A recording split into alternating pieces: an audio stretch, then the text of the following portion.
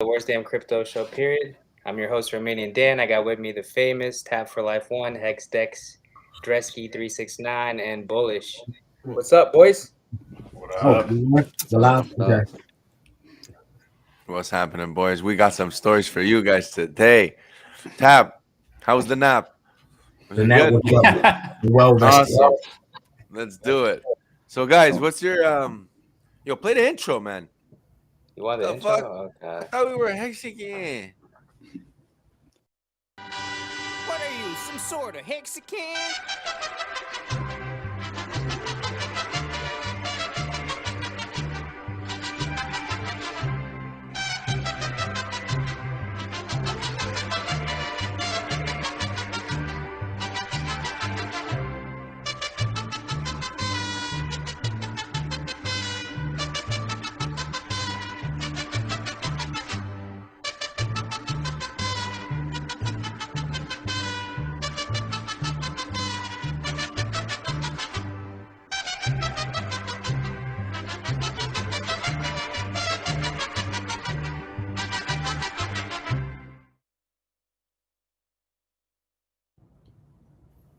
Here's the intro. Let's go. Now we in it. Okay, guys. So what's up? Before we got on, we were talking about the Rack and Rochelle Twitter beef, I guess. So I had pulled this up. I guess Tap hadn't seen it. So I don't know if you people in chat have seen it yet, but yeah. No, Okay, this is so the first time seeing it, and I was We've been talking about this all day, man. Tap, we've been talking about this all day. What are your takes on it? What's your opinion? overall I thought it was kind of weird. Thought it was weird that this was so much of an issue. I didn't even know this was an issue. I thought of someone of this caliber was perfectly fine telling people, what Hex is, its own code, its own asset. Yeah, we have our Richard creator who did, make it. He is affiliated with it, as all of us are. Got a whole bunch of different characters involved in it. Just depends on who you point out your own boards to. Overall, I thought it was very odd. But shout out to the dip that created. I was able to get some cheap hacks today. So shout out to the drama. Yeah, what Me went too. You had a 19% drop there just about an hour and a half ago. hmm Yeah, Exactly bought the what I got. dip. So I just got home from Portland.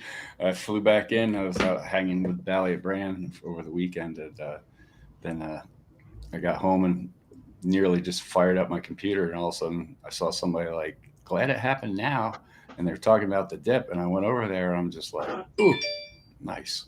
So launched a little dry powder. Yeah, that dip got bought up pretty fast, man. I got in it Yeah. too, but just because I was in the spaces, I didn't even know it dipped till I went in there and people were talking about it. So shout out to the Twitter spaces. Man, we're buying Yeah. it. We're buying it up. What's weird Yeah, is Maximus didn't dip. There was no dip in the derivative token of Maximus, so I was kind of bummed. It's about it's that. it's keeping its ratio, right? Yeah. Well, I held through that 19% dip. It could be a lag indicator. I'd have to go back and check nomics. But it should make technically because it's only on Hex, right? There's Hex, Maxi Well, Hex, and USDC, no? Hex and Hedron. So it's got you get the Hedron thing. Yeah, no, Maximus is still up 11% for the day. So I like that Maximus product. Yeah, I've been talking to a lot of new onboards lately because lately I feel like I gave up on onboarding and now it works. Now it's like everyone's asking me questions. It's like, oh, why'd you stop pissing me off by like telling me to buy it? So now it's like I kept the silent treatment and they're like, oh, why? And now they're asking me, how do I do this? So now it's like, oh, well, you missed out on Maxi. Now you could buy it at a premium. You see, you would have had a premium, it would have been worth more. Now they understand that, so they're like, what is this Maxi? Yeah. Which is pretty cool because then they're like, okay, well, I want Maxi, but can I get Hex also? I'm like, yeah, you can. So it's like this Maxi token is allowing people to see like blindly what it's worth, but in a way, like whether they like it or not, they're gonna find out eventually because they're gonna ask what they have. And that's how I realized because it's like the idea. Excuse me. The idea, the idea of not being able to sell your bags for 15 years scares most of the people I tell this Okay. to, right? It scares But everyone, right? When you say 1 to 5, 5, they're like 15 years.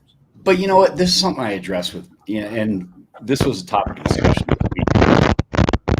Somebody's staticking out there. Okay.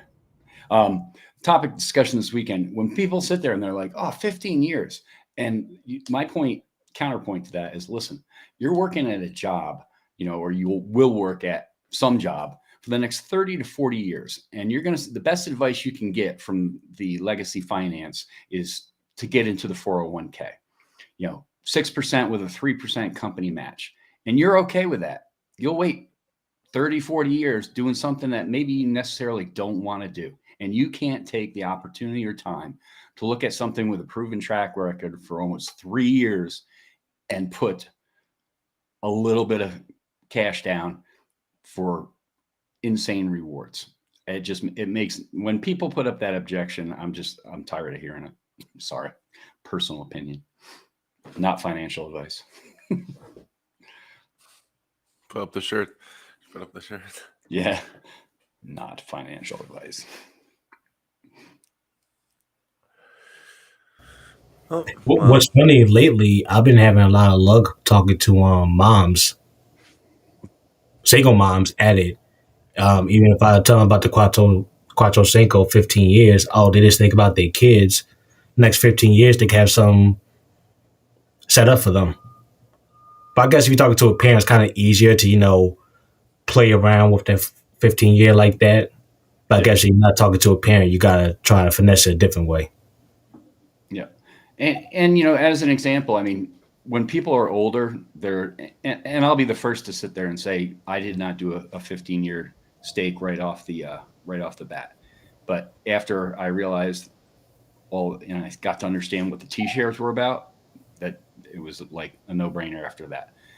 But, for me, like with the MAXI token, okay, I'm 54. So when my MAXI comes out, because I don't have to sell it, I don't need to sell it. That's just, that's a cherry on top. That's gravy on the potatoes.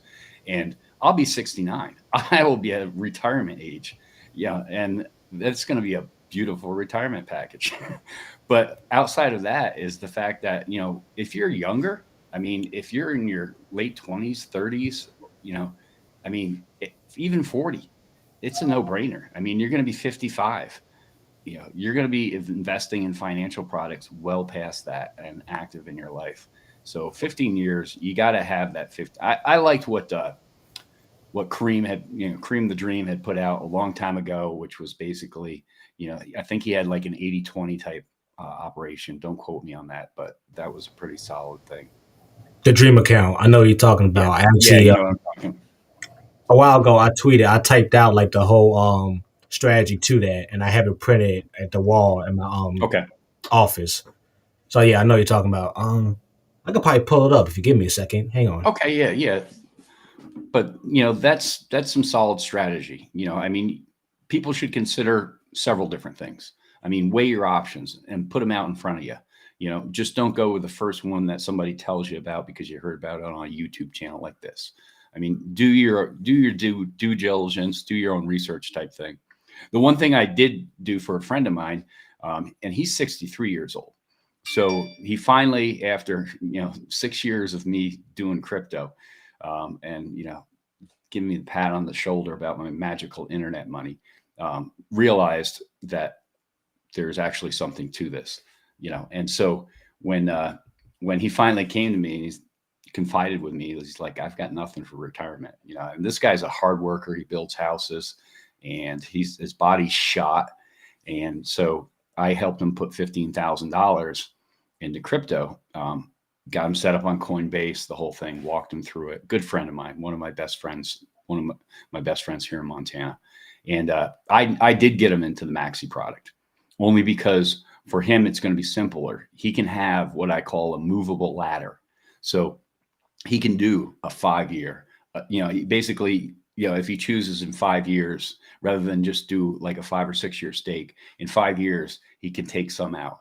In 10 years, he can take some out, depending on what his needs are and stuff like that.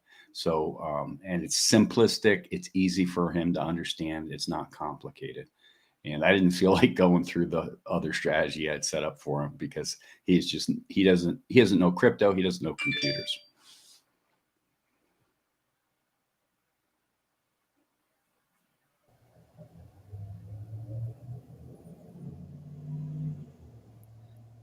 Hello? Hello. Did it work? Okay. No, I just went, but I'm just waiting. But Should I pull up the other? What? Did you see what Richard right now? Richard just posted something else too now. I think he just shut Bring the it shop. up. Really? Can you bring it up? Let's see. I stopped cursing on my YouTube channel, but now people are pretending that I still do it. What? Oh, I saw that one. I think they're just because I remember when I got on, he was on that transition of stop cursing actually, and I do remember I guess the later bits when he was cursing on a little bit to now he doesn't curse at all, and I've definitely seen the difference, and I've only been in here in July. Oh yeah, I mean, if you know Richard Hart from his older days, there's an actual video that Hodl Dog threw out today. So it's actually if you go back to his Twitter feed, it's February 20th of this year. So February 2022. If you want to roll that one, you would get a laugh because this is Richard back in his quote cursing prime time and stuff like that. And I mean, you contrast that to where he is now. I mean, it's night and day. So Totally different. Like, what was it the one with the gentleman with the glasses? Yeah, the one with the gentleman with the glasses when they're talking about the bag of dicks. Rome, I'm sending it to you right now. In fact, I'm gonna get one of these shirts made up too. It's gonna say, "I've got a big pee," and then in quotation or in those. He has his 2 chains on, right? Yeah. His 2 chains on. So underneath that, it's under the thing. It's going to say personal portfolio. So I got a big PP. Poor stupid wreck plebs. Yeah, that's the one. Bro, that made me fall off. It just shows how far he came because he started getting more and more professional interviews. Definitely recently, like that big interview with that lady, the British interview he had when he was sitting down with the moon boots.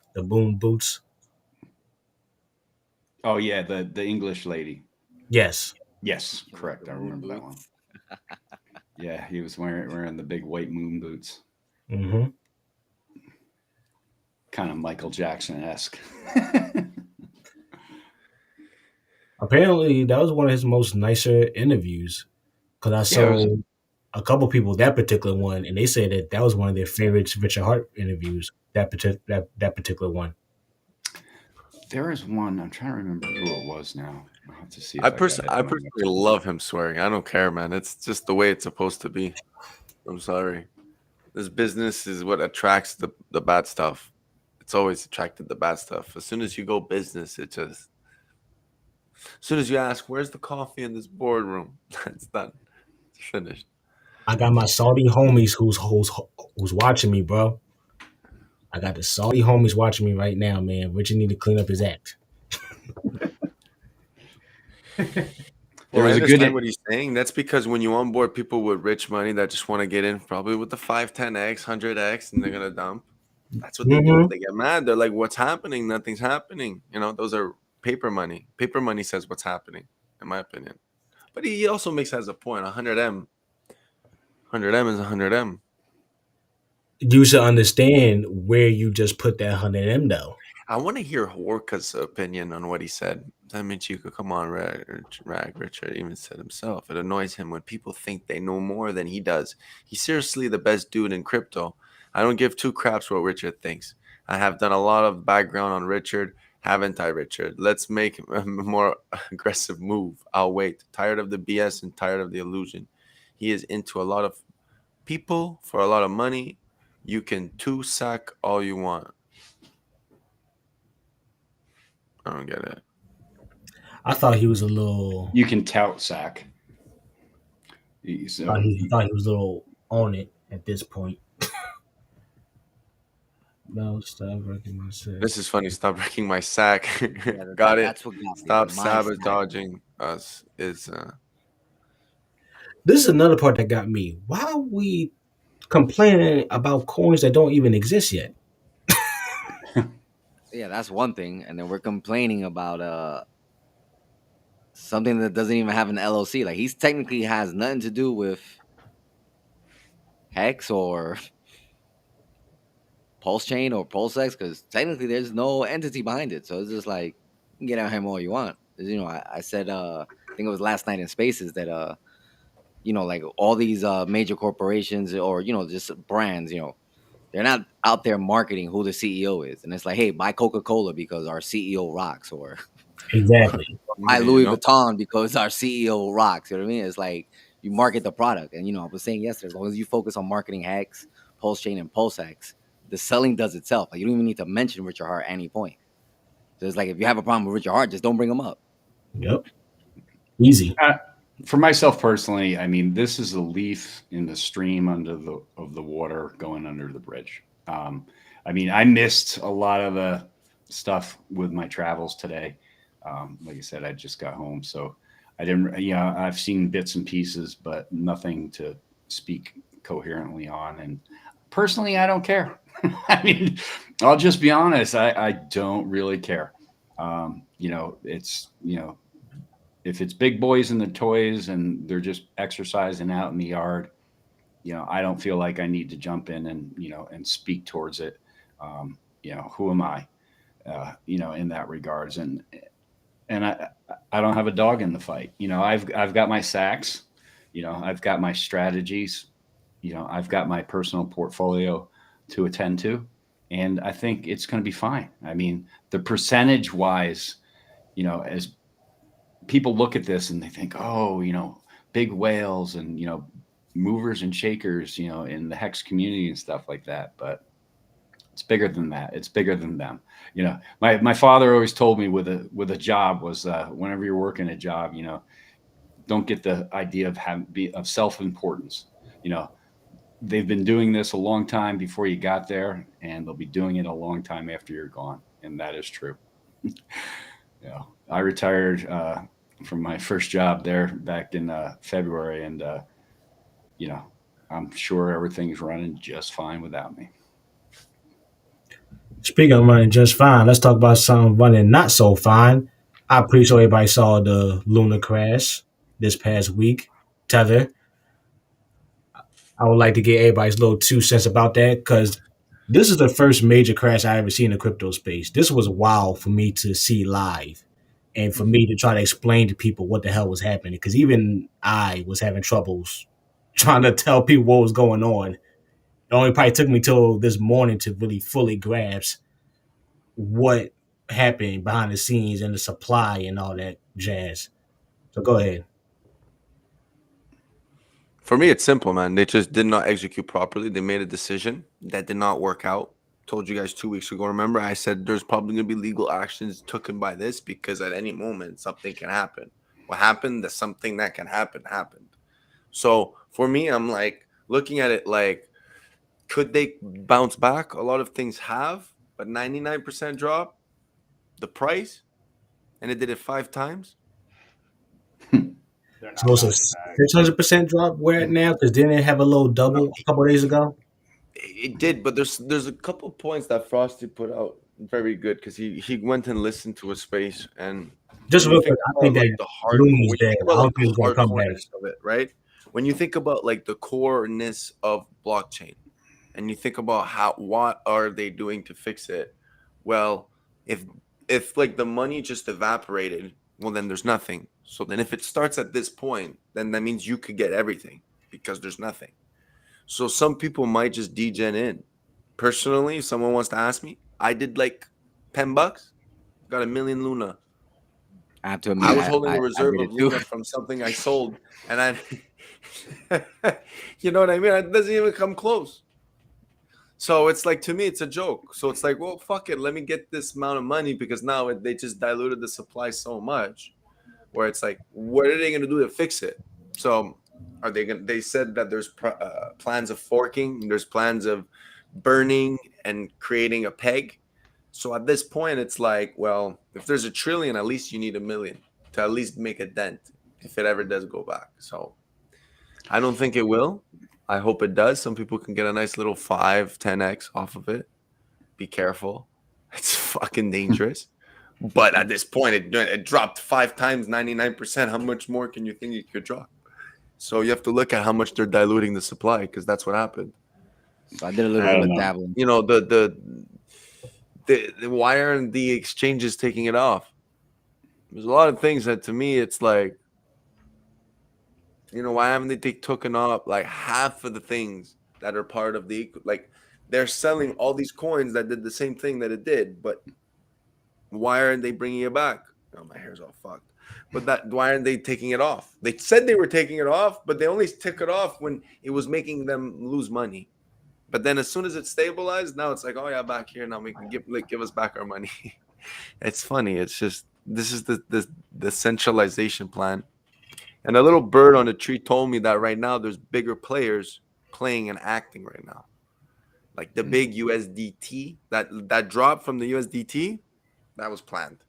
Apparently, people are pissed off and they're shaking out massive hands in leverage because there's a lot of people that are trying to capitalize off that 10x, and then they're going to dump the market. And that's off of leverage. So they just wanted to shake people out. So this is very healthy for the market, apparently. Very healthy. Because imagine, this is all I have to say. Imagine if Luna would have succeeded in backing up the best stablecoin with Bitcoin. They could have dumped the market of Bitcoin at any time they wanted to. They would have been able to just dump the Bitcoin. Yeah. They would have fucking, you know what I mean? So they don't. So bigger players didn't want that to happen. Well, they taught me in Boy Scouts, just because the fire's out, don't stick your hands in the burning coals. You know, I'm leaving that thing alone. You know, 100%. You know, it's just too many layups out there. I mean, I'd rather go and keep DCA and Hedron before I'd even put $10 into Luna. That's my personal take.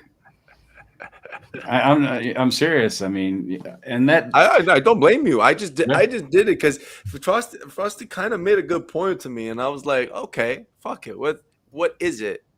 What is that little beer? It was a beer, a couple beers, whatever. Yeah.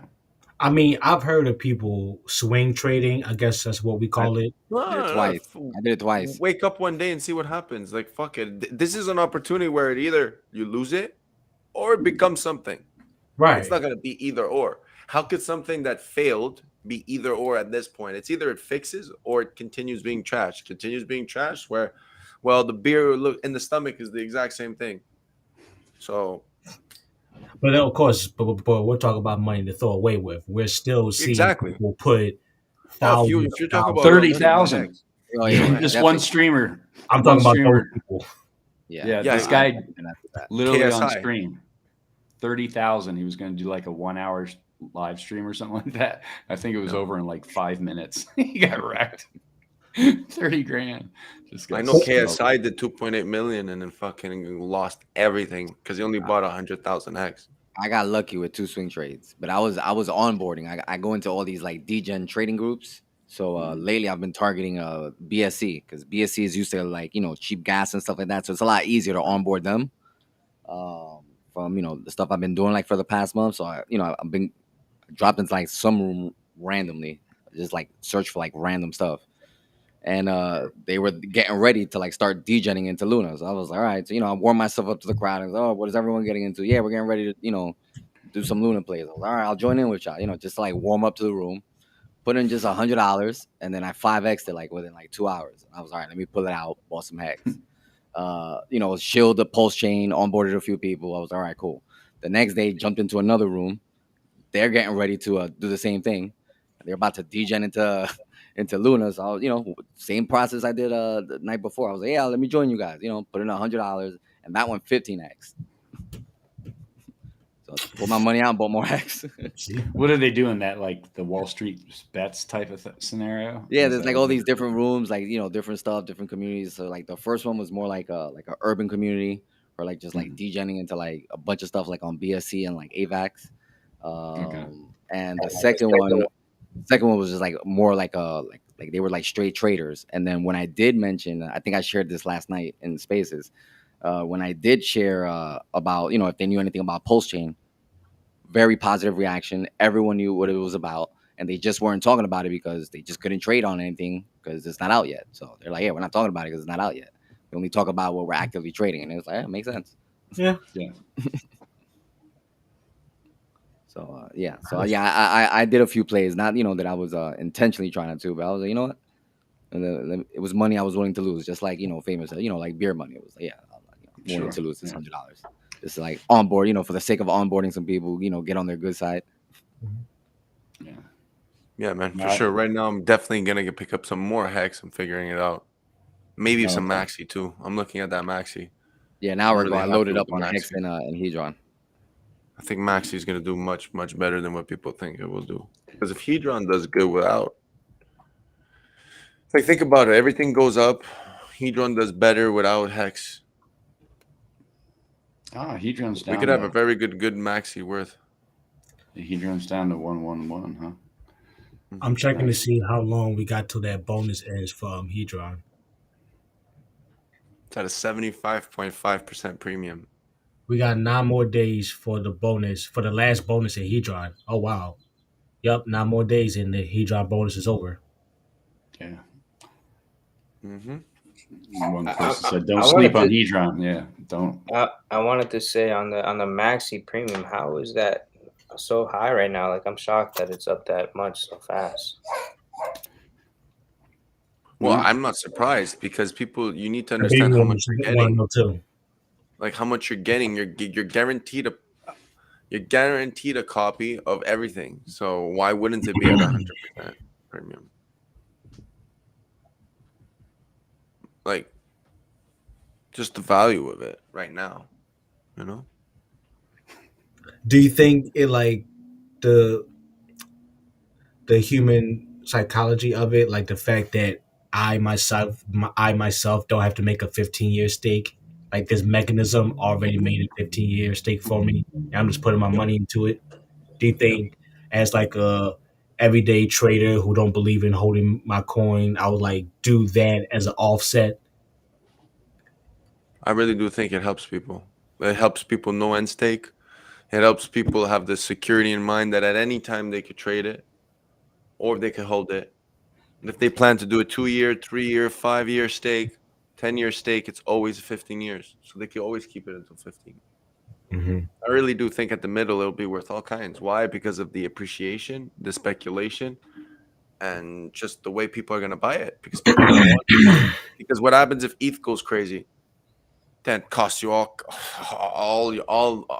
everything you could have for your end stake. People are going to buy the shit out of this. Why? Because they could buy $100 worth and it'll be a stake. Right. Yeah, but that, you know what I mean? I think it's really worth it. I really do think, because what happens if what happens if one day the 10, 15 remaining hex in your wallet is worth 10 grand? That MAXI is going to be worth fucking 30, 40, 50, 60 grand. So personally, I see long term, and this is just my numbers calculation, but about 3.5 value premium on MAXI to hex with the Hedron. But I've done my own private numbers, so I'm no mathematician, but looking at the number, I'm not surprised that it's at 75% before the PulseChain launch. I had a damn question about MAXI. Damn. Everyone, it's a wonderful copy to get on the other side, in my opinion. Yeah, I keep laughing. I keep thinking I'm gonna get a double of my MAXI. That's incredible. But not only that, too, because like if you're really, really, really all in for the hex, right now is a good time to trade it and get more T-shares, right? So sure. I mean, you're in a position where I'm thinking like, okay, we know it's gonna go higher, but right now it's at a price where it actually is really worth it due to the price of the T-shares. You're getting like almost 70% more in T-shares. If you think about it, right? You're getting almost double the hex. So that means technically you're doubling your T-shares almost. Well, if you think about it, I mean, like as soon as I came home, got off the plane, drove home from the airport, opened up my laptop, I didn't even unpack my bag. Flipped open my laptop. Let's see what's, catch up with Twitter. I've been out of this space all day, really. And all of a sudden, I look on NOMEX and it's 11.5, per hex, and I went and picked up a couple nickels of that. And so, I mean, and then I'm going to go later and look at staking it out. Gas fees are cheap right now. Stake it out, carry it through the dip, But I mean, I've been in hex since day one, so I have I've got over 30 stakes in hex laddered out. So Hedron was just a derivative play for me from the get go. I mean, I went in and I DCA'd straight through the 2 weeks. Were you a day one FOMO? Oh, absolutely. Yeah, definitely day one FOMO, 30-day, back in again, but not with, I mean, I pretty much shot like 98% of my load, I pulsed right on day one. I did too. I'm not going to lie. Like Richard put out the tweet and everything. And I was like, fuck, man, I got to get a piece of this pie. And even the $1 billion that he had that day wasn't enough to offset obviously how much you got for every other day. But that's okay. I'm not a sad lad. I'm not sad either, to be honest. I ended up going in pretty heavy afterwards, so I'm pretty happy. Can't complain. Could have been better, but I'm not going to complain. Real quick with the MAXI stake, do we know how much yield it has made so far?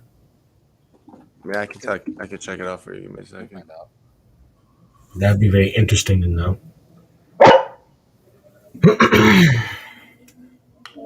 So right now the stake,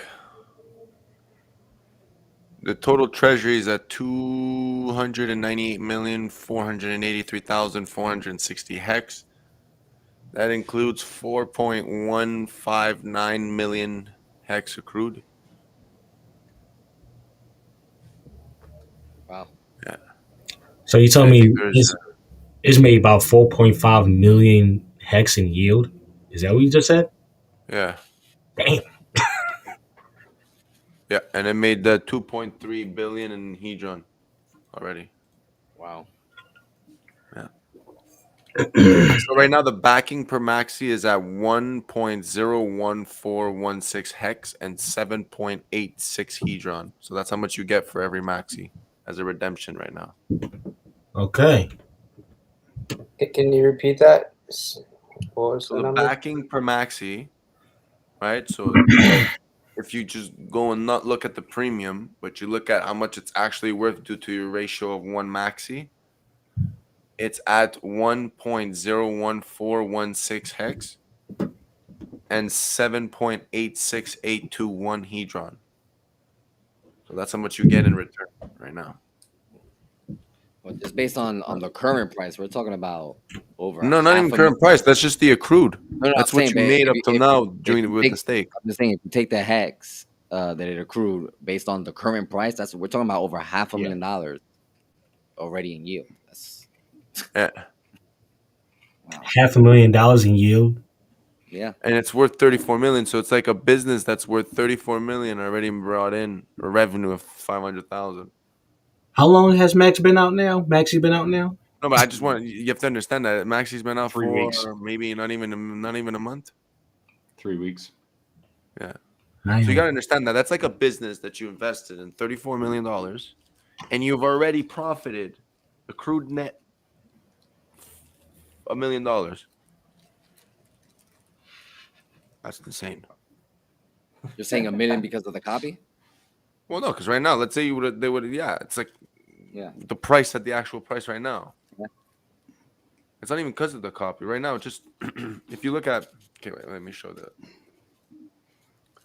Yeah, BeamD says it would be more than 3.5, and you're probably correct, BeamD. Like I said, mine were just some rough numbers that I was doing during the minting phase, so it was quick math. Well, it could go, the way I've thought about it too, it could go multiple ways, right? If we get massive onboarding, we won't get that 3.5. We'll get less. but the appreciation of the coin will get minimum 6x, minimum 6-10x on the appreciation. So who cares about the 3.5 extra in coins, right? If you technically look at the value, but the more people that come in, the less you make in T-shares. Sorry, in hex accrued. So you got to purchase more and more and more and more T-shares, so you could receive more and more yield. So I just think right now, if maybe people stop giving up on it, like slower hands and more people come in for longer, maybe we could push that payout for more. But yeah, I think it's a bit different. We would have to create a we would have to multiply the supply a bit. Like we would have to start minting a bit of the stakes. So like that the inflation percentage is higher because there's more coins, I was talking with the other way around. Sorry, there's more coins because of the percentage of the inflation of the total supply. So it makes it always more and more and more. I was talking with RH Maximalist on Jim Wright Crypto's channel the other morning, and his expectation was that we were going to see a dump in the hex price upon PulseChain launch of people selling maybe their eHex and bridging over, or their pHex to get PLS initially. Though I think long-term value play is, personally for me, I mean, outside of PLS is the hex token. I mean, that's Richard's baby. And I think the adoption factor to the people that come on PLS, not generated by hexagons, but outside, coins, where people start participating and see the low fees on PulseChain network, then they're going to be looking at other projects, and they're going to take a second look at hex, and maybe avoid some of the FUD that they've been receiving for the past 2.5 years.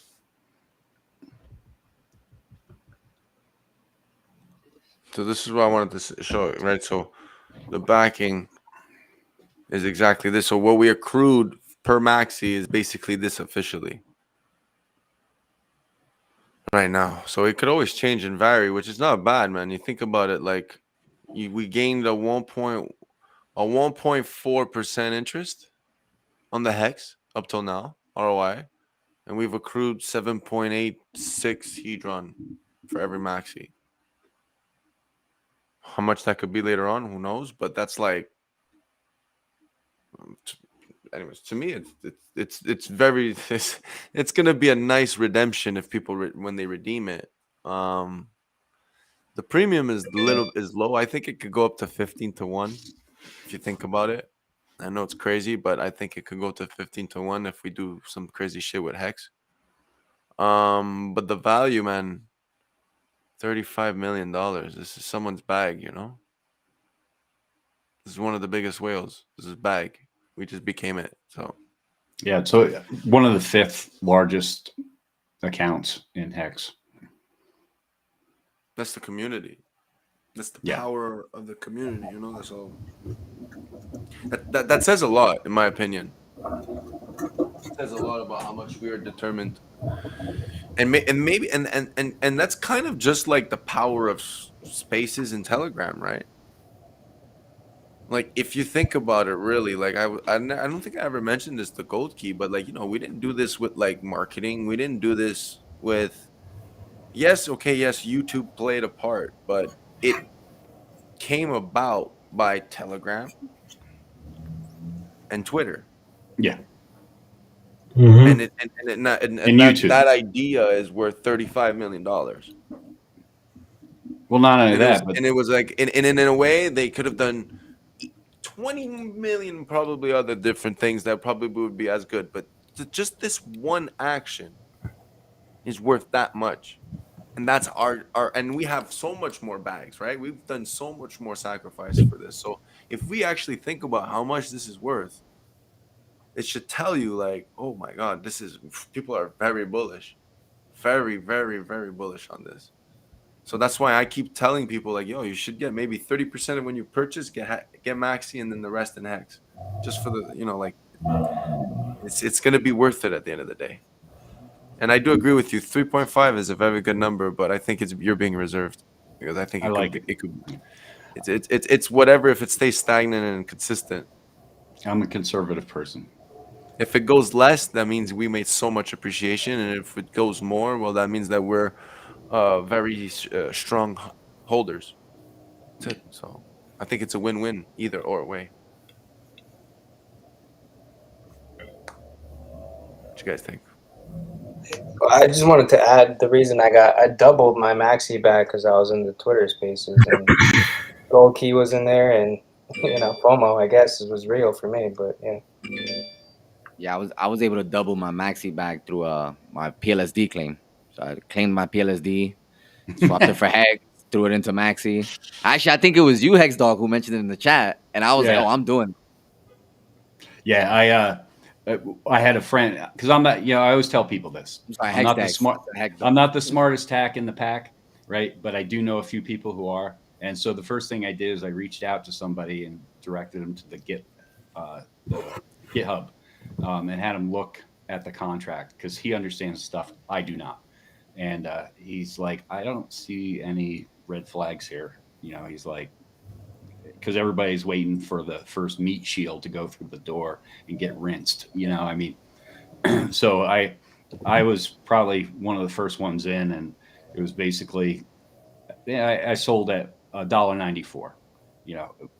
I took everything I had, $1.94. I think it was like 4,400 or something, and then I just converted to Hex and bought Maxi. No brainer. I call it the legend move because I don't care what the meme coin is, going to be worth in the future or not worth. Free money is free money. Absolutely. I took advantage of it. I had some of my onboarders take advantage of it. And so far, like a lot of my onboarders, they're super happy because a lot of them got in at like 10 cents Hex. They were able to do like their 10x multiplier for Hedron. Mm-hmm. A lot of my onboarders, they're super happy right now. Oh yeah, Hedron. I did a 50-50 experiment. Basically, I went in and I claimed 50%, which were my longer stakes, and then I took the other 50%, which were shorter stakes, and I minted those in Hedron. No rhyme or reason. Just that was my strategy or my decision. But I'm still DCAing Hedron. So yeah, same as me. I've been DCAing Hedron since it launched. Pretty much, I stopped for like about 2 or 3 weeks to focus on loading up like my Hex bag and just put like all that economic energy into that. But usually, I'm doing like about a 70-30 split. 70% Hedron, Hex, and then like 30% Hedron. Yeah. Man, I don't see anything in the stakings that have changed. So I think everyone's just waiting. It's a lot of waiting. Yeah, well, I was just thinking, and I'm just running rough numbers and stuff like that. But like, anything you pick up right now, we're 20% down for the day on Hex. Hedron's at 111. I mean, but your Hex, whatever you pick up today, at a 20% down cycle, you're going to get a double. If you're a long-term person and you're not looking to short-term it, what is the price is great right now. What does it matter what it's going to be if you don't care what it's going to be until 5 years from now? Oh, for sure. Let me just add real quick that on Hex Daily Stats, yesterday we got an increase in holders of 898 and an increase of stakers of 412. Some pretty big numbers the past couple. People are trying to load up their bags for PulseChain, get their wallets together, get their stakes together. Or is people or do you think there's a whole bunch of new people who are jumping in? I think it's a combination of everything that's going on. But over time, we're going to see larger organic growth. Into Hex, and I still think that PulseChain is going to be a great magnifier for Hex alone, only because of the fact that people get into PulseChain and maybe they're just aping in because there's so much hype, whether it's on social media, on the YouTube and stuff like that. but then they're going to start exploring, and they may say, "Hey, this hex thing's over here," and you know.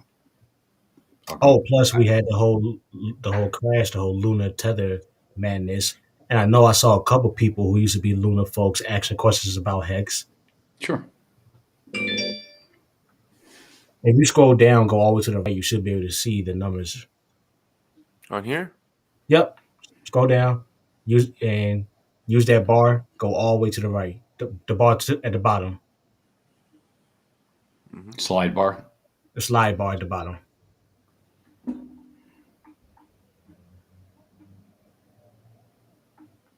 Where do you want me to go to? Which column? All the way to the right. You see change in total holders and stakers. All the way to the right. Right. He's Okay, yeah, I see Yeah, I'm it. all the way to the right. Which day? the first this couple is- rows. Yeah, this is daily. Yeah, it's pretty consistent. This is actually pretty consistent organic growth. Mm-hmm. And it's been growing since 892, about a little bit more There's a lot of- exponentially. I was not even aware that data was down there. No, I No, love you this don't type know of that? data. There's a lot of data here, man. I love this type of data. Oh yeah, this is something I'd love to look at on the daily. Get to see all the stuff going on in the background. Because the price can just do whatever. I see that people are. I see there's more stakers. I see there's more holders. I see more money's being locked up. So yeah, it gives you a whole bunch of insight of what's happening on the background. I don't know about a lot of other tokens that lets you do that. Yeah, as far as transparency, these are one of the few that are pretty transparent, and it's credit to the way that Richard Hart designed it. That is 100% decentralized. So it's like we don't need him for anything. We can just build on top of it, extract data, and That's this is literally all amazing. it is. It's a whole spreadsheet of just everything that's going on. 4 more days from 900 full days of Hex, 100% uptime. What's 4 more days from now? What's that, this Friday? Yep. yeah,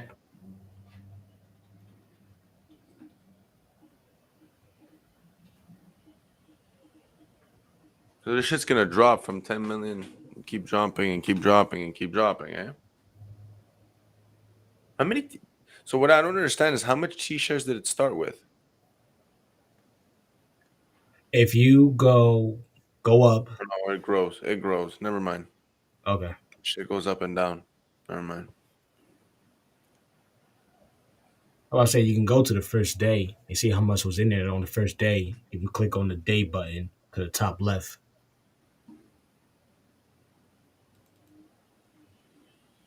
yeah, it'll just flip it around. Mm-hmm. There you go. You see? So day 3 is the recording.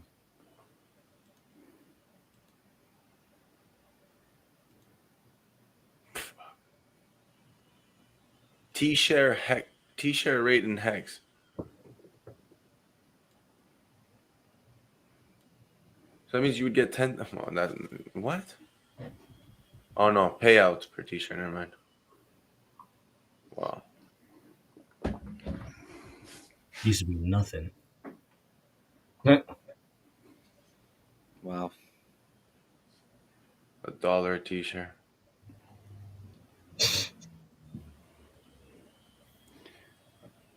A dollar t-shirt. How much is a t-shirt now? Like 3,200, 3,300. Is it that low? 2,500 right now. Wow. That was yesterday. Is that what the price is right now? If you scroll up. Oh, lower. Oh, right now it's 2,700. Tic Tac Toe Crypto says.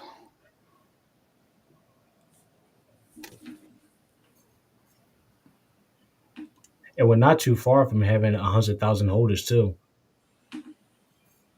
I think we're very soon, man. Oh yeah, we're really soon.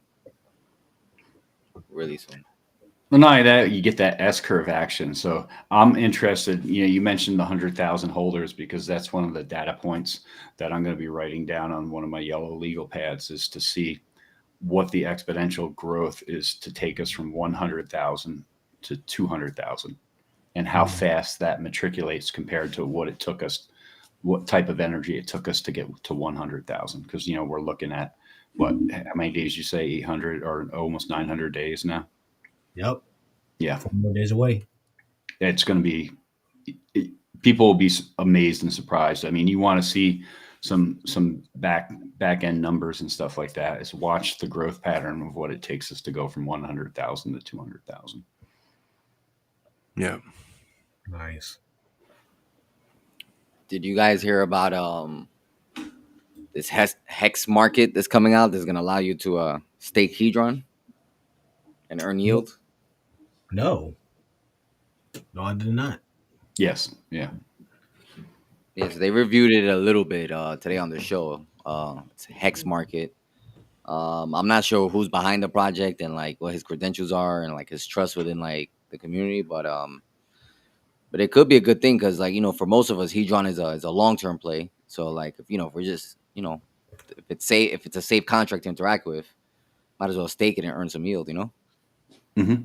Yeah, and that's one of the things that I had mentioned to RH Maximalist on GMC or GRC's channel is that, from my perception, these are my perceptions, is that the Hedron is like an engine being built. It's one of these delayed aspects that really hasn't reached its full potential yet. But then all of a sudden it's going to, and people are going to stand around and be like, "What just happened?" And it didn't just happen. I mean, as we said, and we kind of agreed, is it kind of got lost in the news cycle. Hedron just kind of got lost in the news cycle, and it was kind of on to the next within like 2 weeks. And like don't be caught sleeping on that. I would definitely, if especially if you're into unit bias numbers and you like multiple zeros, I'd pick 10 times that amount. I'd take $100 worth of that in a heartbeat. At 1111. So Yeah, I'm super bullish on Hedron. I understood its value from the moment it was launched. As far as like for anyone who wants to like aside from the price appreciation, whoever wants to acquire more T-shares, it's the perfect vehicle to to give you T-shares hopefully at the at the distressed price.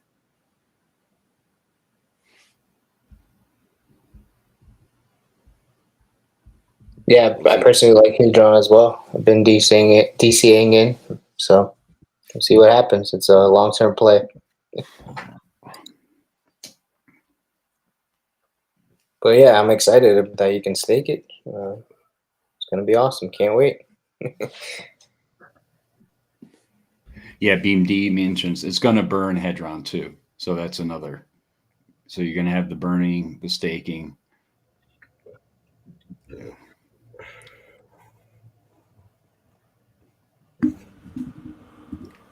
I guess people were saying that Hedron's supposed to follow the B share price, or pretty much the share price of X. How does that work? Does anyone know?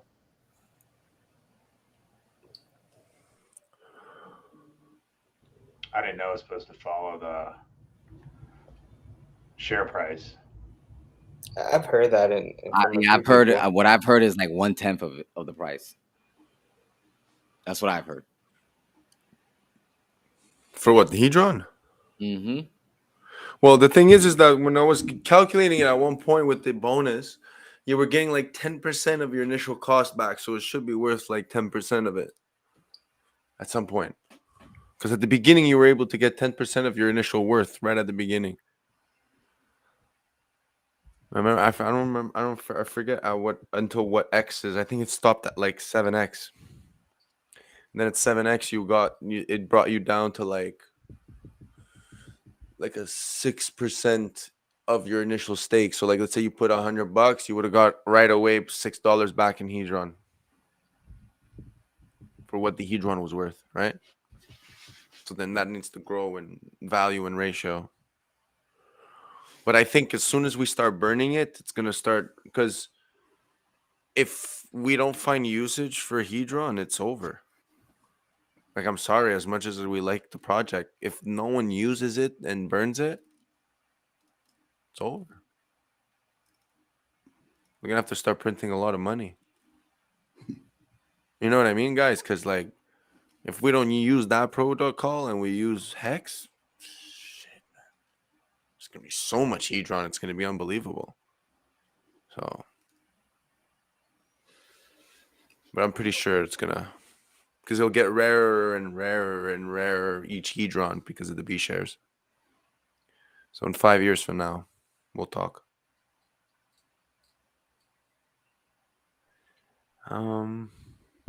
Like Metal 101 to say in the Twitch comment, on the Twitch chat, B shares will be valuable in a not too distant future.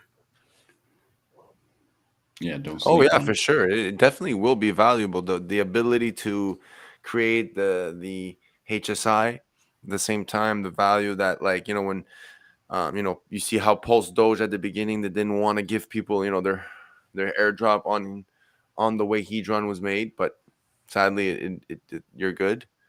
You're able to do it with the Hedron, if I'm not mistaken, right? It works with the HSIs, no? Did you guys, anyone try it?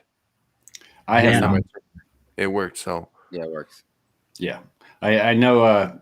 Early on, David Fetter had mentioned that he had done a Hedron stake just to kind of test things out, that type of thing. And I plan on doing it with one of my smaller 15-year stakes or something like that, just for kind of shits and giggles. I'll be honest. I did one for shits and giggles, and I think I got like forget how much I got out of it. I think I got like 1.3. I got 130 B shares out of it, so we'll see what happens with it. Somebody's kicking some feedback. Oh, I don't know who that is, but yeah, we'll see. Yeah, yeah, it stopped. Yeah, no, I got my actually just a couple weeks ago. I had my very first NFT, but shout out to Steak and Apes because he's the one who gave it to me. So I got a cryptographics ape. But that's awesome, man. Shout out to Steak and Apes. Yeah, I mean, I hit him up to come on the show, but I don't think he will. I'm not sure. No, I think he's in school right now. He's doing his homework, and he has like a. Oh God, pleb. Yeah. Did you see his metaverse rendering that he uploaded? Mm-hmm. Pretty dope. Yeah, it was nice, very nice. Yeah, yep. I don't know much about the metaverse, but from what Richard says, it's just we've already done it, right? So we've been doing it for decades. Like, basically, the way I like to summarize it is any game, whether it was the early 90s or 2000s, that had voice activated chat in game, that's a metaverse. Mm-hmm.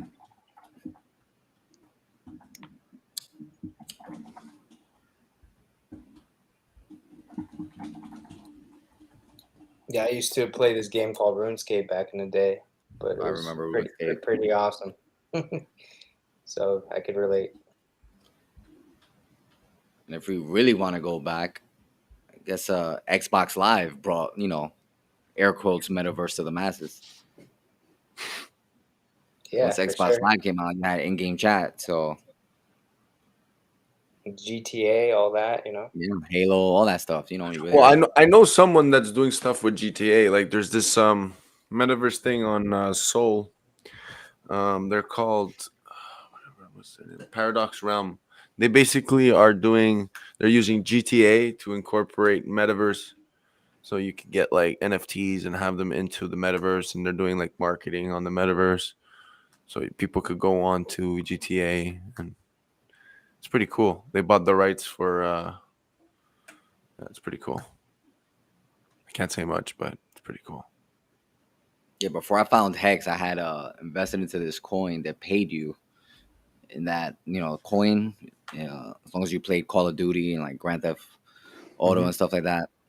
Of course, it was went to zero fast, pumped, and went to zero. But it's interesting some of the utilities that are coming out. Yeah, it is because it's cool what you could do with that 5M. Because you could pay to do whatever you want with their libraries, and they have like Red Redemption, GTA, and they have also so many other games that people are gonna figure out something to do with that. And I know for a fact because in Montreal there's a lot of video games, and lately, two of my friends actually do like a nighttime job where they try out video games. So there's a lot of video game metaverse stuff happening nowadays. So Damn, that's I'm pretty interesting. I never heard confident of about that. that. It's gonna happen whether we like it or not. Yeah, Because the technology is just superior than what they have now. One like day we're gonna have like these virtual, like the Oculus. The Oculus is probably something very slept on, like kind yeah, of like the iPhone or like a smartphone or like yeah, the iPod. I think exactly. it's very underrated. I know it's not perfected, but Yeah, if fuck it, the things you could do with the Oculus, man. In my mind, I'm like, imagine like a virtual Richard Hart experience stream. yeah, and there's already hints of it. Like if anyone saw the most recent Google I/O stream where they premiered the next generation of the Google Lens. No, Yeah, just like you can probably pull it up, but yeah, you give it a few years, um, and it's we're basically IRL is going to be the metaverse. That's essentially what they're doing, live transcribing and Google Lens is like technically built into it, so it can identify stuff as you're walking around. Um, so yeah, so as it gets a little bit more advanced, and some of these bigger tech companies start migrating from like Web 2 to Web 3, we're gonna be seeing some pretty crazy stuff. Have you guys tried the Oculus? Actually, I got that for my birthday, but I never opened it. I was thinking of selling it so I could buy more Hex. I have one, but I don't use it as much. My I roommate has one. I used to know someone who had it, and I played it a lot. Interesting device. Did a couple horror games on the end. I know what you guys talking about. Once they get the technology down pack, it's going to be a very interesting world we're living in.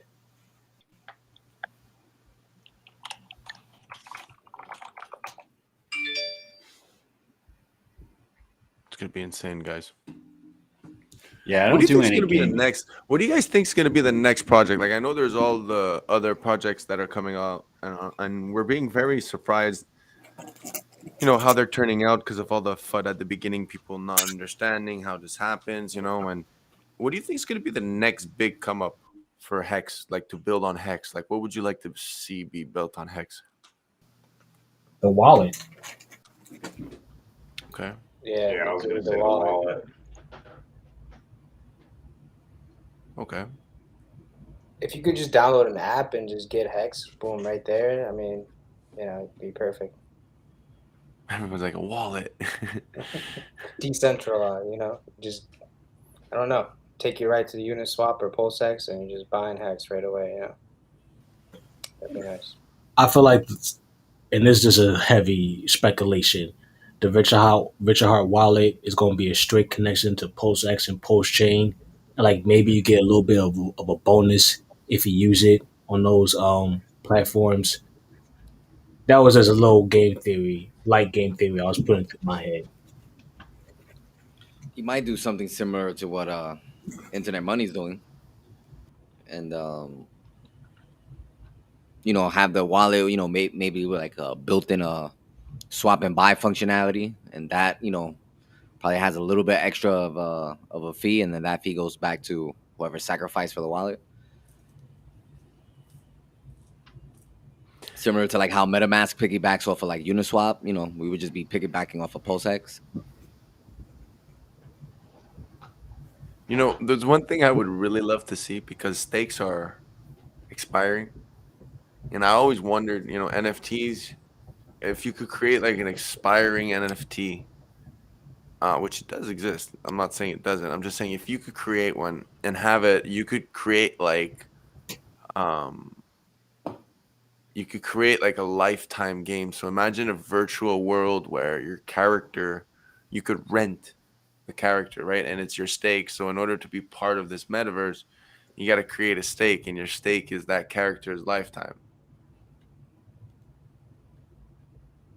You know what I mean? So it's like the more you develop your character, I Isn't don't that know, what some what crazy, the like wagon someone would DAO's definitely doing? be able, like it would be crazy. Like imagine you pay to be on the metaverse, right? So you put like you're worth that much on the metaverse because of your stake, right? Yeah.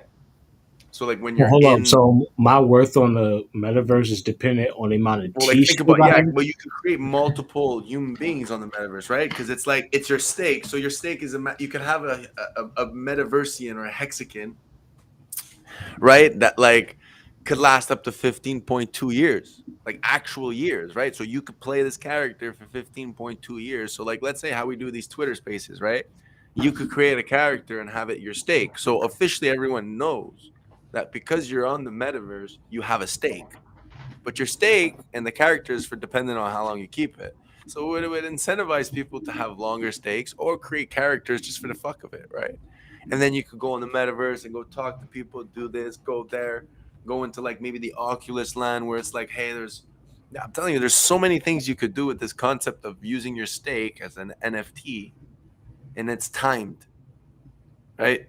You could do that for companies, saying like, okay, well, down deposits for like, let's say people put down deposits on certain things. Well, they could put a down deposit in Hex, and it could like accrue itself over the years.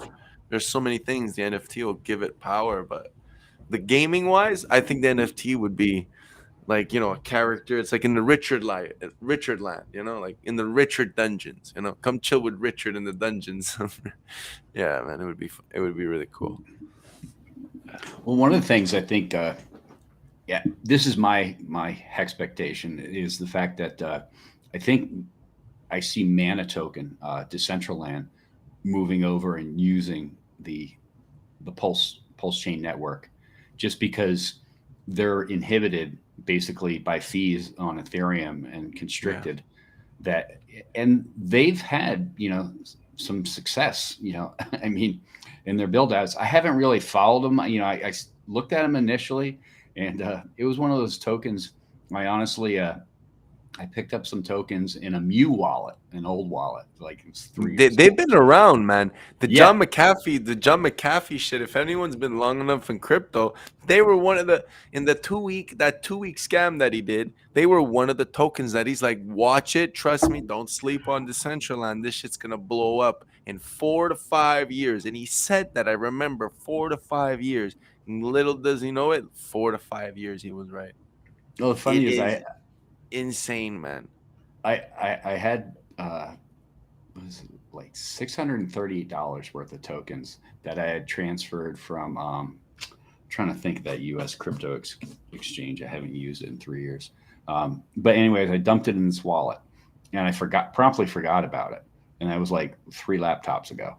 And, but I had it in my tabs thing for my Ether wallet and then Ethereum Explorer up there. And I picked it up during the bull run about a year ago. And it was worth like $24,000. I was like, whoops. I'd never looked at it. I forgot about it. And the sad part was it was on a laptop that I thought the power supply had gone bad. I took it to the computer repair shop. I told them I had some tax documents or something for a housing purchase that I needed. And I didn't tell him what it was. And the guy calls me back. He goes, Mr. Holtzman, it's not necessarily your power supply. He goes, you've obviously spilt something on this keyboard, which I probably did. And he goes, your motherboard's fried and the hard drive's failing. And I'm like, oh no, what can we do? So needless, long story short is $500 later, he recovered it recovered the hard drive to an external hard drive. I plugged it in. I searched for my code thing. I was able to find it. So score. But wow. Yeah, it really has. I mean, valuation has grown, but I really expect to see something like that flourish on PulseChain network. simply because of the ability to transact and people's desire to use that platform. That's funny, man. I've been trying to get this one hard drive to open. It doesn't. I keep hearing the click, click, click, click, click, click. Yeah, good luck with that one. I know it's old, like an idiot. I have a lot of stories. It's funny. That's why now it's kind of. That's why sometimes it's like every story you think about or any way you think about protecting yourself, there's a way to fucking dick you. So you just gotta be very active with everything you do in crypto. You can't just, like you said, you could have forgot that wallet. I did. You know, if it wasn't in my tabs and I didn't happen to click up on it and see it, and just like honestly, I had no idea. it's funny, man. I'm telling you. I have a few accounts with crypto locked up because I opened it overseas, through VPNs and all kinds of stuff. And then once AML kicked in, it's like, oh, you need to start verifying stuff. It's like, yeah, there's no way I'm gonna be able to prove I live in this country. Like, so I have stuff. Like, who knows what value it has today? It's just like, yeah, this is staying locked up in there. You got to make a friend overseas. Somebody you trust. I definitely Like you. lost about $10,000 worth of Bitcoin, today's value. I don't know how or when or what made me, but back in like 2016, I was randomly buying Bitcoin like every 2 to 3 months. I can't even tell you why I was. I discovered I was buying Bitcoin like back in August. The account has a crazy amount on it, but I can't get into it right now. Mhm. And I broke my C word somewhere, have no idea where it is. And I've looked for it for 2 weeks straight. Yeah, but I have a similar story to like Richard, where I was like mining Bitcoin, but I had no idea. Like, unlike him, he knew he was mining Bitcoin. Like, since I'm, involved in like media and the internet, like, Bitcoin came, across my radar. This is how you do it. Okay, let me try it. So I was like just mining Bitcoin, but not really caring what I was doing because I was making, good money during that time. So it was just like, okay, here's this fake imaginary money. Okay, let me let my computer work and like mine these coins, and forgot about it, and then formatted the computer with the wallet. And then by the time I remembered, it was like, oh, it was that computer that I formatted like 6 years ago. Okay, great. So who knows how much was in that wallet? Because it was like the work office computer, so it was just on mining all the time. I don't think you want to know that, So you have free electricity to use on that thing. Wow. Well, yeah, because I was mining from the office, so it was just like, and I had a graphics card, so it was just like, because I'm always, editing and Photoshop and stuff like that. So, yeah, and I just completely forgot about it, just completely ignored it. And then when I got back into it, when I realized the mistake I did, and I got back into it, I forgot what price I got in, but it was very low, and then it pumped to like $200, and I kind of got nervous, and I was like, I'm getting rid of this. This shit is fake. This shit is a scam. Like, there's no way this thing is worth $200 each. Got rid of mine, and then convinced my best friend to sell his when it pumped up to like 600. I was like, bro, get rid of it before it goes down. Like, you're lucky to even be getting 600. You're lucky to be getting 600 Bitcoin. No, 600 per $600. Bitcoin. Yeah. $600 per Bitcoin. Sorry. God damn. Yeah, so we like, I made those mistakes early on. That had to have been around November of 2016, right? Yeah, that seems accurate. Yeah, actually, that seems accurate because that job I started around 2010, 2011, around there. Yeah. Okay. Makes sense. Yeah. No, that's I got my first 3 Bitcoin November 4th, 2016. It was $634 per Bitcoin. So. And then the whole Ethereum run up, I missed that as well. I wasn't even paying attention to crypto, like not at all. Had no idea about Ethereum until like later on when I got back into it. It was like, oh, this is other network called Ethereum. No, it was brand new actually, and that was like new to Coinbase. And a couple coworkers, this one coworker of mine, Nante, I had a couple friends of mine are Filipino and a big part of the Filipino community here. And he went, I got him into the whole Coinbase and Bitcoin. And all of a sudden he comes into work one day. And he's like, hey, Scott, I bought he bought 55 Ethereum at like $7 a piece. And at the time I told him, I said, listen, I don't know anything about this Ethereum thing that you speak of. So I'm like, all I know is Bitcoin, and I'm like, I kind of got onboarded by reading Andreas Antonopoulos's book, The Internet of Money. And when the light bulb went off on cryptos for me. But literally from beginning of January 2017 up until June, it basically went from $7 to $70 per Ethereum. And he was heading back to the Philippines. He's like, yeah, I'm going to sell my Ethereum. I'm like, bro, don't do that. I'm like, at that point, I had researched enough.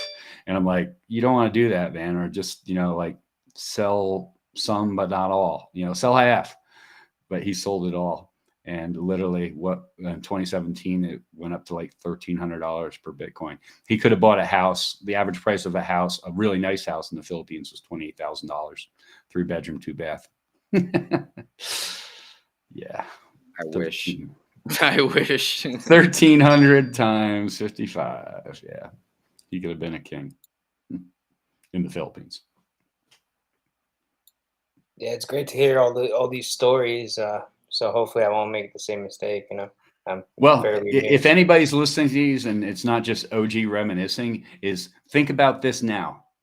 This could be you telling that exact same story when you sell your PLS on a 10X and you're like thinking you scored big, and like, woohoo, I got money. Cause I see them pop up on the Twitter feeds, screen captured chats and stuff. The one I saw this weekend when I was in Portland and I brought up the Twitter feeds, the guy was saying something to the effect of like, he was glad he sold, he sold at 30 and didn't sell at 10 when he was originally going to do. And it was like, it was an astronomical, I mean, it was like 7,800 Bitcoin or something like that. So you just don't know. Yeah, exactly. I mean, I'm hodling strong, but to each his own. Even like 10X. That's why I'm going full-time crypto at the end of this month, because the opportunity cost, understanding what I know now and looking at historical data, it's like, I need to put all my energy and effort into this because this can be life-changing, generational wealth type thing, Yeah.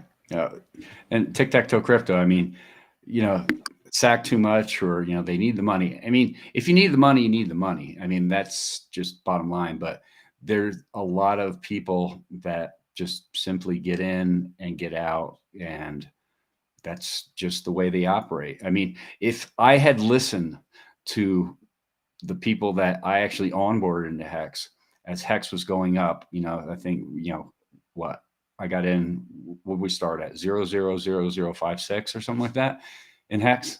And, as I watched the thing grow, I got to a point where, I was telling my friend, I'm like, look, it's the price of, a brand new Forerunner, and he's like, sell that stuff, man. He's like, he said, sell that shit.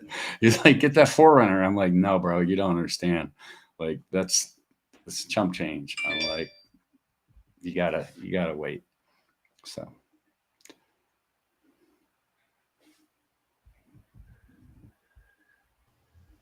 And I'm gonna add on, guys. Please take care of your security for your crypto. Have your seed phrase safely copied in multiple locations. Hardware wallet is, of course, the best fail safe. But if you're early, you don't have the money for it. Just be safe, be mindful. What else do I want to add about that? Because I can't tell you how pissed off I was when I saw how much, because I could see how much money was in there that I just could not touch. Sickening to my stomach. Keep a daily ledger of probably what's going on with your moves. I don't know. And y'all got something else for security? Because I really don't want people to get wrecked on that. Yeah, I understand. Be confident with your money. Do only what you're confident in doing. Understand your opportunity cost. Understand what you do daily. Don't get if you're doing a 15-year stake, don't buy a treasure. Put that money in the 15-year stake. If you're gonna do every day, that's important. security is probably coming from myself and my experience. You want to do everything possible and understand every way possible and have every backdoor possible for any type of reason possible, because you never know what is possible. And then you will regret it not taking that little step, and having that little copy, or doing this and making sure you didn't do this to make sure it really hurts you, and don't have that regret, especially with security. You have one chance. There's no mistakes, no customer service. Make sure you do what you got to do, and make sure you do it properly, and make sure you understand what you're doing, especially when it comes to your security, whether it's hard wallet, offline, whether it's a seed phrase, authenticator key, if it's a JSON file. Make sure you know what you're doing, as long as you're comfortable doing it, and don't assume that it won't happen to you, because anything can happen to someone. And on that note, guys, I'm gonna have to pull a Hex Morgan, and say that I'm currently have people over, and I'm gonna have to onboard them right now. So wish me luck. I would like to thank onboard? everyone. What kind of onboarding? We're onboarding Hex, right? I gotta Onboarding walk to the Hex. dogs. Is I that gotta what you walk the call dogs, it? guys? Is that what you call it these days? Yeah, that's What? one of these onboarding. I'm gonna Hex onboard. and Yeah, chilling. yeah. Hex and chilling. But yeah, guys, I'd like to thank everyone, and then I'm gonna do it longer next week. So see how All you. good, man. We This is appreciate how your bad it words. feels, man. This is awful, man. I feel so bad. Thanks for Okay, inviting guys. me on, Famous, and just peace out. But Yeah, no, man, it's my pleasure, man. Listen, Yeah, I man, appreciate we wanna know exactly what you think, and who wants to know about me. I'm already talking for days in the fucking chat in the Twitter Spaces, and I really hope people go on the Twitter Spaces, because we're doing a big difference, and crypto is so much funner now that we have that. So yeah, I'm very Yeah. thankful for the people. So this is your time to shine, guys, and enjoy it. And the fork is coming. Hex be with you all. Yes, sir. Take care, Yes, brother. sir. Have fun. Hex be with you. Yeah, on the security point, and I back in my Twitter feed about a month ago, I had put in some listing. I think I'm echoing with somebody. Hopefully that's not Hex to learn. No, it's not. I had put out, and I think K4K has done a really good one. Bullish. I really like the Raspberry Pi and Trezor operation. I really appreciate. Check out Bullish's video.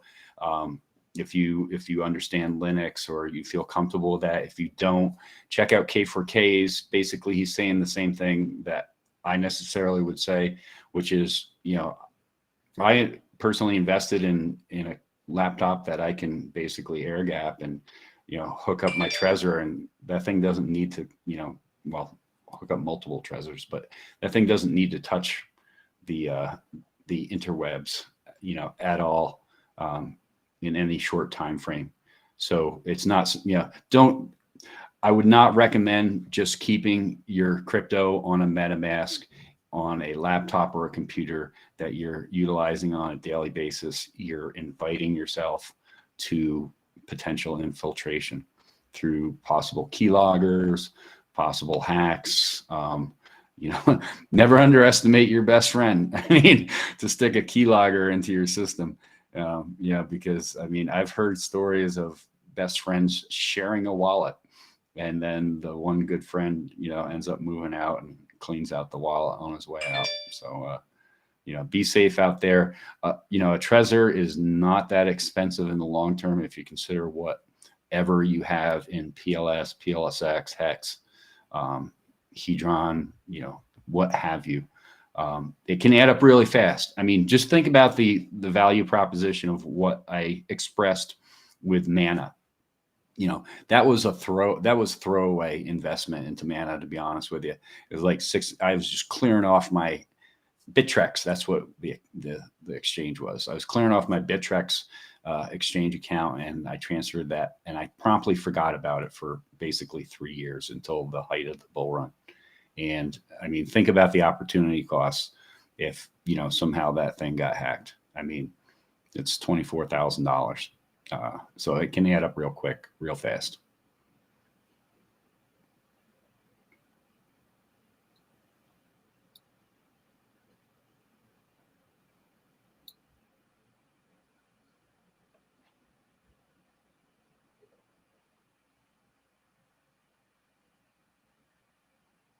Everybody left.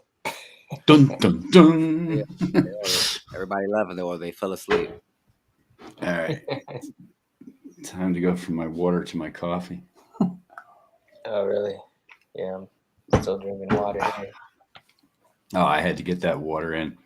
I'm doing the crypto fitness challenge that that GRC and Sam have and Bullish have running, and so I do about 2.2 liters a day of water.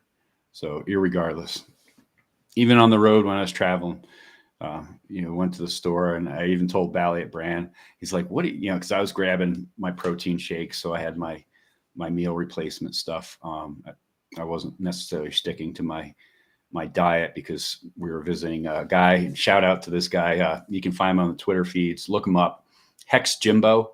This guy is doing 3-star Michelin pasta, handmade pasta out of a food truck. I mean, it's just incredible. You can see the plating of the food. I posted it on my Twitter feed, but we went out there. I flew out there to try his food because I told him I'd come out once he got the food card put together. Yeah, I'll check it out. I just followed him on Twitter. Okay. But yeah, I'm doing the crypto challenge too. I'm actually down like 12 pounds already. Nice. See, good for you. Thanks. You sent it to me. Right away.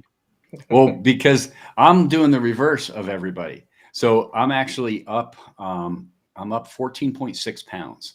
Oh, shit. Wow. I actually started the process about a week before because I was actually doing this on my own. I mean, some people have heard my story, but basically within a 6-month time frame, I got hit with the vid twice really hard, especially the second time when I came back from Vegas. I went down and out for 3 weeks, and for 10 days I couldn't even eat anything. All I could do was drink water.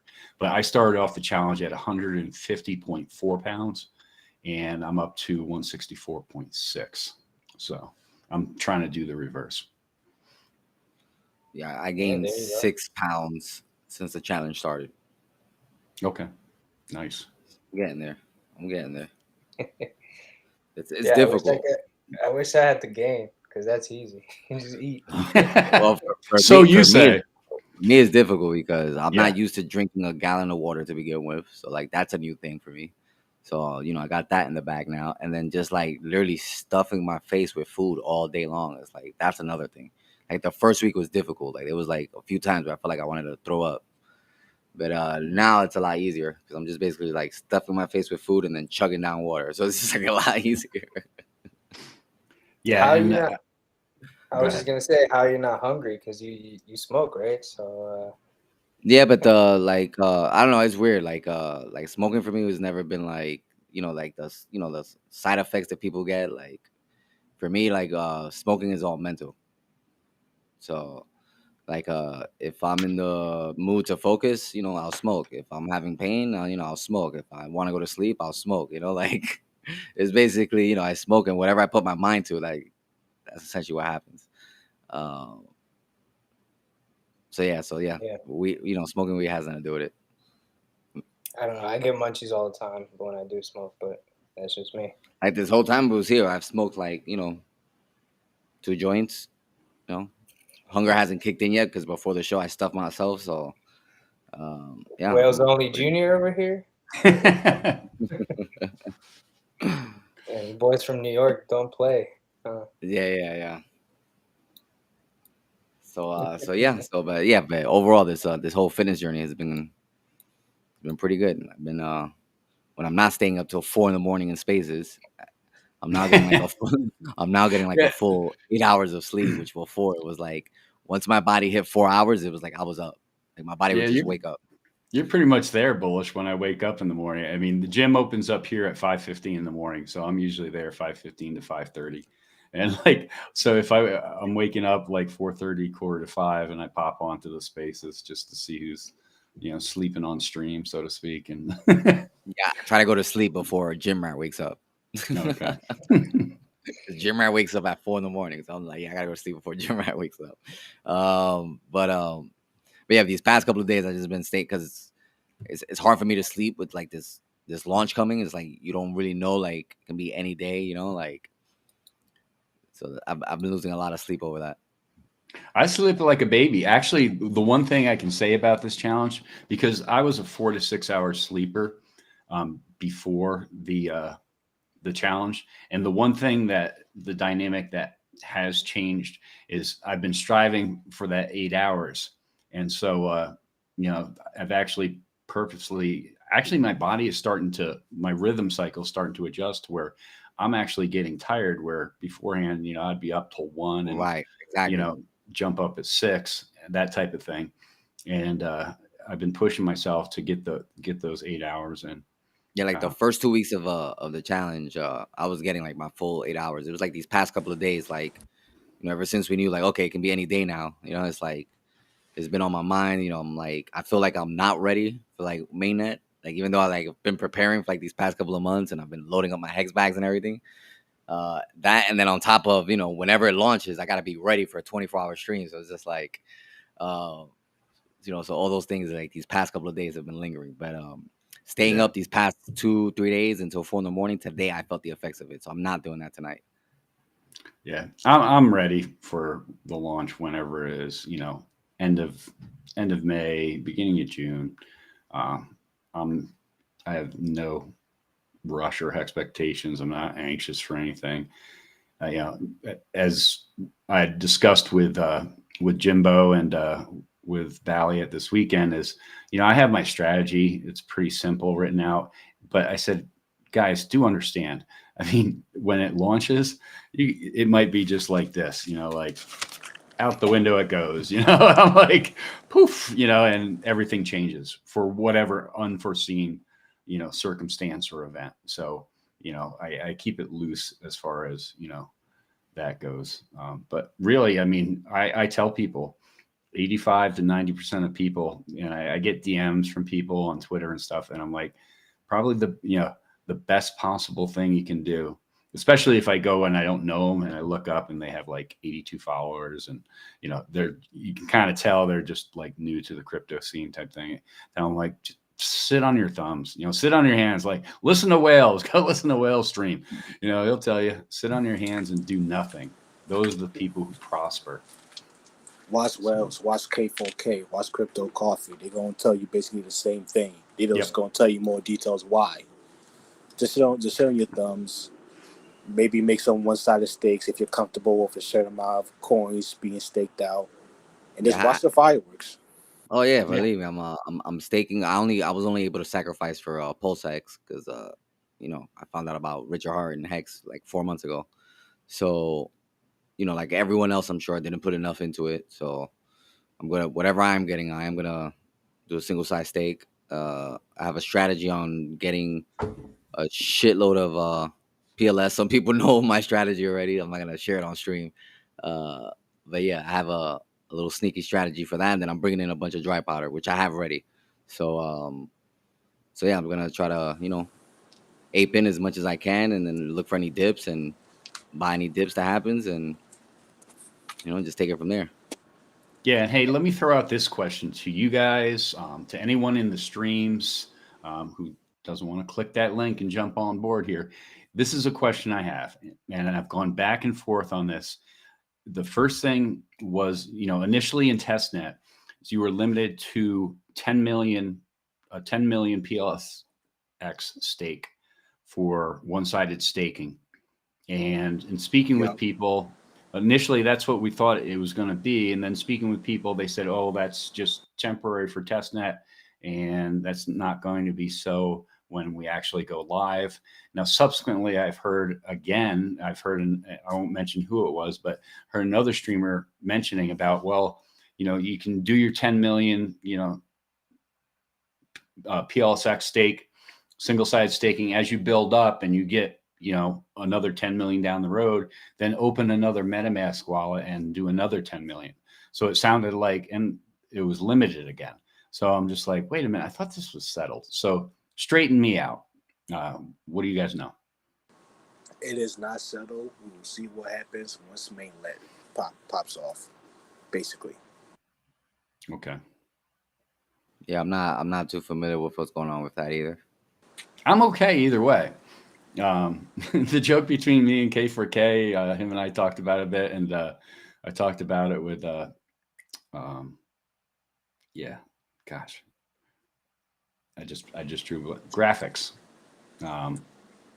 Cryptographics is I went and just as a thought experiment. I was degenning on the PL or on the test net for probably about 10 to 14 days, spending like 12 to 14 hours a day, just ripping through that thing. So I took 2 days and basically created 300 MetaMask wallets and spreadsheeted them the whole bit. So I'm good either way. I mean, if you can only do 10 mil, great. I'm ready. But if you can just do it through one and stake whatever, more than 10 million, then I'm ready for that too. I mean, that's definitely going to be something, and that's something people going to have to think about, for their strategy.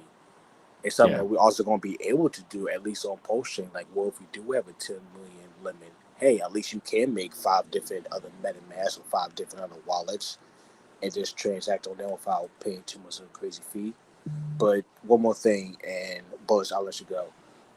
From my understanding, the dev said the first 2 weeks, we most likely won't see any single side staking until everybody puts their vote in for what they want. So really, first couple of weeks is not really going to be too much you're going to be able to do except for swapping and providing liquidity, from my understanding. Yeah, I'm planning on providing liquidity. I've been testing around with it, just so I can understand it. Like, I'm the type of person I don't mind, spending a few dollars just to like have some real world experience. So I played around with it a little bit on the ETH side, so I can better understand it. Now that I have a better understanding on how it works, I'm gonna play around with it. Not with too much capital, but just a little bit. Once PulseChain launches, especially with some of the stuff that Richard Hart was saying about providing EHEX and PHEX liquidity. So I'm gonna play around with it, see what happens. Yeah, I don't understand why you would pair those two instead of staking hex. But everything else, I was gonna actually ask you, what's your favorite pair on testnet that you played around with? If you can speak on that, I don't know. Good question. Let me go and check. What are the results? But for hex, like, why would you? Is it worth it? Because hex just gives you that yield. So why would you even? I would think of providing liquidity for. Because I hold a at least 3% liquid anyway. Okay, so you can. Okay, you know what I'm saying? So I might as well just play around with it and see what happens. Okay, I understand. Mm-hmm. Well, yeah, but at the moment I'm 97% stake. Well, hey, Bullish, this one's for you because I'm not going to be doing any liquidity providing. I've learned enough because I didn't understand the whole liquidity providing thing, but I'm satisfied now that I have a good comprehension. It's just it's not part of my risk tolerance portfolio. But here's something for you. I think this would be if I were to provide some type of liquidity. What do you think about the one I came up with is the Hex MAXI? Yeah, actually, that's a good one. Actually, it is right. Yeah, that's a really good one. I didn't even think of that one. No, man, most people have not yet, and I'm just like, I'll have to just throw it out for free because I won't be competing with you because I'm not going to do it. But I think it's pretty much solid. Yeah, that's a good one. Wow. Free alpha. Yeah, I'm gonna play around with it on testnet. So I'm checking now. I did some DAI PLS. That one did all right. But that one I did early on. So I'm pulling up all the ones I did because I did a few of them. I've been playing around with all sorts of stuff. So. Yeah, I was thinking of doing to bridge my MAXI over, so my wrap MAXI and pair that with MAXI on PulseChain. But I don't know. We'll see. I might do that with a little bit, or like a Hex deck said, Hex MAXI pair. I was thinking of doing that. Yeah, so I tested because I have like 3 different wallets that I'm testing with on testnet. So I did a PLSX, PLS. That was doing decent. Like everything I'm talking about, we're talking about like triple digit returns. You know what I mean? Like USDC PLS triple digit returns. Those are the ones I've been playing with, like so far, like those three mainly. Yeah, I mean the PLS should do well too. I mean, yeah, I don't think you can go wrong with any of them. I mean, I'm sure one of them will do better, but not by a lot. So, and you could just tell a lot of people are gonna swap the PLSX for PLS or any other ERC20 tokens that they have for PLS initially. I feel like that's the vibe I'm getting from just hearing everyone in the community. Yeah, I'm just gonna try to accumulate as much as possible from both ends. I'm gonna use the buy and burn a lot, because that I've been testing out a lot, and for the little bit amount of PLS that you use in gas, you get a good amount of PLSX back. So Yeah, until the bots get a hold of it, you know. well, no comment. Okay. Yeah, well, I'm making one of my own. Or I've already got one made. Yeah. Wales and I and who's the other person? We spent about 4 or 5 hours playing around with a strategy for the buy and burn during the testnet thing.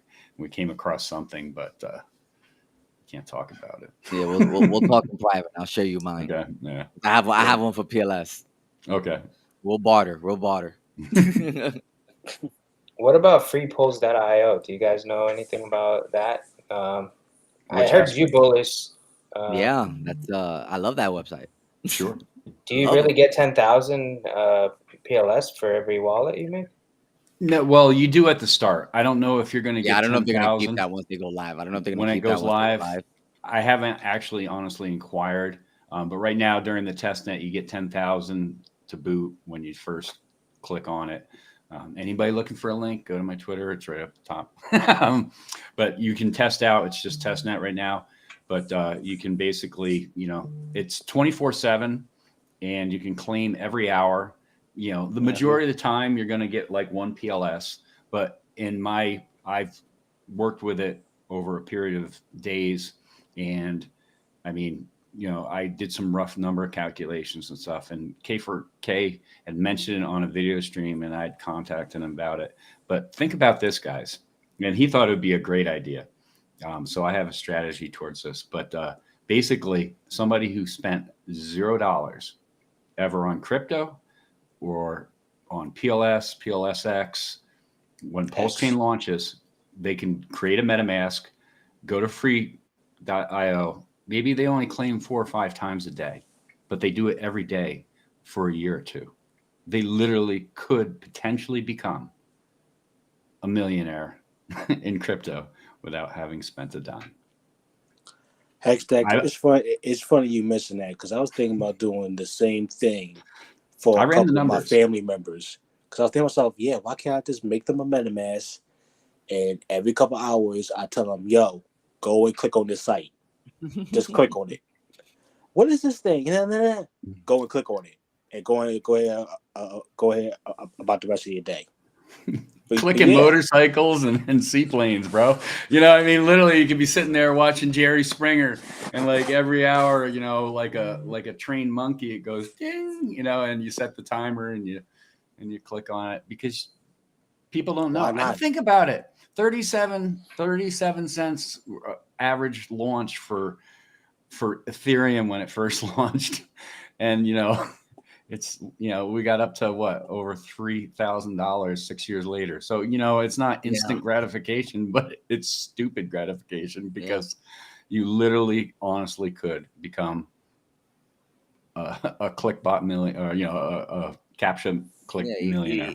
Even if it gets to 1,000, that alone in itself is, we're super early. We're so early. It's, oh man, it's like, that's why people are worried and stuff, and I'm just like, what? Yo, the biggest thing I got, the most DMs I get, I don't get them so much anymore, but it was initially of like, I missed the sacrifice, I'm too late. I'm like, oh my god, like the thing doesn't you even are killing me. exist. I'm like, you are killing me, you know, like.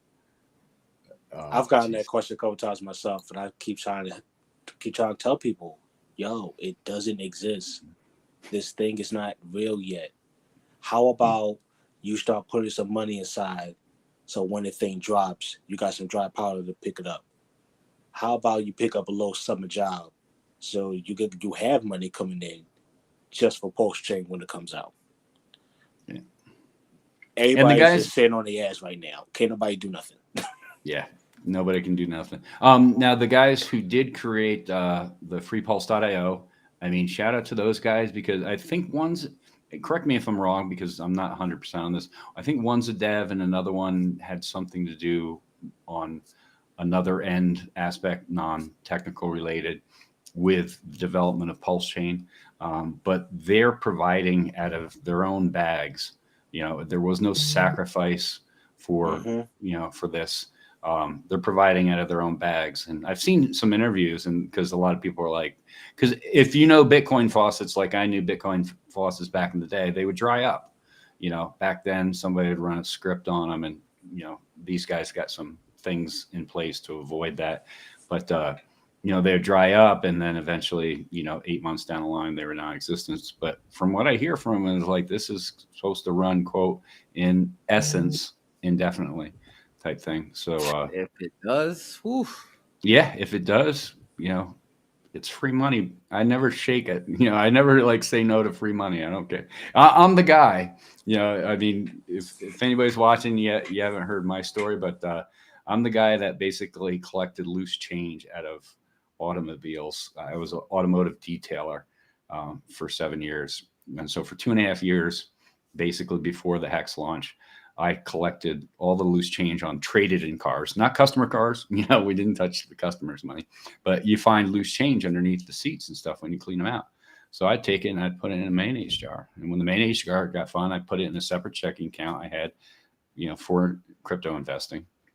And then when PulseChain launch came, I basically invested that money, which was just, I think, you know, I'm trying to remember the exact number. It was around $1,400, I think.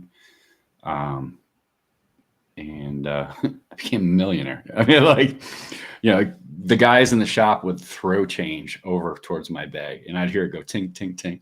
They thought it was a joke. You know, I'm the old crazy crypto guy. And I'm like, ooh, nickel, ooh, penny, ooh, dime. And I didn't care. I was like, I'm going to make these things work for me. These are the stories I love to hear, because even for people who are not, you know, in a great financial situation, it's like, you know, $100, you know, $300, $500 can change your life. Like, definitely, you know, the leverage of time, you know, and that's the thing. I mean, it's leveraging time. So, I mean, I was following Richard Hart back in the days before he even started, you know, before he was even talking about the fluid dynamics coin, you know, when he's doing his self-help stuff, and he was talking his smack about Bitcoin with Roger Ver and stuff like that. You know, and when it was Bitcoin Hex, and then it became Hex, and then, you know, 14 months after it was supposed to launch, it became real. So when people are crying about like 8 months, like, oh, when PulseChain, you know, right, I'm like, PulseChain. I'm thinking, like, even if you have to give it another, 6 more months, I'm like, you're still on par with Hex.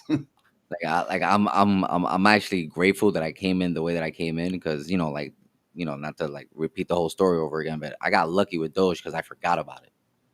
So then by the time I found Richard Hart, he's preaching all this delayed gratification. I'm like, oh yeah, I just experienced that without even trying. So you know, I'm a firm believer in it. So like I came in like firm believer in delayed gratification because of the experience I just had.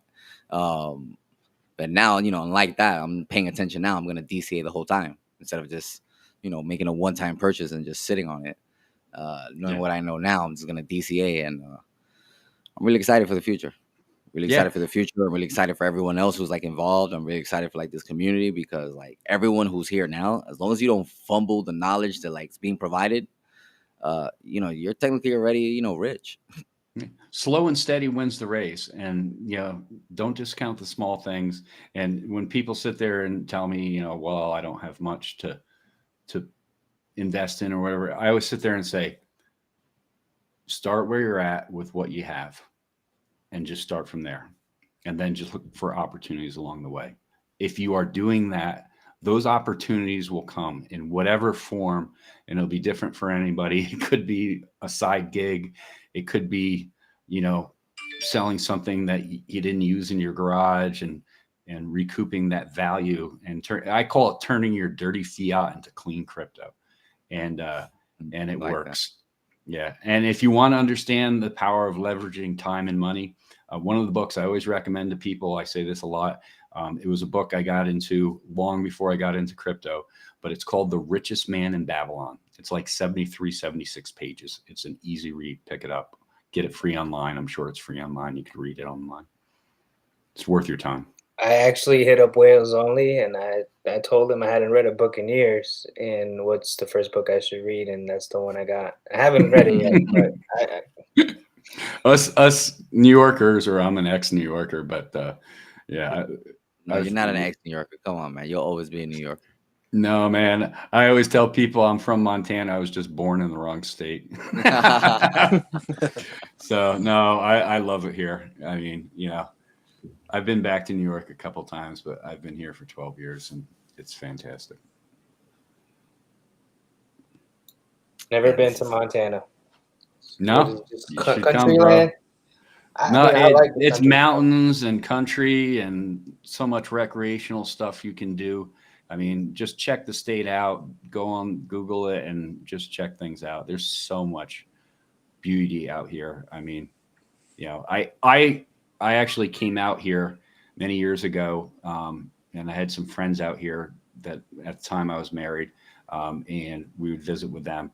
And when I first came out here, the very first time, I had even told my wife back then, I said, listen, if there was any place I'd ever live outside of, I was upstate New York, not down in the city. And I said it would be Montana. So when the divorce came, when the opportunity came, I just loaded up my Volvo station wagon, put my dog in the back, because I asked her, I said, well, what about the dog? I thought it was going to be a fight. She's like, give it to the pound. I'm like, oh, great. Like, dog's coming with me. Put my Navy duffel bag in and I drove off. Never looked back. So. Yeah, before I got married, I always thought I was going to end up moving like down south, like the Atlanta area, because I love that city. I've traveled there a lot, like on business and stuff like that. So I just fell in love with Atlanta. So Coca-Cola area? No, like literally like downtown Atlanta, like that whole. Okay. Because that's where I spent most of my time. But I got to hang around, Big meet some booties. people. Oh man, bro, don't even get me started with the strip clubs. Like the stream will go in completely different conversation, man. Oh no. I'll just say they got the best wings. But yeah, once I got married and started traveling a lot with my wife, you get to better understand like who you are and what you want, and it's like all I want is to be near the beach, simple life, like yeah, that's what I'm looking for right now. Yeah, I'm a pretty much a minimalist. So I mean, yeah, I used to brag about the fact that until I got married for like 17 years after I got out of the military, I could fit everything I owned in one of those 1999 U-Haul vans. So anytime I had to move, like one shot, everything moved. It was funny when I was much younger, and even though like I've been blessed like because of the industry I'm in, to make a decent living and salary. When I was making less money, it seemed like I had more money as far as material things. And I started making more money and being wiser with my investment. I look like a homeless bum when I walk out in the street, and I don't give a shit. Oh yeah, no, yeah, I'm far from, It's like I'm so far removed from the person I was before as far as like materialistic things, like Rolex watches, all high end luxury, changing cars every year just to say like, yeah, I got a new car. I used to do all that crap. Go out to the clubs, pick up the tab just to be like, yeah, I can do it. Now it's like, yeah, I don't even want to go out. Clothes, I don't need clothes. I have enough clothes. Like, like. Yeah, no, what do they call it in the suburban areas? They call it keeping up with the Joneses. Yeah, I definitely did that. Not anymore. And I used to tell people like, because even people like, especially when you work in automotive industry. So when people bring their cars in to be detailed or something like that, the guys in the shop are like, especially like an unusual or an exotic one type thing. And people are like, that guy's got to have money. I'm like, don't kid yourself, bro. I'm like, you look at people from the outside and you're not seeing what's inside. I'm like, I said, if you think about it, those people are probably just broke at a higher lifestyle. I mean, because I don't care if you earn, $100,000 a year or you earn $24,000 a year. If you're spending more than you earn, you're just a higher level of broke. You know, I mean, and it's true, because when I tell people, that I work with, is like, I'm like, it's not how much you earned, it's how much you don't spend. Right. And if people can wrap their head around that mentality, that, because the mentality is like they don't have any money to save because they spend it all, but they don't even have the mentality of like not spending anything. Exactly. And that's that book, Richest Man in Babylon. I think one of the very first lessons is pay yourself first. 10% of what you earn is yours to keep, no matter what. Can't afford your house, can't afford your circumstances, can't afford your car. Change those things, because you need to pay yourself 10%. Otherwise, you're going to be broke for the rest of your life and work till you're dead. Yeah, pretty much. For me, it was like, it was never really running out. It was just like not really having a savings. And then once, you made the switch to like, saving and, saving more than what you spend. And it's, things started taking, changes. And then it's like, okay, now I got money to make investments. And now, okay, these investments are making me more money. And then it's like the snowball effect starts happening. And it's good to start, as early as you can, no matter what age you're at, Yeah. No, I mean, some people now like think that, like, oh, well, you were just lucky type thing. And I'm like, I go, and I've documented the story. It's set in stone, so it doesn't change. I don't waver. It's like when I got here to Montana, and all I had was the car, my dog, and my duffel bag. I didn't have a job. I didn't have a place to live. I had like $360 in my pocket, and I was waiting on the 401k split from the divorce with the wife. And that was it. And I had to file bankruptcy, so I ended up with a 540 credit score. So I couldn't even afford anything, right? And that's where Finnegan begin again. I mean, that's where I started from. And that, you talk about savings. I mean, that was one of my goals. My original goal was, 1, to get out of debt, 2, to have $1,000 in an emergency fund, and 3, improve my credit score. And that was before crypto. Right. And all doable, no matter what age you're at. Yeah. It took time. It didn't happen overnight, by no means. One of the things I do with my onboards, when they tell me like, oh, I don't have enough money, or, I need to make more money, I'm like, no. Let's go through your finances. And I literally go through their finances. And, usually there's an extra, $50, $100, maybe $500 a month that you have available once you start looking at, where you actually spend your money on. And, we're like maybe like about a month ago, went through his finances and cleared up an extra $500 a month. It was like, look, dude, now you can DCA $500 a month. Looky what we found here. Without changing anything. It was like, you're just spending money on, BS that, you're not even realizing, just pay attention to it, divert those, those funds. Right. Yeah, I even did it like, I'm even say like whatever, I'll say it, but like even with my drug dealer, you know what I mean? Like the guy who sells me weed, like I was like, bro, like I know how much profit you make on each one, so just put like $5 aside from each one, and now you have a fund just to invest into crypto. And he was like, oh yeah, I wasn't even looking at that way. I was like, you won't even feel it. So you won't even feel it. Yeah, I mean, and that's the thing, is some people that that have worked with in the past type thing, is they give me the excuses, right? They're not giving them to me, they're giving them to themselves, because I'm not buying what they're selling. I'm like, I tell them straight out, I'm not picking up what you're laying down. So you need to adjust your thinking. But when they sit there and say they don't have $50 a month to invest into crypto, I just call bullshit on it. I'm just like, bullshit. Yeah. I'm like, don't tell. Let me see your Venmo account. Let me see how many Door Dashes you have this month alone. I mean, I was at the hotel last night. I mean, there's no place to pull up her Amazon account. What's that? Or the Amazon account. Let me see what subscriptions you're subscribed to that you don't use on a monthly basis. I'm like, there's an app for that if you can't figure it out. Yeah, it's funny you mentioned that I literally do that with some of my onboards. I won't mention it here on stream, but they're like, oh yeah, I'm paying X amount for Disney Plus and Netflix and this, and I'm like, okay, cancel all those things. Use this app. I'll help you set it up. Boom, you just save $50. What's next? Okay, your cell phone bill. Let me look at the cell phone bill. Actually, you don't need this plan. You can lower the plan. Well, here's an extra $30. You know what I mean? You're buying lunch every day. Okay, start making your meals at home. You know what I mean, even if it's two days a week, those 2 days a week will give you an extra $20-$30. You know what I mean? That you can Sure. throw into crypto. So you can always find a way to save money.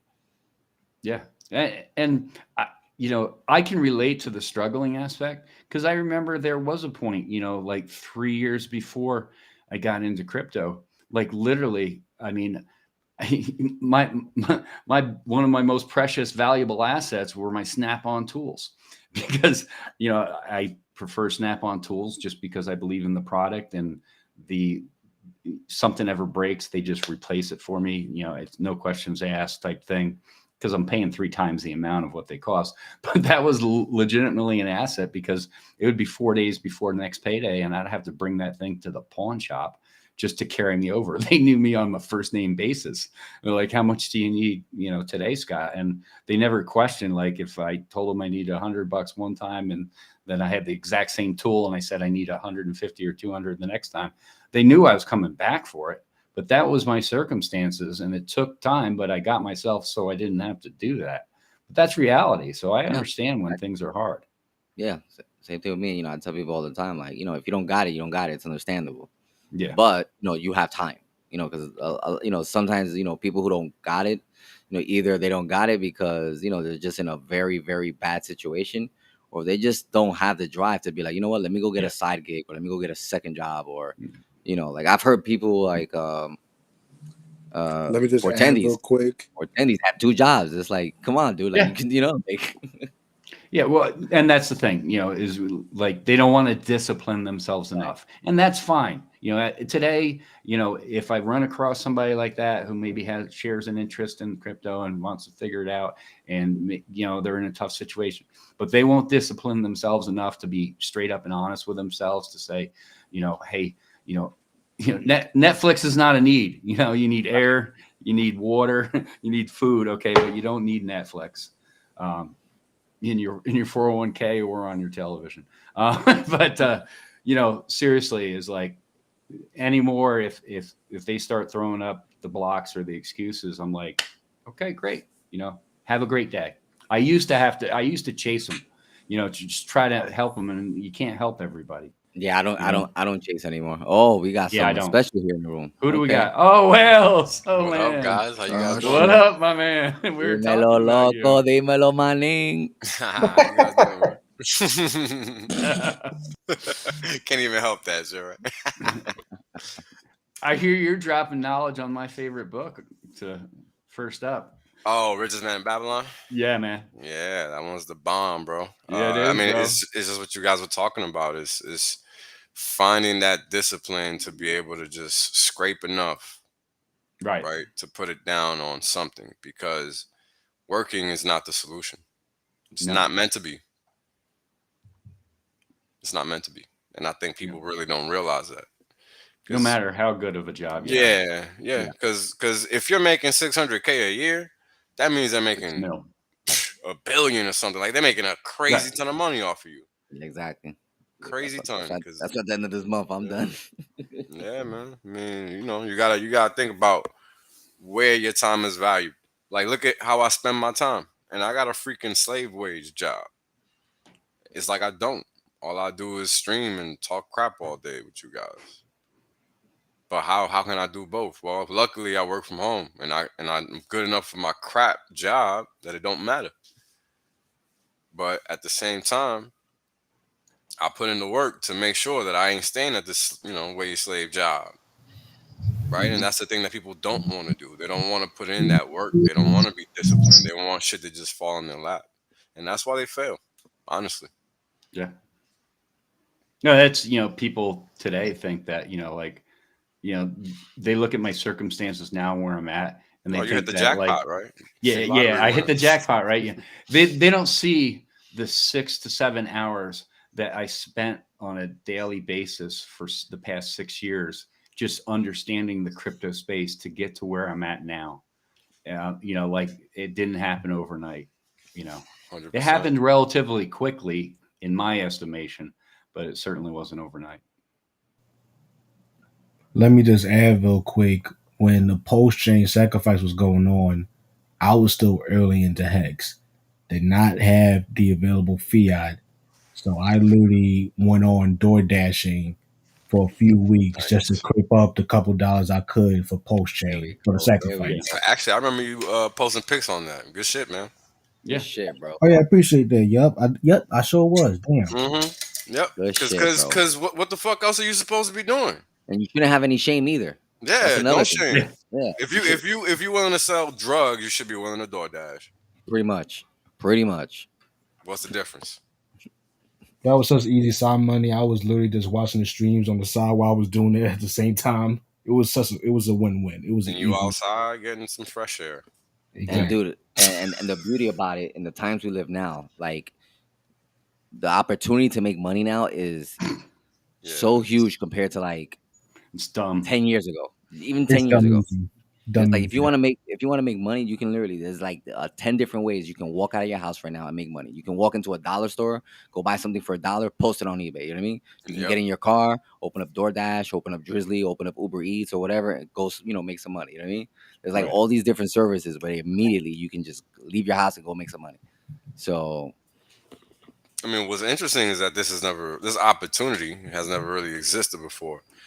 And what's weird is that you see all these people supposedly not looking for work, but we know people are struggling out here. So what is exactly going on? This is what's happening. The quote unquote giga economy where people are just opening up their phone and saying, "This is how I'm gonna make money today." Simple as that. So there's ways to get around just having one job. There's ways getting around not having a job.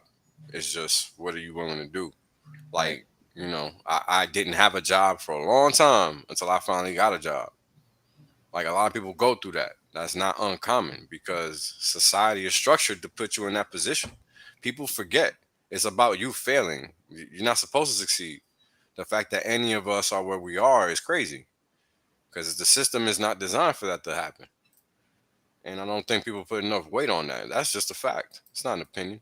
Look around. Look at how people just can't even accept hex exists because they can't fucking read. You know what I mean? facts. It's crazy. Facts. Never had a job, gang. Yeah, it's funny. The whole job thing is weird because you see the difference between people. Well, at least where I grow up, you see the difference between people that work and people that don't Yep. for a living. Hell yeah. And it's so clear. It's stark. It's stark, bro. It ain't like it's a secret. You know what I'm saying? Like So that clear. shit is clear as fuck. and this is how people get led astray. Because, the people that are working, they're just working. They're not thinking about busting a move or any of that. They're just honestly working. And they don't realize what they're doing. Nobody really does until they realize what they're doing, right? And that's the best kept secret. This is how people get lulled to sleep. We were all asleep to some degree once, right? Yep. Oh man, I love how you put that. I love how you put that. Because it's true. For a long time. It's true. Yo, think about it. I remember being a kid, man, and thinking how that whole story just didn't make no sense. How the fuck we supposed to wake up, go to school, then eventually wake up, go to work, and that's it? Right. Dude, I realized Look that for in the high school. weekends. In high school, I realized that's how they were programming us. Mm-hmm. And then the only reason I realized it was because I was lucky enough to like read 2 books before I finished high school. Well, technically, I never finished high school, but that's basically what motivated me to be like, yeah, I'm not spending any time into this, and I went like 100% into the internet. Damn, how old are you, bro? The fuck? I just turned 39 on the 11th. Whoa, Oh, you were ahead of the game. Where the hell you from? I ain't had that kind of access to information when I was a kid. The fuck? So the thing with me is that I've been on the internet since I was 10 years old. So Damn, Tell them who lucky, showed you the homie. internet. Come again? Tell them who showed you the internet. My best friend. My best friend who was he's a Indian kid who was in my cousin's math class, advanced math class, And my my That's why. cousin, check this out. Check this out. My cousin, who's half Dominican, half Mexican, uh, Mm. tells me, "Yo, dude, there's this guy in my class who apparently has like porn on a floppy disk." And I was like, "Oh, I gotta meet him." Mm. So so I meet him. So I meet him, and he goes, Qualifier. "Dude, check this out. This is how I got The put onto big the internet." PP play. Right. I'll try to make the story as quick as possible. This is how I got put onto the internet. So we go to his house after school. We go to his, we go inside. I meet his mom, whatever. Find out that his father's a pharmacist. So I was okay. So he comes from a little bit of money, whatever. He shows me his computer. He connects to the internet. This is the first time I've seen anything having to do with the internet. So I'm hearing all this noise, crackling, connecting, and then, welcome, you got mail. And I was like, oh, this is pretty cool. I'm like, all right, what's this? And he starts going to the websites and he starts downloading it. He starts saving it for me on a floppy disk. And he's like, here you go. And I was like, bro, but what's this though? Like, what's this thing you just connected to? How you got that? I want to know about this. And he was like, oh, this is AOL. It costs like X amount of dollars per month. And this is like, I'm like literally like 10 years old, and I'm like, bro, I ain't got no money to pay for this shit. My parents are not gonna pay for this. He was like, oh, here's a floppy disk. You're gonna get 10 hours free. And just keep on getting these disks and you'll be able to get on the internet for free. So I just kept Yeah, I on remember reusing that. I the remember floppy that. disk to get on AOL for free. So long story short, fast forward through, through that first interaction, I learned how to code, I learned how to design, ended up, running like a 16,000 person newsletter, got put onto MP3s before MP3s weren't even a thing, started streaming, doing all kinds of crazy stuff on the internet. And that's how I got my career. I got recruited. And, at 16, basically, they was like, yeah, we want to give you a job. And Damn. I've been in, I've been in the industry ever since. That's So my crazy. career, my professional career started like at the age of 16. Yeah, that's Sure. what's up, man. You see? Motherfucker didn't even go to school. This goes to show everybody don't get limits no degree themselves to a throughout the certain. whole story. Yeah, exactly. And I was lucky. I like, there's a whole group of us Was it because luck? Was it luck? Was it luck? I wouldn't say Think it was about it. luck. I wouldn't say it Exactly. was luck. It was time. I definitely put in the work, All right sleepless then. nights, but it was Mhm. also timing. It was also timing. Well, brother, So here's the thing: when you putting in the work, Yeah. the timing is gonna come. no, It's of course, prep. but this is what I mean about timing and how I relate it back to PulseChain. What I experienced during Web 1, the internet was brand new, right? It was like whoever was there in the beginning, it was the only people who were being offering jobs because it was like, yeah, you were the only one, right? I kind of feel similar to what's happening with PulseChain now. It's like there's this new thing about to launch, and because I've been involved in this community for the past 4 months, it's like, I'm in the beginning of the pack. I get to benefit and receive those dividends for decades to come, the same way I did in my career when I got into Web 1. You know what I mean? Yeah, Boom. because you put in the work. Right. It's preparation. It's preparation waiting for that opportunity, and Mhm. that opportunity will come. If people aren't preparing themselves, Right. that opportunity will go right by them, Yeah, and let they'll me be tell you like, guys Exactly. something, man. Let me tell you guys a story. Let me tell you guys a story that I probably told y'all before, but it's just so real. My finding Hex, man, is probably one of the most surreal moments in my life for the simple reason that this is one of those things that you dream about. If you come from where I come from, where there's no such thing as this, and this would solve all kinds of problems because it's sound money. Like, I'm writing a whole thing on why cryptocurrency is better than gold, and it's being proven every day. Every single day is proven. And it's not a lie. We see it in the charts. So it's not like we're making anything up. Like, Yeah. I'm sorry. I was just thinking. It's just decentralized to the point that there is nothing anybody can do about it. Period.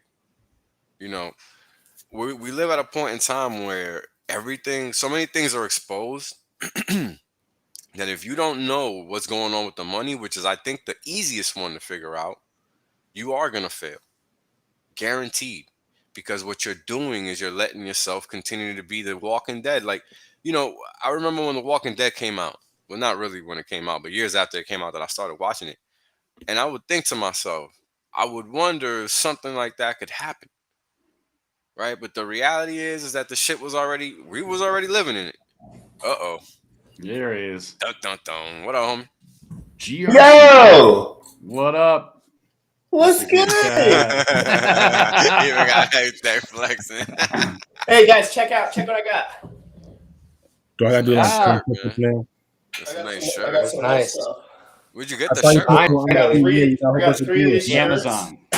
Yeah. You said Amazon. I got three No, of I, these I shirts. I have the same one for the gym. I just got it last week Ah. before. And I got some of these. Thanks to There you Motley. go. Motley sent me these because he Okay. knows I only buy Hex, not clothes. Right, Oh, there you go. right. So Naturally. he's doing charity work. Question: are those like running shirts or just regular t-shirts? So they're clothy. They're not like Under Armour, but they fall on your shoulders. Got so you. they will get wet, but they totally fall on your shoulders. I got you. Yeah, I'm just looking for some running clothing to do. No, with. because yeah, that's hexmerch.com. Oh, of course. Hexmerch.com Everybody knows for Hex this merch. stuff. How's everybody doing today? Outstanding, man. Awesome, bro. Outstanding. Back in Montana now. What up, Rome? Dan, What's up, thank man? you for all the memes, brother. My pleasure, man. Thanks for going hard for the The community. memes Man. are my favorite part. Like when I see a meme go up mid-show, I'm like, this is great. Like, Bro, I'm so I love when he's in the chat, just like talking his shit, and like he's generating them as he's talking it. Like the whole like Do Kwan's parents is like were like rug makers back in the day. That was funny. This is like He's literally mentioned it in the chat, and then like a day later he has a meme about it. Oh man, this is so crazy, man. It's So just, check I this don't know out. what else to do, so I just meme, you know. Memes are like hieroglyphs. You know what I'm saying? They're like hieroglyphs. They're gonna tell a story in the future. Yeah. Oh yeah, just like that Luna that I posted this Luna meme and it was like Luna buyers and the dude was like strutting through the street and then there was a homeless dude on the street and he's like didn't buy Luna, but it was like a legit one. Like this is what they were like posting back in the day. Right. And it was like the price prediction for 2025 was like $120. And they were like, if you didn't buy Luna, you're wrecked. It's funny how like that Trayvon clip is like now a thing now. Like they're using it for like all types of crypto now to be like, well, technically you didn't lose. Well, you kind of did. Oh man, like that dude is gonna be in meme history for like forever. Yeah, like, off of that one. Yeah, off of that. Yeah. In that one. I mentioned the revival plan because it's so funny, comical. I mean, it's not even comical, it's stupid. It's just it's so funny because it's like this is not a Luna revival plan. This is your reputation revival plan, buddy. Yo, and the fact that you they want think everyone they can to do join. that. So let me tell you guys. Hold on. All right. So let me rewind. So because you guys got to understand that you guys are some of the luckiest fuckers on the planet. Lucky in the sense that you found an asset that works as intended. You found something that works as intended. And you guys don't know how impossible that is to find in this realm. And by realm I mean finance. Because what happens is you find crap like look at what happened with Netflix and all these tech stocks over the past few months. People were buying them at the highs. Yeah. Buying them at the highs and they ate 70% dip. Boom. In legacy. That's not even legacy. That's just like they're getting crypto wrecked in legacy. Yeah, and they don't get crypto gains. And they don't get crypto gains. That's important to understand. They don't get crypto XRP gains. If that. XRP 3 cents up in 5 years' time. If that, I'm telling you. Jim Rat went into fucking show mode. If that, because you have to remember what you're looking at on a chart, right? It'll look like it's up and to the right, but when you normalize it for the depreciation in the value of the dollar, is it really up and to the right? No. Such a good point. It's down and to the right. Yeah. It's down, and that's the best kept secret. Nobody knows this because they're not paying attention to that paper money because they just place this imaginary value on it. And we all do it to a certain extent. I mean, so many people in the crypto still talk about things in dollar terms, and you're not listening. You know, you're not listening. Like, yeah, I get it. This is how we measure value. I get it. This is our accounting unit of value. I get it. But we are not ever going to free ourselves if we don't realize what's going on and remove ourselves from that equation because it's on us, literally. Think about it. We put this value on hex because we understand it. When I found hex, it was like it was like it was like I found heaven because this is what everybody's looking for. Now, I don't know if you guys watched Hex Agents this morning, but middle class working man told us a story, and it went a little something like this. Some tarot card reading chick that actually works in banking, and this happened all remotely, by the way, via Zoom, not in person, hit a bunch of nails on the head. This chick hit a bunch of nails on the head and ended up discovering that these people were retired off of Hex, and she works in finance. So she's like, how the hell did you guys accomplish this? Because they were checking her. You see? They were checking her to see if she was the real deal. And it ended up all being above board and confirmable, to the point that not only did they confirm whatever they wanted to confirm, but they onboarded this chick. Boom. Because she understands nothing like this exists. What do you think is going to happen when the rest of the financial world realizes their game is over? Yo, Wall Street is done. I'm not Real trying quick, to onboard Wall Street. Fuck Wall Street. They don't fucking matter. what was That's her why, response to the yield of X? What Well, was her response to the yield? bro, think about it. What do you see out in the streets? Less than 5%. You really see less than 3. But you're paying more than 5 everywhere on everything. Where are you winning at there? You're not winning. As a onboarding tool, I use I have a wallet with like about under $500, right? That I use specifically for onboarding, and I just show them the yield that is gained, and just so they see that little bit of amount, they're like, "Oh yeah, that's way more than what I get in my bank account." And it's like, "Yeah, how much you have in your bank account right now, though?" It's like, look at this amount and look how much more gained versus yours. Right. And with that alone, it's like, okay, I get it now. And I think what's even harder for people to wrap their head around when it comes to Hex is that you get your yield in crypto, right? So they can't really do the math in dollars. Right. Because for people, that's too much work. Yeah. So what ends up happening is that they get left behind. Like, a lot of people are going to get left behind.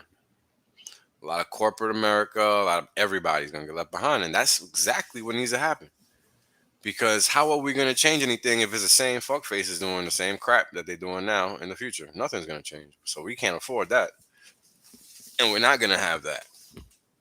But here's the thing. If we are too busy paying attention to the nonsense and not what we're supposed to be paying attention to, guess what? We get blindsided. And that's why people have to realize that this isn't just a game. Like, it might be just a game to some of y'all, but not to all of us. To me, this is real life because I understand the risks. I understand the stakes, and the stakes are high. The title of that movie is not a joke. They really are fucking high. Because if we don't do what we're supposed to do with this information, with this software, with this tool, we're not gonna achieve what we're supposed to achieve. I'm some dude from the Bronx, bro. I ain't nobody. This is obvious. And what always hits me when you say that, Wells, is when I think of all those Bitcoin maxis from like 2013, 2016, who I will see who's going to say, oh, we're going to change the world by doing this. We're going to make things better for everybody. Nobody wind up doing shit.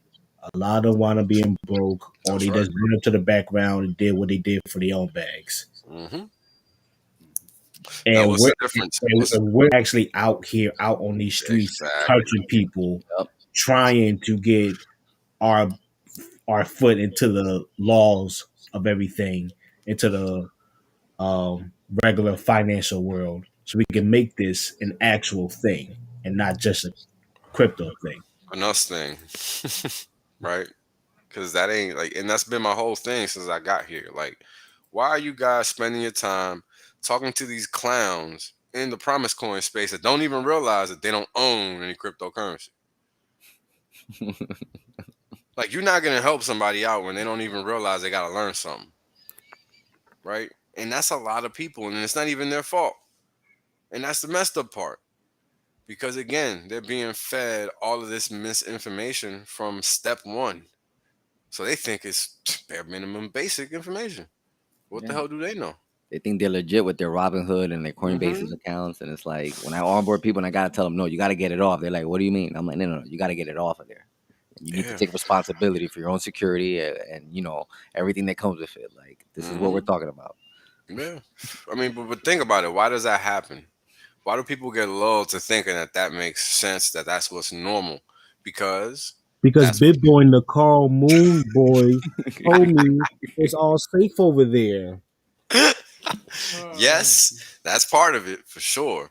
Another part is that that's exactly what happens on Wall Street. You don't take custody of your anything. A broker holds it, and there's insurance against it. Only 550,000, but it's better than zero because that's what we got over here. So And it's not enough information out there to let you know to get your coins off of the exchanges. no, they don't want you to know that. It got to come from people like us. That's why when I stream, I literally keep that banner at the bottom, and I pray that people see it because I can tell them all day. But if they don't sit there and read that and process that information, it doesn't matter what I say. Mm-hmm. You know what I mean? I've been saying a whole lot of shit for a whole year and a half, and not many people are listening. So it is what it is. I had one onboarder flat out tell me after that I explained everything to them and they told me they understand.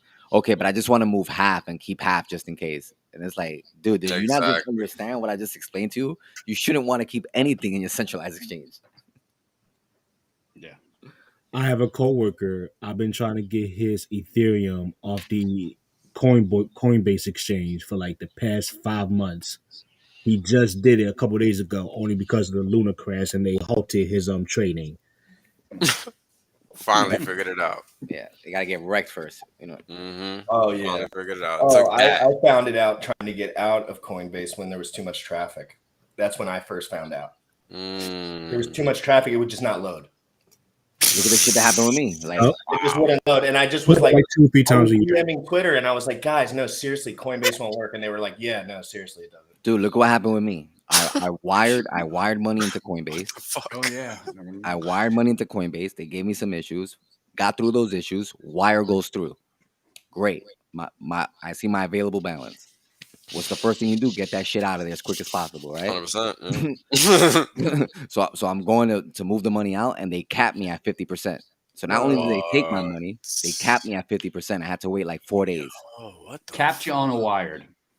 Yo, I've never had any of these problems on Coinbase, bro. It's fucking. I don't use Coinbase like that, but it's crazy because you hear these stories all the time. Every time I use Coinbase, I'm pretty lucky. Like nothing crazy ever really happens to me. If you go under your limit, but if you forget your limit, let's say, because I've gotten loose with my fingers a couple times, and I just put in like $500 more than my limit or something, and then you're like 2 weeks that you ain't moving that. Oh wow! Because it's just the limit. I don't if fuck you with stay the under limits. that limit, they just let it go. But Yeah, I always stay under over that limit. They lock that in. That's funny. Yeah, Human Hex Trafficker says, "Yup, it happens to new accounts." True story. The guy that I helped onboard, and I told him, I said, "Listen, you're going to do it. You got to go through the coin. You got to do the KYC." Yeah, said, I'm not, you know, because I'm not doing it for you. I mean, you got to take ownership of your own crypto.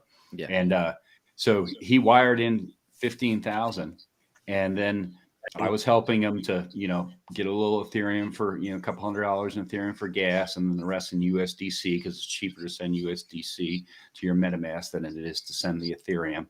And and they locked up his account, you know, and just like instantaneously, the minute I like went in there and like transferred, you know, but he had wired it in, and he had to wait, and he was heading to Hawaii. So I said, "We'll do it, you know, back when you come back from Hawaii."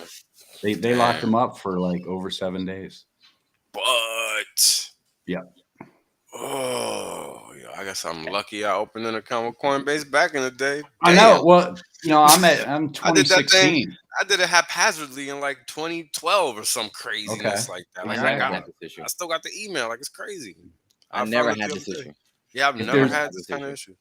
If there's one thing I'd like to see happen is something to the effect of the wallet that RH puts together, to where it's linked to some on and off ramp. I'm, you know, to see another on and off ramp.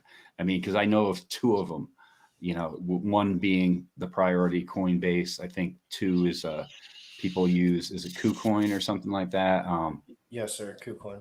Yeah, and then there's yeah, there's a bunch of them people use. There's obscure ones that people find that they like and use as well, but generally, depending on your level of understanding and caring, it's more of a care thing, right? Because the people that don't care about 1%, but the people that do care always care about that 1% of money. Like, you know, like if you do 1,000 transactions, you're going to be concerned about that 1%. Absolutely. But if you do 3, you're just going to be like, I like crypto. You know what I mean? Like, what's going on?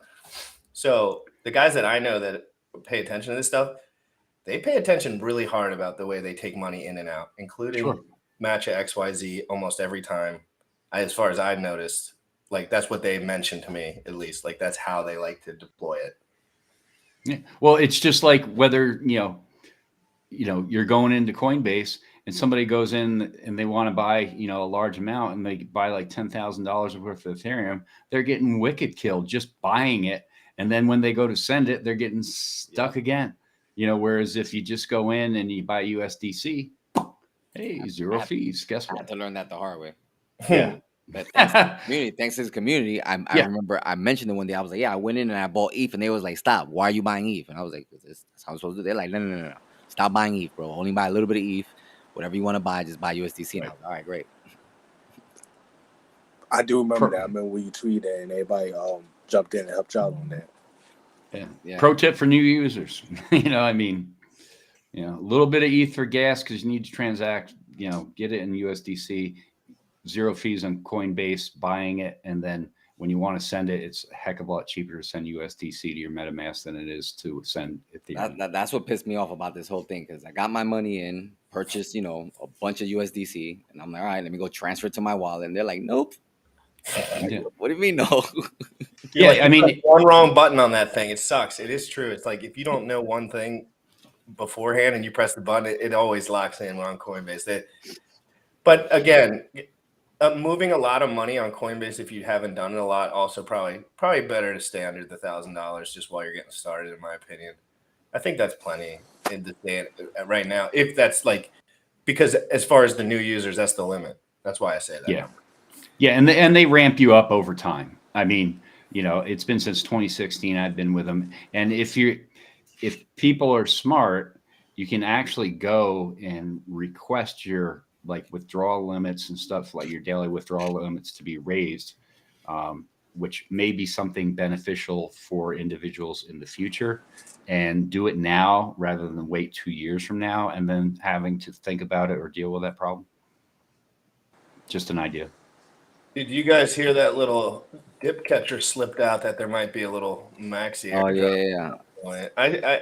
He said about 5 seconds of that, and I had that record button locked in, sent out. Boom. he was like, I might do an airdrop, or like he was like, if you have diamond hands, like he was doing like a cute little like serious, nothing, and I just clipped it, just immediately sent it online. Airdrop. Let's talk about that for a second. Let's talk about that. Look how amazing this is. Like the amount of free airdrops we're gonna get. aside from PulseChain, you know what I mean? It's just like just because we participate in MAXI, it's like, oh, you know, we're gonna give you something. You know what I mean? Like it's amazing what's happening. Like we'll probably get rich just off of airdrops. Well, that's why I tell people. I say, why they say, oh, you can't quit your job, you can't do this, Scott, you can't do that, and I'm like, really? Because if I was still working, I'd have missed the last 10 things that made me $1,000 for free. Right, there you go. I wouldn't have paid attention because the way I was working, it was just literally physical work. So I wasn't looking at my phone. I could listen, but you can't. How much, when it comes to like intimate concepts like that, I would have been lost on that. Like I would have stuck with the hex and that. But now I get to jump in. I understand I could be incentivized for keeping my MAXI. I understand I could be incentivized for staking my Hedron. And I got both of these things basically for free. Obviously, the MAXI was a 1-for-1, but the Hedron so far have been 100% for free. Tic-tac-toe crypto says, what the fuck? Sakes, I've been buying ETH the whole time. Well, there you go. We just saved you a bunch of money by watching the worst crypto show on YouTube. Look at that. Look at that. Look at that. Yeah, and hey, Bally, if you're still in the chats, you know, we talk about this MAXI airdrop. It's kind of what we're talking about this weekend, right? Well, look, Real man, quick, how do y'all feel about matcha? as far as what? I use them for limit orders. Yeah, Yeah. I use them. Okay. I Yeah. like just Don't started using it like close less than a month ago, and I The really like it. browser. Don't close the browser. If you set the gas fee on Matcha XYZ and you close the browser, it'll make you reset the gas fee to do the bid. Ooh. Good call. Guys, I I ain't always know keep it your open. boy GRC. Let's get it. I always keep it open. Actually, I never even thought of that. Well, I did the first time. I was like, guys, I did my first limit order, and I was really paying attention, right? And I closed the browser immediately. And then I went I on was to really the gym paying and stuff. attention. I went to the gym and stuff, and I'm like, dude, the price just tanked. Like, this is gonna be sick. And like, you know, just a little something just to figure Right. it out. And I was like, and then I read like, if you close the browser, it goes away. And I was like, cool. So I never did that again. I mean, I never did the browser again. But did you guys hear about anything with the Hedron staking function? I can't remember. Do you guys like Hedron? I know. Yeah, I like it. I like Yeah. it. Oh my god, I'm falling more in love with it every day that goes by. Dude, I've I been love telling you, it. you know what's the funny thing? Like, I've been working with them for like a few months now, right? And I'm super bullish on Hedron. And both of them, like, man, fuck Hedron. And it's like, yo, dude, you don't understand Hedron, bro. Well, it's too confusing for a gym rat in the beginning, but now the gym rat's catching up. And I'm understanding that if these two things trade within each other, like, and all this shit goes to the moon, like, they're just going to be tied to each other to an extent anyway because they're derivative plays. So it's just a good There's good more to that speculative derivative plays, man. This is the first time in my life I even ever heard of that shit. No, I swear to The last God. 10 years I just swear being. to God, I spent the I'm not last even decade fucking with you. learning this shit, bro. So I ain't telling y'all a whole lot. No, I know you're not giving it, but I know what you're laying down. No, but isn't it crazy? I though? Like, I didn't even know these no swing words. trading. I didn't even know that word, like, Right. derivative. Yeah. It's not common. Why 2 would you? months ago, it's like, and now it just seems like, oh, it's classic. Like, why wouldn't you do that? Look, I'm doing some deep dive research on Hedron. And I think I got something figured out. So Oh no! once I get confirm it, I'll let y'all know. But Is it something you're gonna do a show on? You think? All right, looks like I'm doing DoorDash this weekend. Yeah, you might want to get on that actually. Yeah. Yes, It's time sir. to I wanna hustle get up on them that. tips. Yep, because that Yeah. DoorDash could retire you. That's what I'm saying, guys. For real. Remember, these assets, they can move together. Very important to understand because we know where Hex is going, period. So let me ask you, what happens if Hedron has to move and nothing else actually has to? Because you got to realize they've been selling the hell out of Hedron for a long time, right? Yeah. For a long time. Some If anyone got it, y'all should try to look up the Hedron stake buy. They got their own thing where they show people be selling it and buying it. People really be selling the shit out of it. Yeah, Go they ahead. sell the shit out of it. Yeah, they do. Yeah. But that's Not important to in- realize because that means that there's going to come a point in time where they're not going to be able to sell that much anymore. Yeah. And not anymore. I mean, I did the potato head hexologist trade early on, and you know, everybody like, you know, ripped at me, and I'm just like, but I'm a buyer, not a seller now. So, you know, things have changed, and we were talking with RH Maximalists on GRC's channel just this weekend, and you know, I even said in there, I mean, you can go back and look at it. Beast. Yeah, it's time to circle back and do your homework, folks. That's I right. mean, That's right. Always do your homework. And what do Always we do your know? homework.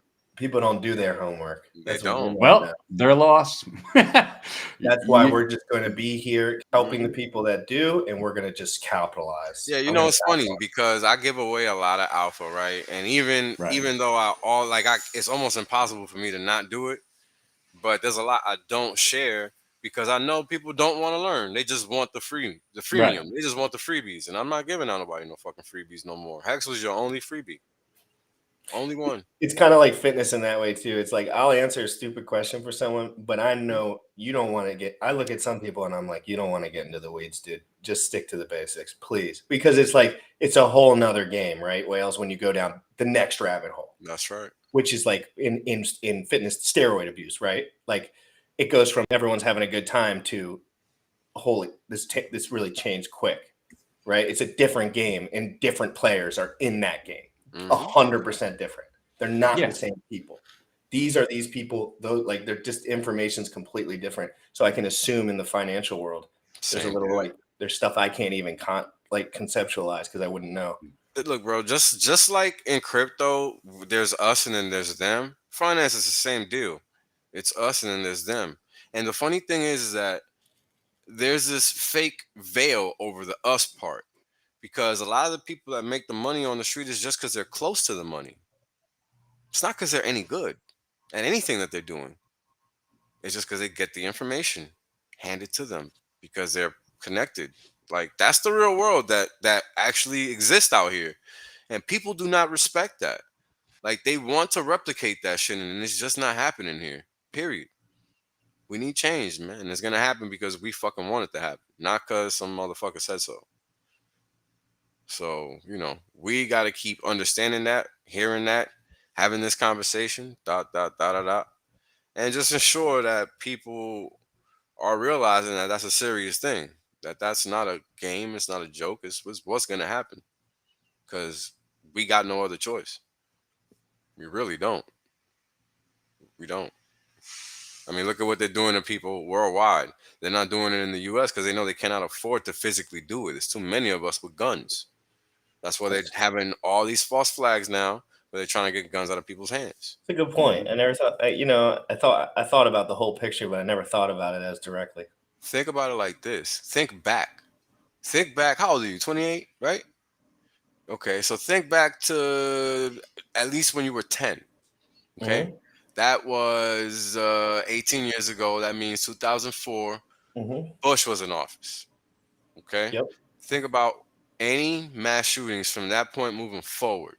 What you're gonna realize is that they were happening during Bush's term, but they skyrocketed during Obama's term. Skyrocketed. You can look up the data. Now, why did that happen? And then all of a sudden, Trump came in and it stopped. And then all of a sudden, they started up again. As soon as Mr. Joe Schmo got crowned. Sleepy Joe. Why though? Just so I know. Just so people, I'm not just so they super. can take I your don't know guns. politics. Just so they can take your guns. It's all about obliterating the basic law of the land. Now, Is what's that just their power play? Is that just their Yeah. play? Like, Yeah. it's not even like a secret. Like they're just like, hey, we need power. That's how we're gonna have to do Think it. about everything they've done, Jim Rat. Everything they've done has been illegal and unlawful, and they get away with it because of how the legal system works. It's very, very illegal. Yeah. And they get away with it because how the system works. Only this year in 2022 is 90% of the things they've been doing being struck down in court. Only now in 2022, and this is going back to 2020. And it's not like what they're doing wasn't like, I've been saying this since I started streaming. It's not like this shit's a secret. It doesn't take a genius to figure this out. It's how people want to accept it and see it or no. It's almost like math. It's just like it is what it is. Yeah, and some people don't want to see it, right? So that means those of us that do see it, we got to step up to the plate. We got no choice because there are no adults in the room. Unfortunately, we're the adults, as crazy as that sounds. And trust me, that's the last thing I ever wanted to do. I got better shit to do, like nothing. You know what I mean? I want to be a nothing, nobody, do good, nothing like everybody else. I just want to do nothing, be left alone. But that's not the card we've been dealt, unfortunately. So we need you, whales. Don't do that. Well, no, we need everybody. Yeah. I can't do nothing by myself. Who cares what I think or say? If it didn't resonate with any of you guys, it wouldn't matter. Yeah, I'm and the just other telling thing you what you're thinking. That's all. Yeah, and the other thing is, don't rely on the people out here streaming to be doing the stuff. Anybody listening, you need to be doing the stuff. I That's mean, right. Bottom line. 100%. Whichever way that is, just do it. Yeah. Someone said just waiting for a super proof of what the heck, benevolent. What does Benevolence. that mean? Benevolence. Does that mean if something's good? Yes. Yeah. Cheers. Like a good actor. A good actor.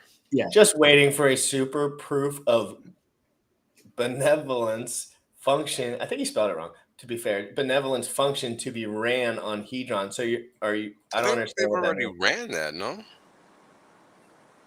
What does proof of good mean? I mean, for me, from my perspective, the fact that the liquidity has held up, and again, so many people has been selling, and it hasn't fallen off that much. No, it's That's holding been pretty well. that's been a very bullish sign for Good me. call. Yeah, good So- call. Hey, great call. For sure. I don't think any really highlight because it's clear the sell pressure has to be there because you know the people and how they're getting it. So I think that's a good point that the fact that my airdrop is even similar to what it was is pretty bullish. And Right. Go ahead. No, you good, brother. Go ahead. Go ahead. Hooked on phonics. I would say, yeah. Oh. I would say, yeah. The price is. You trying to talk about your reading Stupid, man. comprehension. Shut the fuck up. Not being stupid. It's phonics. Yeah, I forgot about that thing. I remember that hooked on findings, man. I forgot about that. I remember that Phonics. shit. Two words I man. haven't heard In a long time. I mean, you were a little kid when that thing was playing on TV, bro. Gym rat tonics. All right. That was a good one. Phonics, man. Damn. Pro tip: go ahead and Google "hooked on phonics." Don't Google pegging. I'm not even going to do that to myself. Don't. Yo, but look, I can't help it. check this out. Check this out. Everybody wants to make money. Everybody wants to be rich. But how many people really want to put in the work to make that happen? Right. That's what you guys got to think about. You know, I spent a long time trying to trade my way to being rich, not learn the game of money. Right? And this is something that it's kind of hard for people to understand because the whole thing is that they put this fake narrative in your head where you doing this stuff that they put on the TV is how you get rich. That's the narrative. Whatever it is, right? Don't matter. Whatever that thing is. Could be trading, it could be running, it could be riding a horse, it could be driving an F1 car, whatever. Point is, you're gonna be rich doing that, and you can do it. It's easy to do. You're capable of doing it, and you ain't in no way, shape, or form capable in the position or nothing to even approach the subject. And then what happens is that you try, you fail, and think you can never achieve. Instantly, just like that, because you tried one time and failed one time. Now, let me ask you guys, don't you think when you say that's happened to you at least once or twice or maybe a bunch of times? Yeah. Absolutely. At least 5 different times off my head. There you go. Absolutely. I've been wrecked real good, probably like 7, 8 times. But why does it happen? This is what I want people to think about. It Happened to me happens 3 times. because you think you're not supposed to get wrecked. Yeah. They have you thinking it's not normal. Yeah. But how do you learn? That's true too. Yeah, that's it.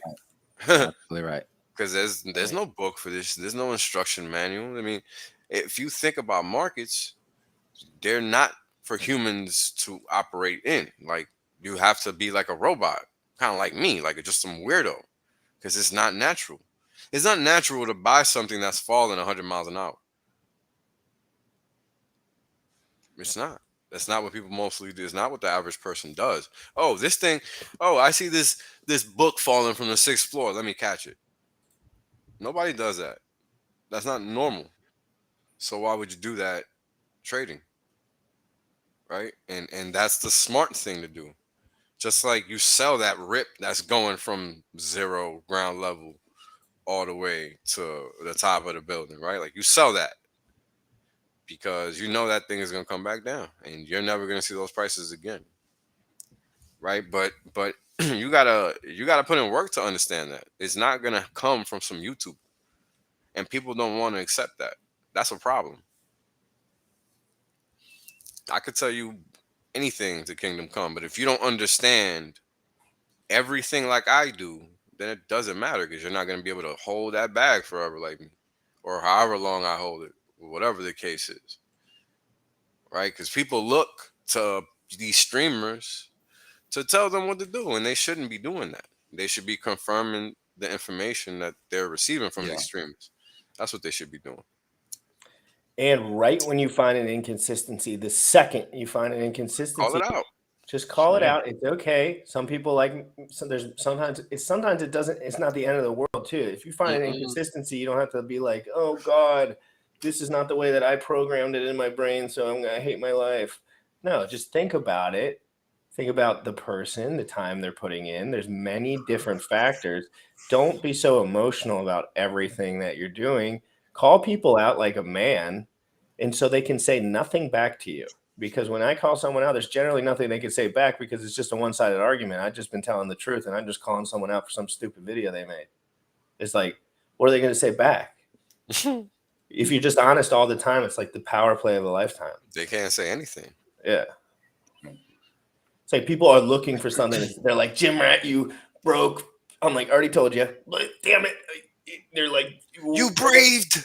Stop breathing. Like, you're on steroids. I'm like, yeah, I told you already, bitch. And they're just like, why won't you die? You pet. I'm like, I don't give a fuck. I don't give a fuck. Like, I've been doing this shit. This is my shit. It's not your shit. I'm just on the computer. I'm just going to be honest about it because, and just like on my Instagram, I'm going to start doing fitness stuff because just like in crypto, the fitness industry is absolutely 100% full of stuff that if you marketed it the way that was accurate, it would be very negative press. It would not be good press to tell everyone you're probably not going to have a six-pack. Just like finance. Ever. Like Just you're like not going to have a six-pack. Sorry. I'm not saying you couldn't have abs. I used to be a fucking car mechanic. Everybody hates car mechanics. Why? Because they're known for lying. I didn't know that. Oh, yeah. Oh, yeah. Mm-hmm. Oh, I'm the guy they lie to. I don't even. Yep. Yeah, that's right. Yes, yeah. You're right. Mm-hmm. It happens, bro, but this is how we learn. Insurance, though, I know the insurance industry, and every industry is the same way. No customer service, biggest scum lords in history, stealing money from everyone in the United States. 100%. How do they do it? Do you know how? They make you pay for something and they don't provide you any service, and they actually make it hard for you to use the service to the point where most people probably just give up. I'm about to blow your mind. Check this out, because it's more devious than that. What happens if you're driving a car, you get pulled over, cop asks you for what? Driver license, insurance, and registration. Mm-hmm. Now, what happens? Number one, you cannot drive without insurance. Number two, you cannot even have a car without registration. But however, before even any of that, you buy a car, what you got to do? You got to put insurance on it. They don't even let you drive it off the fucking lot without insurance on it. Now, it's a damn law. It's a damn law. Thank you, Tap. I was just going there. That's how they get you. One of the biggest scams of adulthood. Sorry. No. Collusion between government and industry right there in your face. Yeah. And nobody pays attention to that shit. I don't know why. I don't know how, but it's a problem. Because why does government have to mandate such financial expenditure on people? Yeah, there's risk, but you know what? If somebody wants to take that risk on and deal with the legal consequences of them not being insured, that's their prerogative, simply put. So those are the kinds of things, you got to think about. There's so much misinformation out there. It's all misinformation. All misinformation. And this is what people don't want to understand. This is why I don't care about people's opinions. Like, yo, I never give you mine. I'm giving you information. Go confirm it, verify it, and have a nice day. That's it. Like, Yeah, because at the end of the day, we're just talking numbers. We're just talking numbers, man. That's right. Even if we're using words. The more I learn about crypto, the more it's just money number transfer. It's just like, numbers, bro. Learn. It's crazy when you dig, like, because it's these large concepts. I remember seeing Ethereum, Litecoin, and Bitcoin on my phone for the first time when I was scrolling through Coinbase or whatever it was at the time, and thinking, like, what are these concepts? Like, I wonder what these concepts are. As a young man, like I was probably 19, 20 at the time, and I was just thinking, like, what are these concepts? Like, I wonder what they are. I remember thinking Ethereum was some sort of metal. Like, like I had no clue, not even a little. And now I'm realizing it's just like, oh my God, like it's all the same. Everything's exactly the same. It's just you find a new player and you find a new marketing strategy and you find a new team. and you find a new product. And it's just like whichever works best. But then again, we can get into legislation, and that's when Wales and you guys are going to have to come in, because what can legislation do? I asked the question so many times because I have no clue. What can they do, and how do we protect ourselves the best way possible?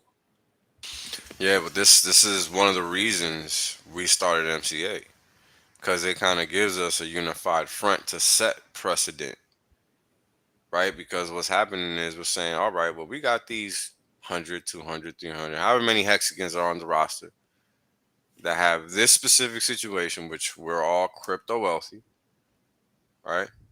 And how does this look like? You know, how does this look like? How do we put this on paper? And these are the decisions we have to make, because we see what's in law, what's written. This is what matters, not what they say. What they say is irrelevant, and this is what people do not understand. They see a headline and think that that's a law for some fucking reason. Yep. And that's not how it works. Like, I don't give a fuck what somebody says. It literally is irrelevant. If that shit is not on paper, in black and white, kiss my ass. That's how the system works. So if you're out here giving up your money because you're doing a crypto to crypto swap, you're a dumbass. You need to learn how to read, my man. A fucking headline and some article. I can't hear you, GRC, because you're on mute. Dude, that's what I'm saying, bro. All these experts were telling me about crypto loans, and all I did was post this question because I was digging into this subject for like 3 days straight. I was like, if you use a crypto loan on Aave and you put it in your bank account, is there a taxable event involved? And then, of course, there was 150 answers, and like none of them were right, and they were all experts. Until I started reading, and then I started realizing crypto to crypto transfer, and it's just as simple as that, right? And then I also wanted to ask if any of you guys know, like, the interaction with the bank. Like, if I take out $1 million hedge on, I mean, $1 million loan, collateralized loan on Aave, and put it in direct in my bank account, I have a feeling my bank account's going to be like, what's going on here, sir? Well, your bank is going to definitely be like, where the fuck all this money come from? Yeah, because they're going to be like, GRC, you've been making $1,700 a month. It could definitely, depending on the algorithm type that your bank uses. And by algorithm, I mean just series of checklists, right? Just a checklist of items that they have computer code go through to look at your account activity. I mean, I think if you've never had $500,000, I would assume $1 million hit is going to fucking raise some red flags, but maybe it doesn't. Like, you don't actually know until you do it. Now that you mention that, I wonder if my wife would be willing to come on one day. Clearly, like, not under, because she does global compliance, AML. Yeah, but what the thing about that is that they got to do what they're told, bro. No. But what I'm saying is she can talk about some of the red flags. I can talk about that too. I mean, that's the shit I do at work. KYC, AML. That's basically what I do. Okay, so you're in the same. You're in the same shit. I do, but the issue with me is that I'm different because I do international stuff, so I gotta know all these laws. Yeah, like so her. Yeah. Oh, okay. So she does that too. Okay, she's good. She's a lawyer, and then like she's like, no, I'm not a lawyer. I just gotta know her shit. Yeah. Executive so she's director. actually official. Yeah, I'm just a poser. Bro. I'm just a poser, bro. I wouldn't downplay that way, bro. I wouldn't downplay that. Well, I'm not a lawyer. You know what I'm saying? That's what I'm saying. I'm just not a lawyer. The good thing is that you don't got to be a lawyer to understand. Yeah, you don't got to be a lawyer. Nah, you don't. The beauty about it. Yeah, that is the beauty. That's the best kept secret about the law. They don't want you to think you're capable of learning. Yeah, like a lot of people think you need to go to law school to get a law to get your bar, your bar, and it's like, no, just take this fucking test, and that's it. Yep. So how do red flags happen? Well, typically, it happens because something is wrong with the account, and it's picked up, and what ends up happening is you can't use the funds in those accounts. Now, not the way you want to use them. Typically, the only thing you can do is that you can sell out. Now, this is in the centralized fiat world. This ain't got shit to do with crypto exchanges. Now, I'm gonna assume that they do the same crap if they want to, but all that they do is force you to sell out. They don't allow you to do anything else. So that's where they peg you. Like, they just lock you in to where the only action you can do, the only activity you can do is selling activity. So you can only exit your position and liquidate. That's it. Just exit. You can't do anything else. So that's pretty much the crux of all red flags. Now then the question becomes, well, what's the purpose of the red flag? Because that's a whole nother conversation. Because it could be for a number of things. You know, if your address is off, if you're in a jurisdiction where the bank can't operate, blah blah blah blah. Like it's endless. It's endless, and if you don't know, somebody's gonna tell you. So there's a lot of things I don't talk about because they're so high level. It's pointless. It's just so above. It's like, well, we need to understand basic finance first. You guys are trying to understand these tax laws and all shit. Y'all motherfuckers can't even figure out what a fucking debit and a credit is yet. So let's slow the fuck down. Yeah, it's so funny. It's like when people that are 400 pounds start asking me about testosterone, and I'm like, you might want to shed 200 pounds off before we get your blood work done. That's because you have right.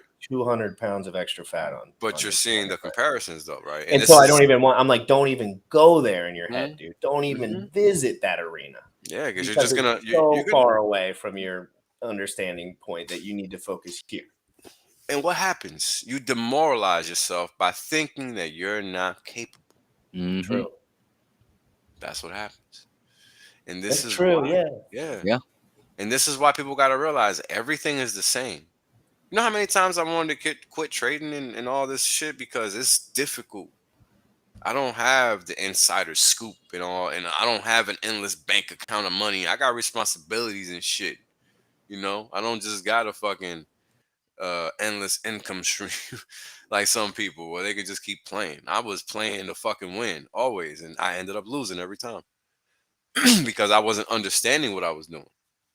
So until I started realizing who I was, how I thought, how I made better decisions and all this shit, I realized I wasn't a short-term person.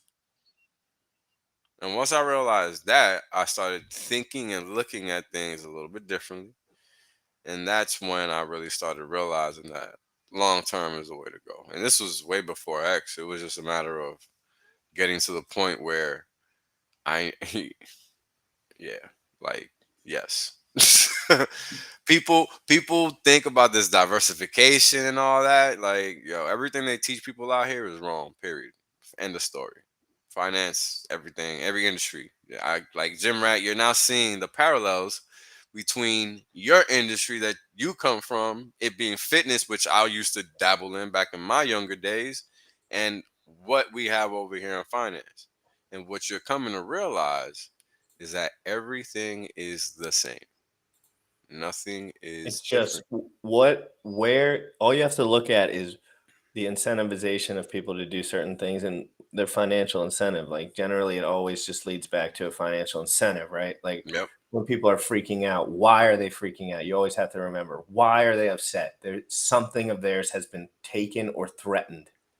That is why they're upset. That is the only reason they're upset. So then you can extrapolate backwards why that would be. And in this case in particular, there's a fine print in all the stuff that we do. So you know what I mean? So it's just about, in my opinion, like you gotta you can't overstretch yourself thin too. When you're like, for me, I'm putting my name on RH's products, but at the same time, I tell everyone like, if this shit went to zero, like it wouldn't really change my life. If you want me to be 100% honest, it would change it a little bit. Like it would suck. But you guys know what I mean. I've been in the game not that long. Like my life would just go back to normal. You put all your eggs in one basket and then you over leverage it to all your friends and then you get into a sticky situation. That's just life, like, and I think it's important that we just remember that the words that are written on the website are very specifically put there, very specifically, just on every document disclosure. Where do people put the most effort in their verbiage? Disclaimer. Period. Every single word absolutely poetically put in that position because they need to make sure everyone that reads that cannot double back on them. And that is the exact thing that we're running into now, is people are not agreeing with the contract. What happens when they don't do that? They fail. They get upset. Well, yeah. Failure ensues. Failing is easy. That's the thing. Failing is easy. Succeeding is easy also. Yeah, But what happens is that when you don't realize who, what, when, where, and why, that's when you lose. that's why I fumbled my bags early on. That's right. Exactly what you said. That's why I bought Polkadot at $46 because That's why I bought Doge the day before Elon Musk went on Saturday Night Live. Oh, Yep. Man, That's when I man, found out. That's when I found out that I made a good buy. that was right before I learned. I was like, sell the rumor, buy the news. Like that's a That's classic. right. I started to learn. I was like, that's a classic. Like, come on. Yeah. When he was on SNL and mentioned Doge, and I checked my Shit wallet. ain't I was like, never like- seen that price since. bro, top not even that. That's when I 73.6 realized I need cents to on pay the attention to button. crypto. Never touched it again after that show. Never. Yo, what's funny now, I put that Illegal. all into Hex and I staked it out and I got almost my bag back. I'm almost got it back. Nice. nice, good. But you Yeah, see, you didn't have to. You didn't even have to put your skin out there for that gain.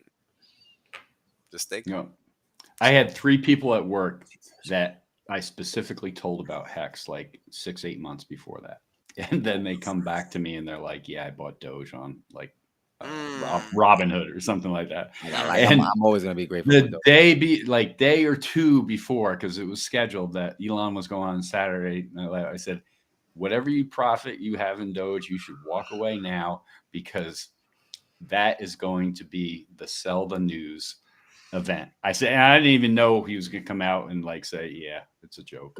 But I mean, irregardless, I'm like, that's the sell the news event. And sure enough, What's crazy? People in the Doge community was talking about it like it was such a secret thing, like a hush hush, and this is gonna get us so many gains. Oh, that's what they thought. They weren't lying though. Yeah, that's the thing, guys. Remember, like I shared it early in the stream. I bought it in 2019. By the time I remembered I had Doge, it was because he was on SNL. And when I looked at my wallet, it turned into 6 figures. I was like, holy shit. And that's why I'm here today, because I was like, I need to pay attention to the space. Like, oh shit! Like ever since he was on SNL, I've been paying attention to crypto. That's fucking funny. So through that process, I got, not only did I got lucky, and I was saying indirectly, I learned delayed gratification. 100%, yeah. That showed you to sit your ass down and do nothing. Yeah, right. So when I found Richard Hart and he was preaching delayed gratification, I'm like, oh fuck yeah, okay, I understand this now. Yeah. And it sucks to learn it that way, don't it? Because it would have been nice if you could have watched it along the way, but it's kind of cool that it kind of just is like you kind of fast forwarded too. Yeah, it would have been nice if I DCA'd the whole time and would have been one of those guys dumping when he was on SNL. Exactly. But hey, it is what it is. Like I said, I'm grateful for it. Like, it's a good lesson to learn from, right? And every day is a learning lesson, and this is what people need to realize. Like every day is an opportunity for you to become a better investor, better trader, better whatever it is you're trying to do. But you got to put forth that effort, not some nondescript individual. Yeah. So. During the whole pandemic, I ignored crypto. I was trading stocks. I did great. Like I did really great. But then once I realized what was going on in crypto and I found Richard Hart, I haven't bought a stock other than the stuff that I always DCA in anyway, because I'm like going like super long term with it. Like, like space stocks and stuff like that. I haven't pretty much bought anything other than the stuff I was already buying every week. Not true. Bullish, you can get Coinbase about 90% cheaper now. I'm done with Coinbase. Cracking for me now. Well, now they're saying they can. Now they're leaving warnings that they can take your funds. Now it's just like, they'll just write it. Now. They just got sued over this Terra stuff. I saw Crypto BitLaw posted. I was just about to do the math real quick on the amount of Terra actually sacrificed, multiplied by the sacrifice rate at that time, and then show comparatively. Hold on, you telling me people sacked that shit coin? Yeah. Holy yeah. But think about the value transfer there. Think about the value transfer there. That went to zero. Imagine 100%. That went to zero. And if you did that one trade, that went to zero. Fuck up the fucking release, bro. Now we're gonna be fucking getting sandbagged from these fucks because now the side balances. Hold on, let me make sure that's even possible. Hold on, let me make sure that's possible because somebody messaged and said something about the side. What's the best website to see the exact coins that were sacrificed? I don't know, man. No, I'll just I do never the gave a shit I'll just about do the that. easy I way. honestly Talking about for don't. PulseX, right? You're talking about for PulseX, right? Either one. Well, I'll tell you right now. Yeah, I don't remember, man. I just never PulseX cared enough. lead or something. Nah, I don't think they got the coins there. Do they? So Well, I got the address. there's a and different website that has it. I'll just run it back. Oh, Anyway, I'll get Pulse.info and PulseX.info. They should have it. Pulse.info. Yeah. I think they should have it there. Yep, they definitely accepted Terra. Damn. Well, I don't know if it'll make a difference. I don't know if it'll make a difference because. Well, it's true. It's zeroed out anyway. Just delete that shit, bro. Wait, no, but don't they get the sacrifice credits after they lock it in? I don't know. That's so I think when you actually put the damn. sacrifice in, you actually get the credit after that day. Yeah, Within you 30 get the credit at that minutes. point. Yeah, T-Wop. You get it within 30 minutes and it's just foul. Oh, no Terra in sack address. No, he's lying. It's on the website. It's on the website. Dude, If it's on the dude website, clearly did not read the website, bro. Like, yeah, so that's very interesting. I might show that to Sam and see if he'll spreadsheet that because those guys made out like bandits and they're probably on our team now.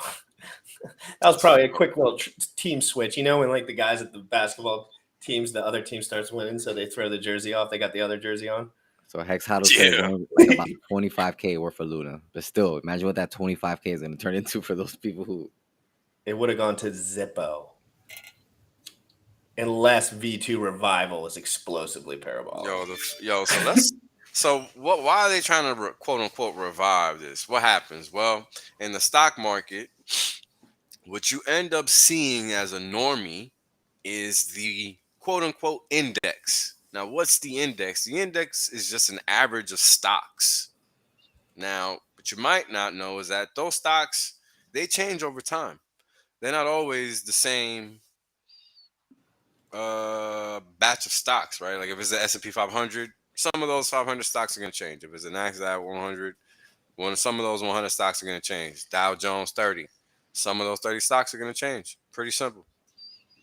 So over time, companies fail, they get pulled, they get replaced.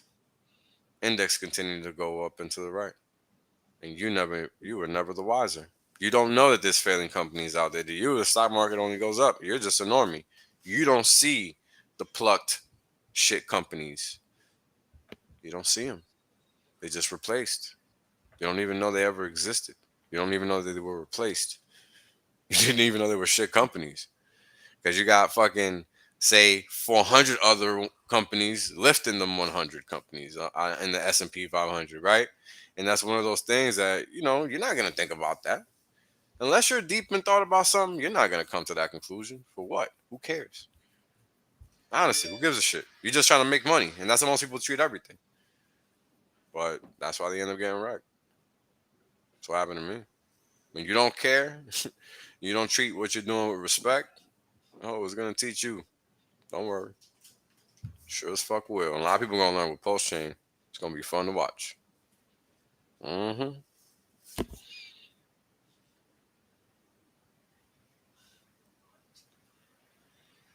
So you guys be mindful of what you're doing when the floodgates open because it's not going to cost anything. And you're going to be mighty tempted.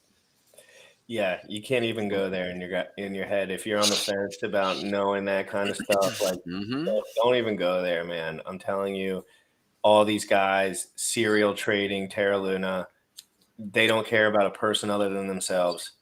100%. Yo, the nerve of these people to write that publicly and boast about it. And boast about it. And almost hold on. Like you're boast an about asshole. the $1 million losses. They boast about the $1 million loss. I must have seen at least 3 or 4 tweets like that from them fucking losers. And they're out here calling Hex a scam. Yo, what? There was a dude in a 3,000 space, like 3,000 people, and he was just like, "You all are so stupid if you're not swing trading this." Like he was literally, and he was like the dude that was running the joint. Like the host. And I'm just sitting in the bottom, like he's like, y'all don't know crypto, and I'm like, dude, you might be right about swing trading shit if you're a fucking billionaire, but like, there's 3,000 people in here, like, dude, Like, what are you doing? Like, what plan? Even if you're a trader, like I get if you're a trader, you're gonna trade that, obviously. Right. But like, are you crazy? Like, do you want people to hurt you?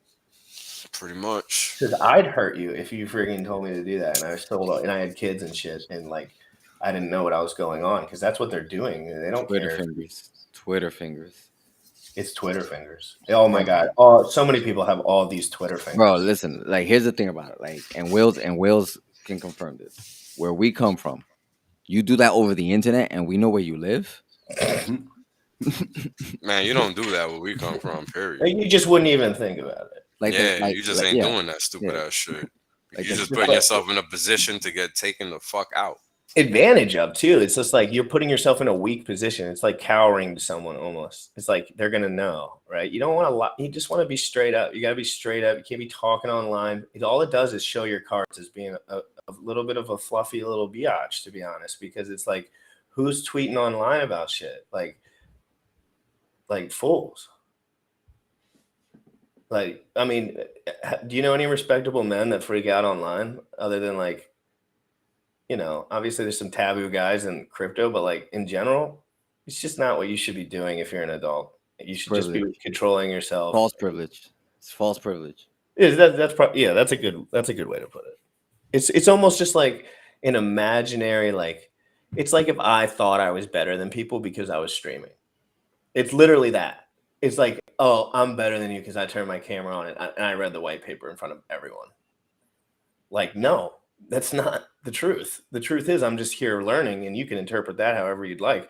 And if you interpret that as teaching, then you're silly. Like, you shouldn't do that. You should like, just interpret things in reality. Man, I work for a billionaire, and I can probably count with my hands the amount of time she said "my" in a conversation. Yeah. Common. No, it's not common. Like, she's self-made. I see what you mean. Gotcha. Never mind. She worked for her shit 20, 30 years. Not common, nope. The amount of words I've heard her, you know, refer to anything, because she basically owns everything, but she never refers to it as my company or my this. It's always our, we. You know, like, some people are just not making money fast. Like, Yeah. I mean, that's the thing, right? When you think about fast money, that's no money. Yeah. That's where that false privilege comes in. You think the world owes you something. It's like the world don't owe you shit. Nobody owes you a motherfucking thing. And it's funny because a lot of people like to act like that's the case. Nobody got to do nothing for nobody out here. Ain't nobody doing nothing for me. I don't see nobody giving Wells no alpha. Ever. Who the fuck gonna give me some fucking alpha? I'm waiting. Anybody want to offer me some motherfucking alpha? I'll wait. I'm thinking.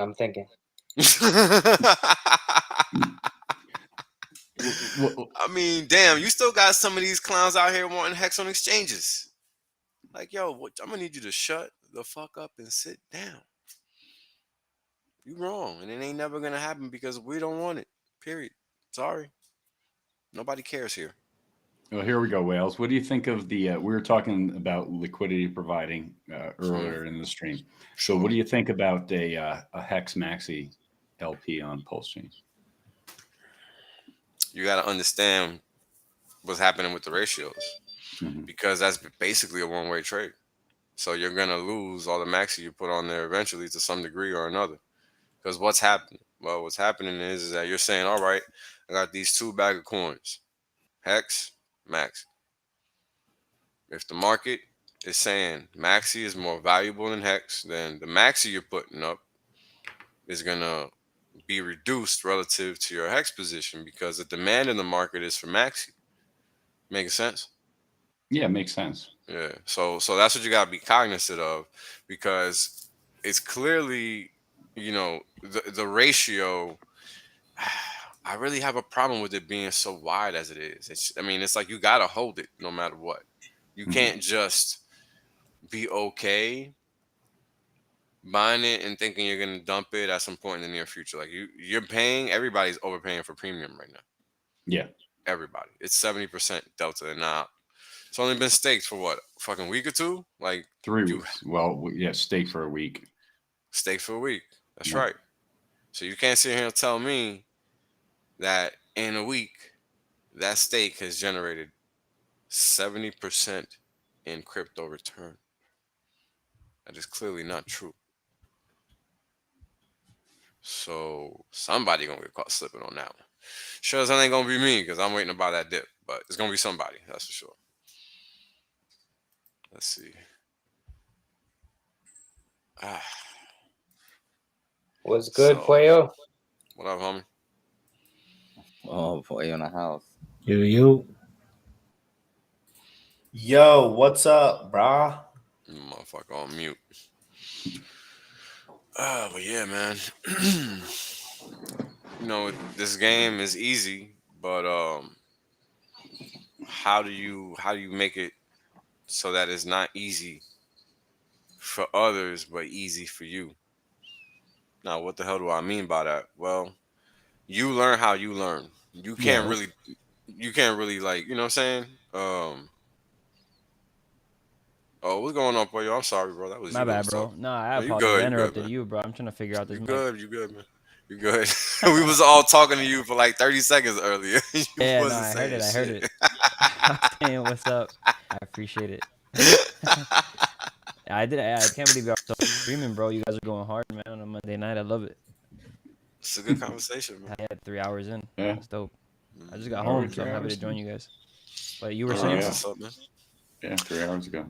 Um, you just gotta be sure, man. You gotta know what you're doing, right? Because everybody doesn't learn like you. That's basically the point. You gotta make sure you understand it, not so much that somebody else understands it. Because if you cannot understand it, then you cannot explain it to somebody else, and that's the level of understanding that you need to have. I mean, I'm not the smartest guy on the planet, bro. I just read. Like people really got to come to terms with that shit. I'm not special. I just read, bro. That's it. And I yeah, just read this specific type of stuff because it's of interest to. Yeah, it's of Yeah. interest to me. That's all. I And appreciate I your take ain't because you're nothing really more good at the fancy things, bro. about me than that. You have a really good insight, Yeah, that's all. and your opinion, I like your opinion is very valid, bro. To say it like how they say it in New York, you're valid. Hmm. Hmm. Yeah, Really, really good it's thought very process. valid The because way you break down I'm information, not. bro, is great. Yeah, I mean, I'm just some regular dude. And That's people what I'm gotta saying, bro. respect But it's that. your experience, bro. Yeah. You feel me? Like where you come from, the things you know, and on top of that, I mean, it's not to take away from the fact that, like, bro, you're a very experienced financial analyst. You feel me?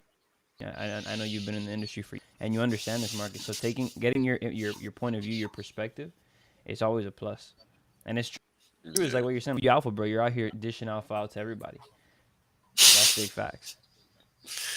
Yeah, I mean, it's just funny, but it's all good because at the end of the day, it's just to talk shit.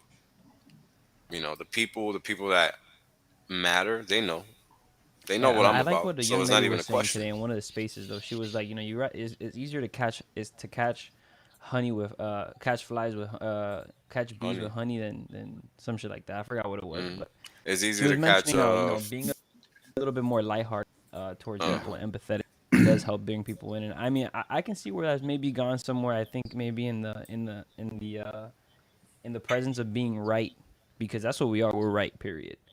In the presence of being right, you know how those emotions could flare up. Hmm. But regardless, I mean, I think there's a lot of genuine people in this community for people that everybody's on some shit, you know? Hmm.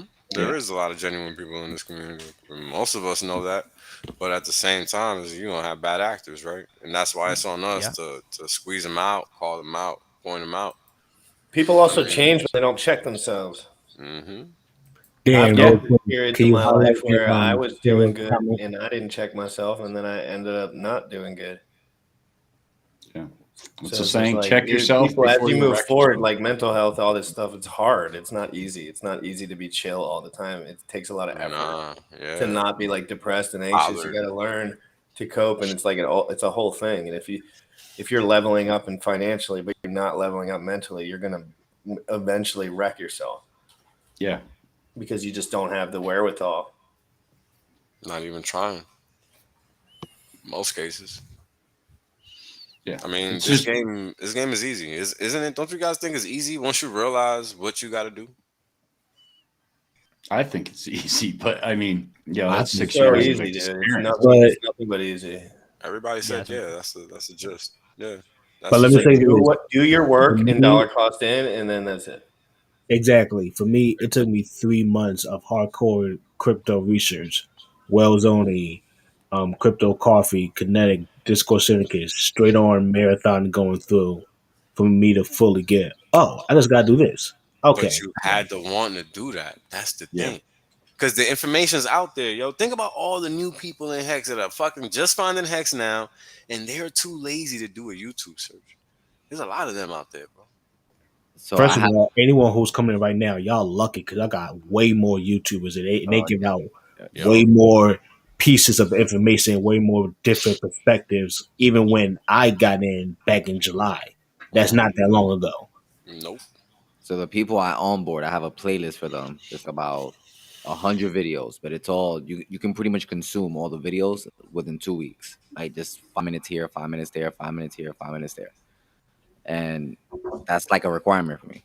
Like you gotta go through these videos. By the time you're done with this, instead of asking me stupid questions like what is LP and what is this, you know what I mean? Like you'll be able to ask me like real solid questions, and then I'm gonna help you buy crypto, set up everything Hey, else. but this It's like a crypto stuff requirement moves for me. so fast, man. You know, I've come to realize that like it's a job in itself, staying up to date with it every day, and honestly, there's value in people who can reproduce information and filter it for you and give you clean uh information like on the daily. You feel me? So what I'm trying to say is like people underestimate the fact that like it's simple. I mean, crypto takes its time. Hey, oh, by the way, GRC, I was watching your stream before I got on here, the one that you did today with Fashion Coder. I was learning how to code with you guys, bro. Super cool. But it's little things like that. You feel me? Like, it's almost like the coding idea. You feel me? Like you gotta get the basics, and it develops over time. It's the same idea with what. Yeah, she was telling me. She was like, "Just type it in," and I was like, "I don't really know. I'll just watch you." And she's like, "No, trust Currency, me. Just type you it in." gotta start with the basic. And it comes like that, bro. You feel me? Like that's a. Yo, It wait, comes with put that that back up. territory. Put that back up. What was that? That was it. My bad. That was I was supposed to like, be what? GRC when he talks. Oh no! Oh no! Yeah. That was funny. And trying to make No, faces. yeah, you gotta get that app that makes the sad face. Yeah, there you are. Gotta There you solidify are. that sad Oh, face. the Snapchat. Yeah, Right. from Snapchat. Romanian Dan, is that Yeah, you brothers, throwing don't you that up? think like they just move so fast? Yeah. There's so much to keep up with. It depends, bro. There's not much crypto out here. It's just what we got going on. So it depends. Well, for the day-to-day person, like a doctor, someone who has a job, a professional. I mean, they're being misled, so they got no clue what the fuck is going on That's anyway. what I'm saying. They just If need it's to, not coming nobody. from us, they lost. People aren't willing to invest into knowledge. They invest in knowledge, and that's never changed. It's always taken. You got to give up something to get something in return. That whole free Yep, idea, it's cool, but it only takes you so far. that's right. You Because know, people up to aren't a willing to certain put in the point, work. you need to make it scarce. Yeah, you need it to get access. You got to figure a way in. I Well, look, appreciate everybody that does everything for this community because if it wasn't for that, here. But I'm but gonna be honest, here's the man. thing, bro. People Everybody can. wants Well, this shit for free, but people are not putting in the work for the yeah, shit that's already exactly, out there that's free. exactly. They're You not. gotta filter. You gotta filter through the people. I feel you, bro. You don't want to invest your time into someone that's gonna be here today and then 2 weeks from now. Oh, bro, I got caught up. I didn't look But into it. it's not even that, bro. Think about it. You got a whole for the last 200 plus days, which some of you cats weren't even in fucking Hex when this shit started. Motherfuckers just been selling Hex like in gargantuan For real. size, Like right? wow, Just Like today. for a long time. I'm just talking about the past 230 days at this point. This is what's been happening nonstop. Now, has what's it been the most changed? in like dollar terms in What's hex that? history? Has it been like the most hex sold in dollar terms? Yeah, most Hex sold, period, all terms. For sure. And this is why once this selling bout is over, yo, nobody's gonna remember this. Nobody. Everybody gonna just look stupid because they're gonna be. I'm gonna be the only dude on Twitter telling y'all to shut the fuck up, just like I was at 20 Cent. And look at us now. Yep, 100%. You know why? Because motherfuckers gotta learn how this shit plays. This ain't no fucking Facts. party. This is Facts. a fucking future, motherfucker. Sit your ass the fuck down analyze the situation, and learn about the next move. What do you need? What do you need to do? What's your next move? A lot of people out here just waiting for something to magically just happen. Yeah, people think just because they pressing buttons is a layup. It's like, no, That's you gotta it. fucking know what the fuck you're doing. Because if you Yeah. press the wrong button, Facts. you're gonna get fucking wrecked. If you Yo. haven't Yeah, tested, you're gonna be test worse net. off if you know the buttons and you don't know what's going on. That's If you right. haven't Because tested you're gonna make the wrong move. test net, Too many moves, too many variables. If you don't know what's going on, you're done. You're wrecked. You're ruined. That's why I don't get people to stake right away that don't know shit about what's going on. Oh my god. Oh my god. Oh my god. Yo, y'all some silly motherfuckers, right? Was that too soon? Yo, Too yo, soon? CLTG is on one. Yo. Yeah, he's right. Yo, hold up. But he's right. I gotta bring up I've some been said messages that that I shit. saw today on Twitter. Hold up. Highlight CLTG's comment though, real quick. The Because Will's it's message for the true. what? Yeah. It's true. People still out here looking for something else to do. This is all you gotta do. Pull that Yeah. screen up for a second. That's really it, though. Yeah. Look at the unit I got task force I got put in. Bro.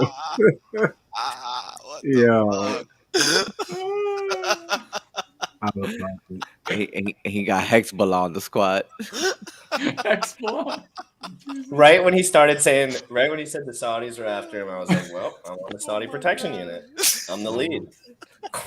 I will put myself in that position. I'll be the lead. I'll take the first bullet. Oh man, that was. I'll so take that funny. first bullet. oh. Get around the corner, GRC, I'll the drive in first front of through the door. Bro, you No, won't have this to is worry what'll about taking happen. the first bullet. He'll come straight for him.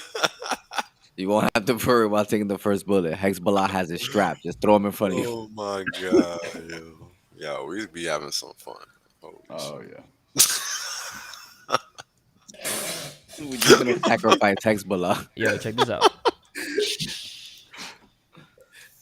I don't know if it looks good or if you can see it. Maybe I could. Yeah, we can see. Somebody Just zoom in a little bit. Yeah. Oh, shit, I got the boys. Huh. All right. So, someone posted shit today. They were like, "Oh, didn't Saudi Crown Prince Mohammed bin Salman, I don't even know his real name, have a Washington Yeah, it Post is. report Kamal Khashoggi brutally murdered and dismembered? Don't Saudi royal playboys regularly die of drug-fueled orgies? Wasn't Prince Basma bin Saud? Well, I mean, you can read it for yourself. It's pretty real, but held in Saudi prison without charge for a number of years and said to require urgent medical care. Probably the best, where commerce shows focus on criticism the company he keeps and reputational damage they bring. But he went in, man. This is like a straight, like, this boy just dropped bombs. Prince forced male aide to fart in his hookers orgy. I won't go into the drug-fueled orgies in London or the goings on in Dubai and UAE. Most of these absolute degenerate scumbags would be destitute were it not for the black gold they were fortunate enough to inherit. I mean, this just goes into a little bit of a deeper kind of, You're fucking reading this shit. My face is the only one in here, and you're just like spitting off. Like white boy, I'm sorry, but but just, I mean, GRC is a let's be human very meat real. Let's be shield. very real. Let's talk about the Saudi prince beheading people. Oh my god! And look, then we got this. Oh, no. That's some 5-5 shit, bro. I don't know what's up with Hex Shorties, but they be wilding. Oh yeah, we know. Hex Shorties been wilding lately. I'm just saying, that's just a little drop right there. We But know. Shout out to the ladies in the chat. facts. I'm dead. But yeah, my man, like, yo, it's crazy, right? Like, I mean, someone dropped that point, but it's true, bro. I mean, everybody has their faults, man. Like, why are you just tripping on someone like that? No way, bro. That's out of pocket. Like, both sides are dirty, so like, don't be talking about that bullshit. Like, nobody. But that's the whole point, right? And this is Yeah, why like, we you're gotta making be a the big ass deal. ones. But this is why we gotta be the ones. I would have told him and be like, bro, I would have told straight up, like, that's just interpersonal communication. I would have told Buddy, like, yo, look, I'm sorry. Like, I know you got a brand to protect, but let's be real, you be doing your shit too. It's just another man. Look, man, whatever he got, that's his problem. That ain't our problem. This is fucking crypto. Yeah. Period. Follow And the all code. these motherfuckers that come across me, that's what the fuck they're gonna learn, because they're gonna get educated. I don't give a fuck about what their opinions are on this shit. They don't know a motherfucking thing. I'm the professional, not them. We are the ones that know, not them. We are the ones that educate. We are not the ones that are dictated to. This is our shit. So let's make sure that we do not misplace that notion ever. And it is important to remember, guys, like, if you are one of the people that are covering crypto every day, like, you're doing something that even the people that are rich in crypto really aren't doing. You can only study so much. Yep. Like, unless you're in a position where you're like studying, right? Like, if you're saying like, hey, I'm going to be working all the time and studying, then yes. But as these guys get these luxury lifestyles, it's like they can't keep up with the Joneses. Like, you can't. Like, if you want to be a content creator of any sort, you have to, or you're not making content anymore. Yeah. Right. So that's just like, again, being popular and having power. It's kind of like a weird thing where people that have money want to be popular sometimes too, but they like they're almost like not like, I get more attention than people when I'm broke. Like, I could take my shirt off and get more likes than a dude in a Lamborghini, and it's for free. It's just the way life is, and it bothers people. Yep. And not that specific thing, but that kind of relationship. What is it? They can't buy what they want. This is right? good. This is good point to pause and highlight what that thing is that you're talking about, because it's not the Lamborghini, and it's not the fact that you're not wearing a shirt. It's that you're genuinely taking an action versus somebody that's just fucking posing. People respect authenticity. They never respect a fake motherfucker that's talking out his ass. It only takes a couple times you talking out your ass before people are like, "That's the guy." I've been telling GRC that since I met him. That's it. I've been telling him that since I met him. And I'm we like, see you're plenty gonna of that win on this thing, Twitter, like- don't we? Plenty of that. And if somebody starts talking about something, that they don't know anything about, eventually they're going to get caught slipping. 100%. Never fails. I think it was a stream with you, GRC, at one point. One of the early streams that I jumped on with you, and you had asked me about something. I was like, I don't know, dead silence. And I'm just like, sorry, I can't comment on that. I think it has to do with No. Hey, I'm glad you did that rather than spittling on for 20 minutes and me just being confused. Right. Because generally it's just like that. It's that simple. Someone either knows the answer to a crypto question or they don't. And it's great when they're just like, hey, I haven't researched that. And then you're like, great, I'll ask another person or whatever. Instead of it just being like, oh, I'm a crypto guy. Hold on one sec. Yeah. Let me postulate. Let me stroke my beard for some fake information that I haven't learned yet because I'm just no crypto. It's like, not how it works. It's not how you actually have to read or look at. It's just because Richard Hart knows if Hedron came out, Richard Hart never heard of it, he wouldn't be able to explain it because he wouldn't know it. It's like, just because you're smart doesn't mean you're in the position where, you know what I mean? Yeah. I mean, it's about knowing the information. It's not about your capacity. But you always need to learn it. That's the hard part. Exactly. Yeah. But that's exactly like, right. Remember, Richard was an Ethereum hater for a while. Yeah. Don't forget. Yep. How did that transition look? He just had from Bitcoin to I know, like, was he initially just like, oh, this isn't decentralized enough? Well, or like, no, initially it was basically there was Bitcoin and everything else was a shitcoin. And it wasn't until after the 2017 after the 2017 pump, and he went back in retrospect and looked at it and said, you know what? My worldview has changed. The numbers don't lie. And this is it. Yep. Now, what's funny is when I found Hex, Ethereum was a downside, in my opinion. Ethereum was a downside, and look at what ended up happening. Proven to be true. The biggest, but it gave us the opportunity to PulseChain and PulseX. Hell yeah, it's the best thing that ever happened. Best thing that ever happened. Funnily enough, nothing can compete. That's right. We know how that works. Nobody else in this space is fucking with it right now, except for us, because they're all brainwashed to be plebs. Yep. And think about it. At the very beginning of Hex launch, he even comes out and he mentions, he's like, if Ethereum ever gets too expensive, I'll just fork it. Yeah. I don't remember that. I wasn't around. He said that a long time ago. Yeah, he like when it first came out, he said, if Ethereum ever gets too expensive, I'll just fork it. And then it did. And now he is. And he has. He has. Yeah. I mean, one pro tip for anybody out there listening and stuff, when Richard will just throw these things out there. And like, I have I use Post-it notes, but I have a notebook of Richardisms, little things nuggets he drops. Like that nugget, when we went from like 1 cent to 10 cent, at the 10-cent thing, I don't know if it was a tweet or if he said it, but it was a tweet. And he said, "What's 10 cents on the way to 100?" That's what he said. That's it. That's right. Write that shit down. People think it's a game. I don't know why, but they're gonna learn it's not. If you're not thinking now, because guess what? We're at like 11.6 cents right now, folks, and you're just getting in. What's 10 cents on the way to 100? Yeah, they don't realize it's just as voluminous as the financial system as far as like what kind of fake money we're talking about. Like it's the same proportion, right? Like it's just not given to those people. It's given to the people that found out about. Yep. It's for the people that interact with the network strictly. Bro, Richard Hart is a fucking man, bro. I swear. Yeah, I'm gonna pay something in the private chat. You know what he just posted like 2 minutes ago? No, hold on. Posted in the Shout out chat. Far Out Aliens. Good to see you, bro. What do we got? Oh shit, that's funny. Did the Saudis grab him? Nah, he's just pointing out some basic facts. I'm sure it's very logical. Yeah, it always is, right? Whenever Richard says it, it's just like, oh. He just cuts right through it because he's not getting emotional too when he tweets too much. He's usually pretty unemotional when he tweets. He just says like a nice little stinger right to your ribs. Funny. He's still. Oh my god! He just sent no obliques. Kills hourglass shape, perhaps. Arms negative chin ups. Hold on. We got a PulseChain update. Let me read it out loud and let me just give you the link to the tweet in the super chat so you guys can pull it up. How about that? How about that?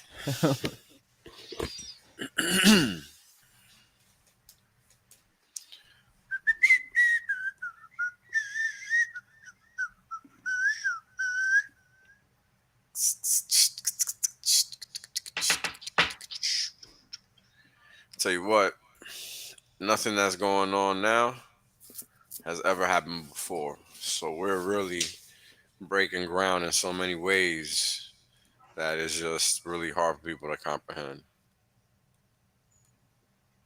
So let me read it, I guess. PulseChain.com status. Auditing, finding things that need fixing, I guess, and putting them in order to see which can happen after mainnet and which should happen before. Next few days, I hope to have better time frames. Bits, mostly validator registration, rotation, fees, and limits. So there you go. Sounds like you got hacked. Imagine. That'd be funny. What? So we're getting near it. It's gonna be a Yeah, fun bro, we're summer. so close. This is exciting. Yeah. Yeah, I've never been a part of anything at zero, so this is pretty cool. Yeah. We kind of knew this was happening because in Spaces, this guy came in like for the past 2 days, and he was mentioning he was having an issue with LP. You mean LP as far as what? Oh, you mean like in testnet? Yeah. Yeah, some people have been reporting issues with like staking and LP and shit like that. But that's fine. Because that's part of the process, you know. That's how you know shit's getting fucking worked on, actually. Exactly. The software is funny like that. Balls blue for PulseChain. Balls of blue for PulseChain. Just make sure you get your 14 pulses after the fact. Nice. Yeah. Hey, how do you think He that snapshot says- date's gonna happen? It's gonna. Say I don't or- think people are gonna know. I think Yeah, you that was just- something I was thinking too. I don't think anybody's gonna know when it happens. I wouldn't tell them. I'd let motherfuckers hang dry on that shit. Yeah, because what's gonna happen is that they're gonna pump it to dump it. We don't need that. Mm-hmm. So holla. Good luck. I'd pull a stunt like, V3 live. Good luck, y'all. Or Take care, mainnet's live. Good luck, y'all. Like that's what I do. Either or, maybe both. Because what's the intended advantage of giving people a heads up? There is none. Think about it. Yeah. And if I'm wrong, definitely let me know. But I don't think there is. I agree. The element of surprise is a good thing. Yeah, that's kind of how I look at it. If he just kind of drops a bomb on them, then Yeah, they can't he's been very react to informative about pump and everything. dump. I guess the launch would be dope for it to just play out like that, or the Hmm. snapshot data at least. Right. I mean, so what happens? It's not really a snapshot. It's just that a fork happens, and what it means is that they take a block height, meaning a block number, and they say at this block we're gonna pull the lever and split the tracks. And now all of a sudden you got this whole new set of blockchain train tracks that the chain is riding on, and that is now the new chain. That's the fork. So now you have Ethereum, and then now you have PulseChain. But that's how you get the copy. It's really just because you just split the system state. You just copy pasted it over here, change the name, change some parameters, yada yada, blah blah blah. Making Nice. sense? Yeah, definitely. So that's kind of what's happening there. So just understanding all these little kind of Yeah, the quantitative nuances. Yeah, nuances. like the difference between like the sacrifice and like an ICO and shit. That's a big one Yeah, too. yeah, because a lot of people like a lot of guys, man. A lot of folks are gonna get like I don't know, man. All these sacks that are going on, like you guys are playing with fire. Yeah. Yep. After liquid Cause loans, I didn't. I looked into liquid loans, mm, and that was probably the last one I invested into. Then I just looked around. I was like, all right, how am I dispersing my financial energy? Yeah. How's this looking? There's a lot of shiny shit around me right now. Right. that's right. Yeah. And there's going to be That's right. plenty more where that came from. That's right. It's just getting started. It's all distraction. You know, Hmm. Bally and I were talking about that this weekend. Is the fact that, and we're referencing from our own experience. I mean, back in 2017, throughout I remember I had like 28 different cryptos in wallets. I God mean, it was damn. just insane. You can't, no, but it's true. I mean, Yeah, for sure. I Yo, right think about now, it. Hold on. oh, go. Just I don't want you to lose your thought, but think about No, this because it makes me think about what you just said. How uppity do people feel when they say, "Oh, my portfolio," right? mhm. People feel uppity when they say that shit, don't they? I mean, I think it's the stupidest statement, but that's because I know better. But the average person thinks that's some uppity shit to say. Well, Telling you, no, man. but I can count Little on one fucking Yeah. hand, listener. the number of, some of them aren't out yet, obviously, but Yeah, the of what my investments can. I mean, of because you can't course. watch all those numbers. No, you Actually, can't. Wales, you're gonna like my shirt when I come out. I got a new shirt I'm making. It Nah, says it's I gonna like say, that one. yeah, well, it's gonna say I have a big pee, and then underneath in parentheses it say personal portfolio. I like that. Yeah. So That's so fucking hilarious. Be like, well, I wonder if this is what Richard meant in the first place, and we just all took it out of context. Who knows? it's my brain working. So Oh man, that's funny, man. bro. Good stuff. But look, when stuff like this happens, like you got to take it the right way, Right. not the way you want to take it. Because what happens is that people end up projecting, and it ends up coming off the wrong way. Yeah.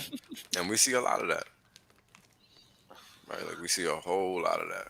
So that's the kind of shit that you got to keep in mind because what we're doing again is all individual based. There's no corporate centralized authority on anything. People can do whatever they want, whenever they want, however they want. And to be honest, a lot of people forget that because they're too busy looking at others. They need to worry about themselves and conduct their own affairs accordingly. Honestly, right? I mean, what's a grown man doing looking at another grown man? Yeah. Kind And of that's sucks. the biggest thing. It whatever you do doesn't affect me. It's just like the work thing is like, people look at somebody's success, somebody's paycheck. What are you doing looking at their paycheck for? Mm-hmm. What do you care? Is it going to feed your You family? Is it going to pay the bills? No. Yeah. pretty simple. No. I mean, it's one of those things where how much more plainer can you get? No, you can't.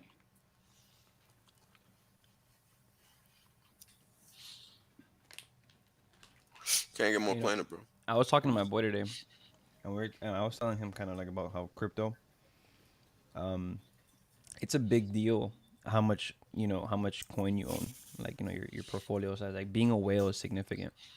But Of course. within talking about that, we were kind of just mentioning about like the power you hold in being in that position.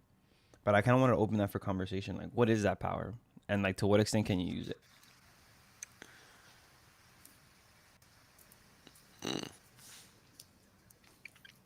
Something to think about, right? I'm sorry, I didn't really hear. I'm fucking high as hell right now. Can you repeat it? I'm smoking Ruby. too, so that's probably why I asked it. But No, I mean, I think the thing is, and it goes back to that mentality of maturity aspect. You know, if they don't mature mentally, and I was going to bring this up earlier when the topic had come up about that mentality aspect, is the fact that, you know, how you handle $100 in crypto versus 1,000 versus 10,000 versus 100,000 versus $1,000,000 in crypto is completely different. And if people don't mature mentally throughout that process, then they're going to do some stupid stuff. You know, they're going to hex flex all over the place and, Mm-hmm. you know, and like a peacock out in the street, you know, showing off their colors. Or if they do mature, that they consider the impact that they can have in helping others in the community. And that's a win-win. You know, because if I help somebody else and they succeed, they're going to pump my bags. Bottom line. agreed. People don't excuse me, people don't get that, bro. Yeah. But that's like the most important thing, Yeah. right? Because what Fuck. Now you're making me. my bad. Shit lit over here though. My bad. Yo, this blunt is kicking right now. Oh shit. But Hex Dexter, for me, that's a message I try to give out a lot of times. What I say, whatever I say, like go outside, touch grass, like Mm. Yeah. still be with your people. Because yes, we are in this crypto space. Yes, we're in the best crypto asset known to man, but you still need to live your normal life. You still need to Sure. build yourself as a person. You know, you still need to interact within the world. So yes, when your wealth do go up, you're still here with everybody else. Right. If that makes sense, I feel like people get too lost in the other world sometimes, and that could lead to when I got my 100 to 100,000 to $1 million bag, that won't lead me to balling out to like two, three different Lambos and driving up Iced in the out middle of chain. freaking Compton, going to get Chinese at 2 o'clock in the morning with like three different chains on. Yeah. And Literally.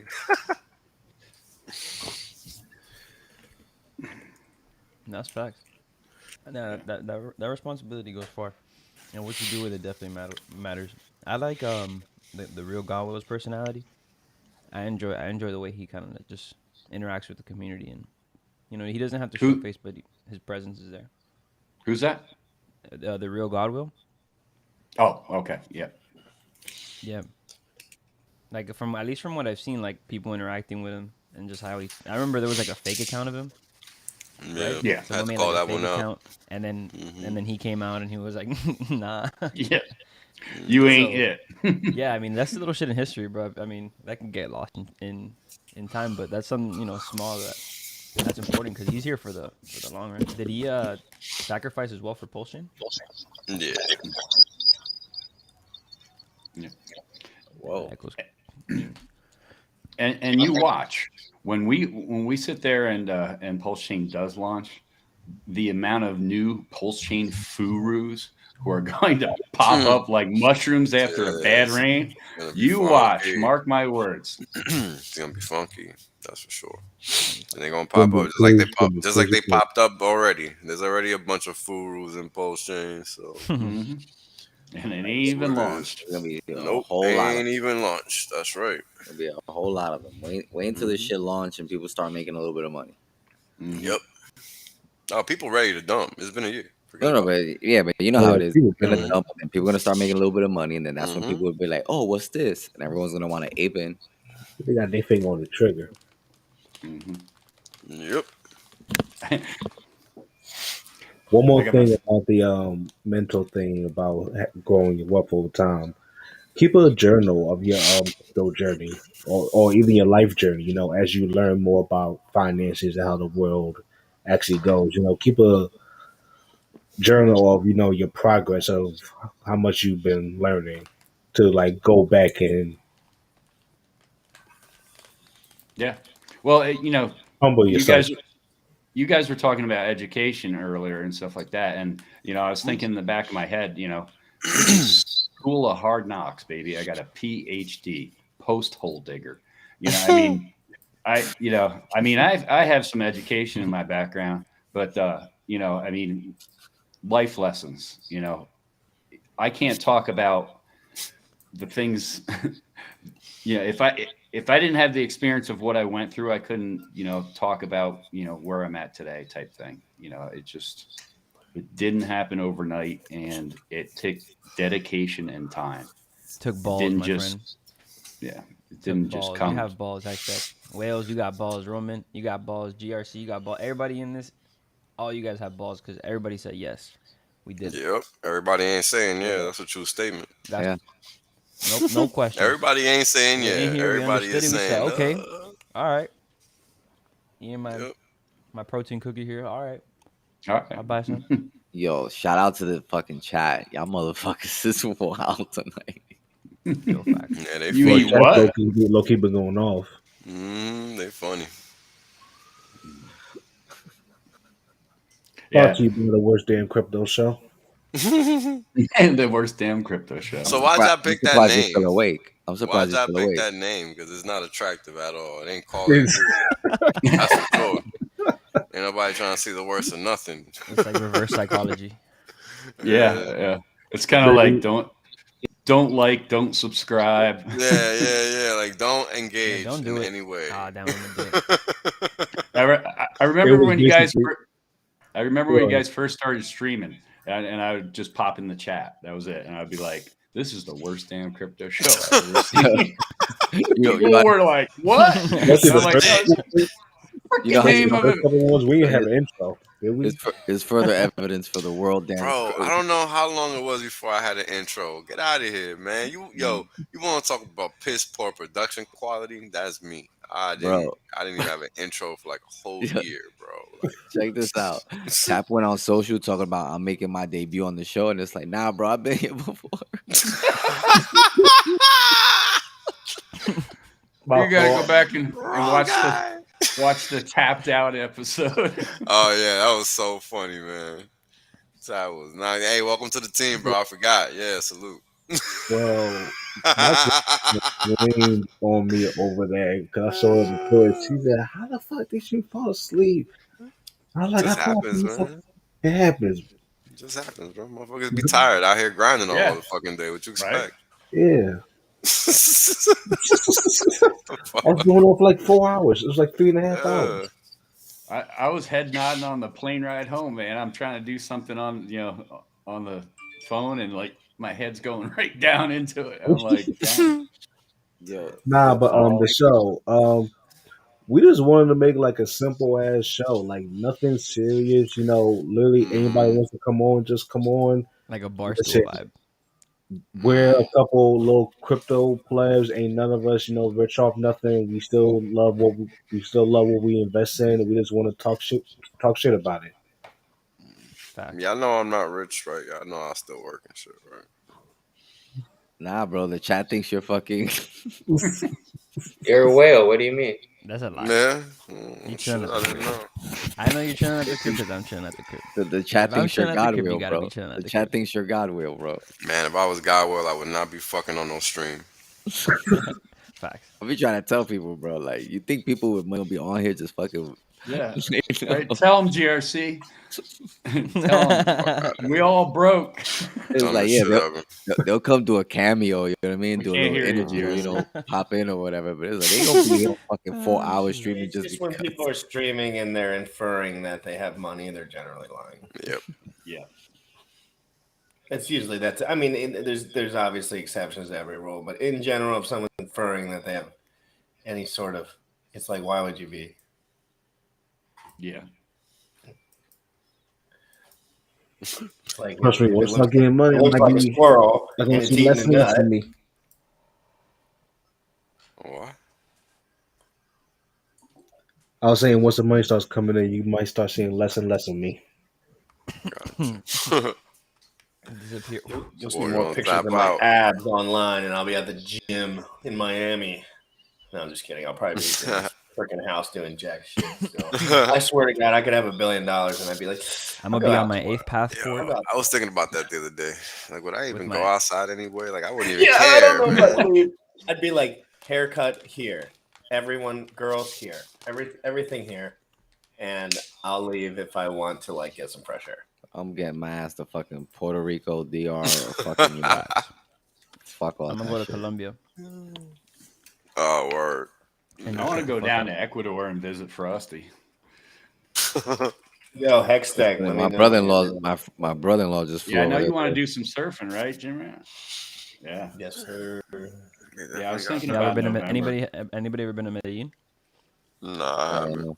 Oh Been my to where? god, Medellin, Colombia, Oh, gentlemen. no. Beautiful Gonna- place. I gonna got enough Cartagena in neckties. July. Beautiful place. I mean, it's very it's one of the most technological cities in South America. Oh, well. Yo, I'm with Tic Tac Crypto. She said when she gets her money, she's gonna get a nanny. Me too. I'm gonna get me a nanny with a big Maybe. old ass and big titties. I don't know, y'all. I might Air be quote to raise my children. I might be streaming from my 10 acres here in Montana off grid in my Castilla boxable house. So no joke. I got one of those on order. So Oh, shit. Cool. Y'all ain't know I'm How's it gonna, setting it up gonna be?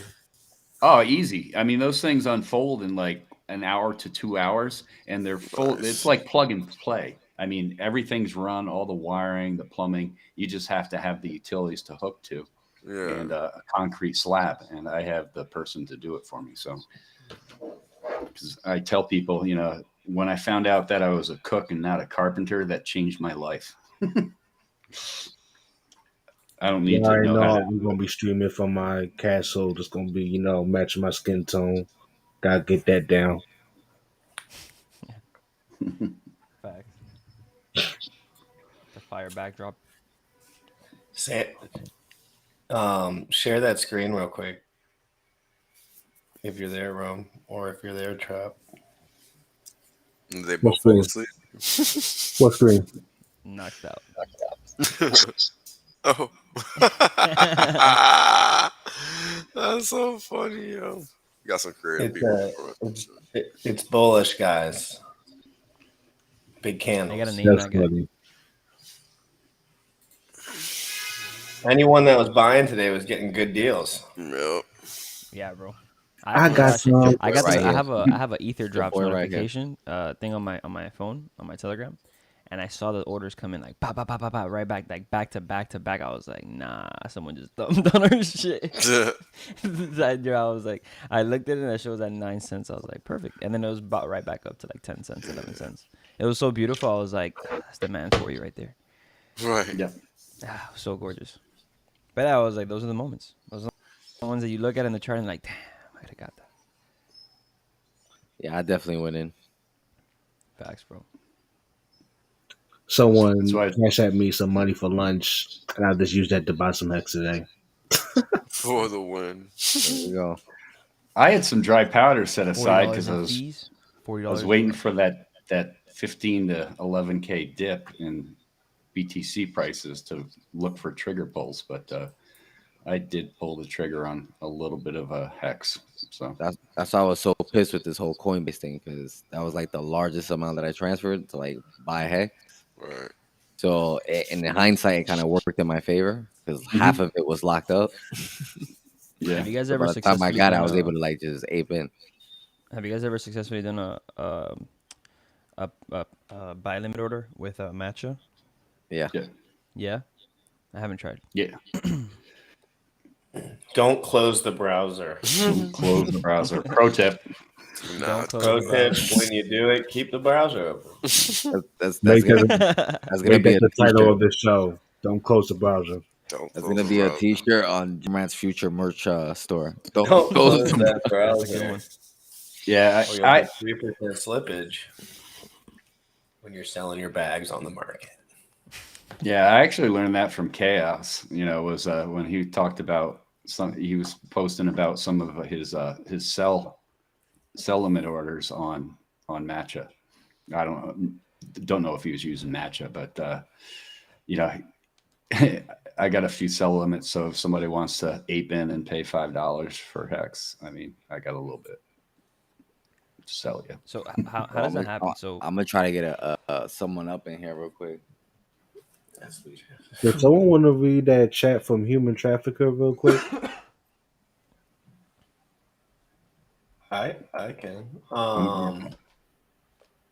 Why do I not see it? Everyone fighting for the assets. Guys, I know that you guys do not believe me, but oh shit, dude, what the fuck? My onboard died. Everyone fighting for the asset. I'm like, guys, there's a wallet in there. What the hell? what? Huh?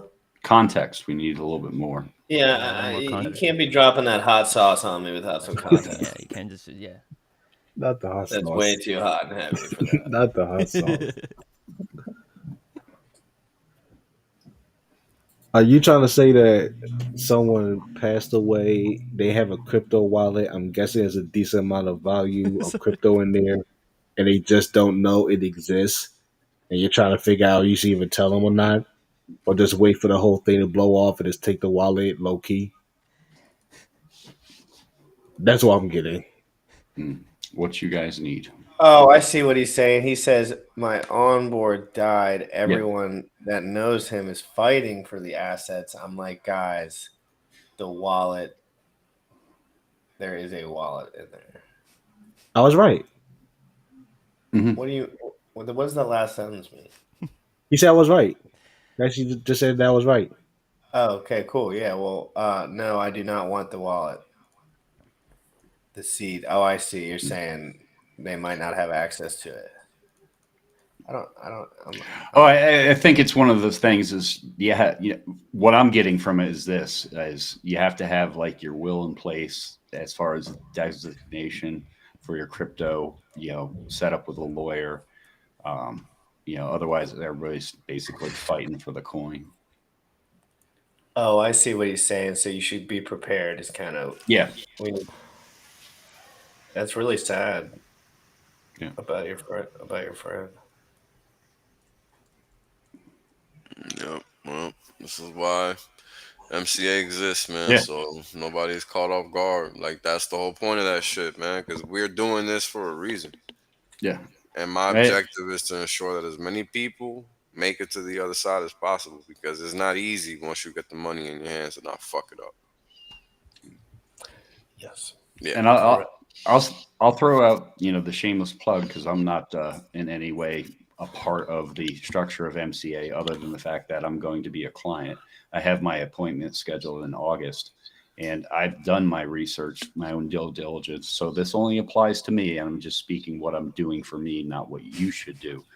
But I want to have those systems in place to where I have it designated to who's getting what. I don't have any children. I don't have a wife to leave it to. So it's going to my immediate family, my niece and my nephew, but it's going to be designated. And I am doing that because through MCA, because I see a value proposition in it, and I am not the smartest tack in the pack. So if you can figure it out and get lawyers and get accountants, and you can do it on your own, and that's what you choose to do, God bless you, go do it. I mean, definitely. But for this guy, that's what I'm choosing to do. But I see the aspects of like this case that we just read about, is the fact that if you do nothing and you do die, I mean, I could walk out tomorrow and, get taken out by the bus.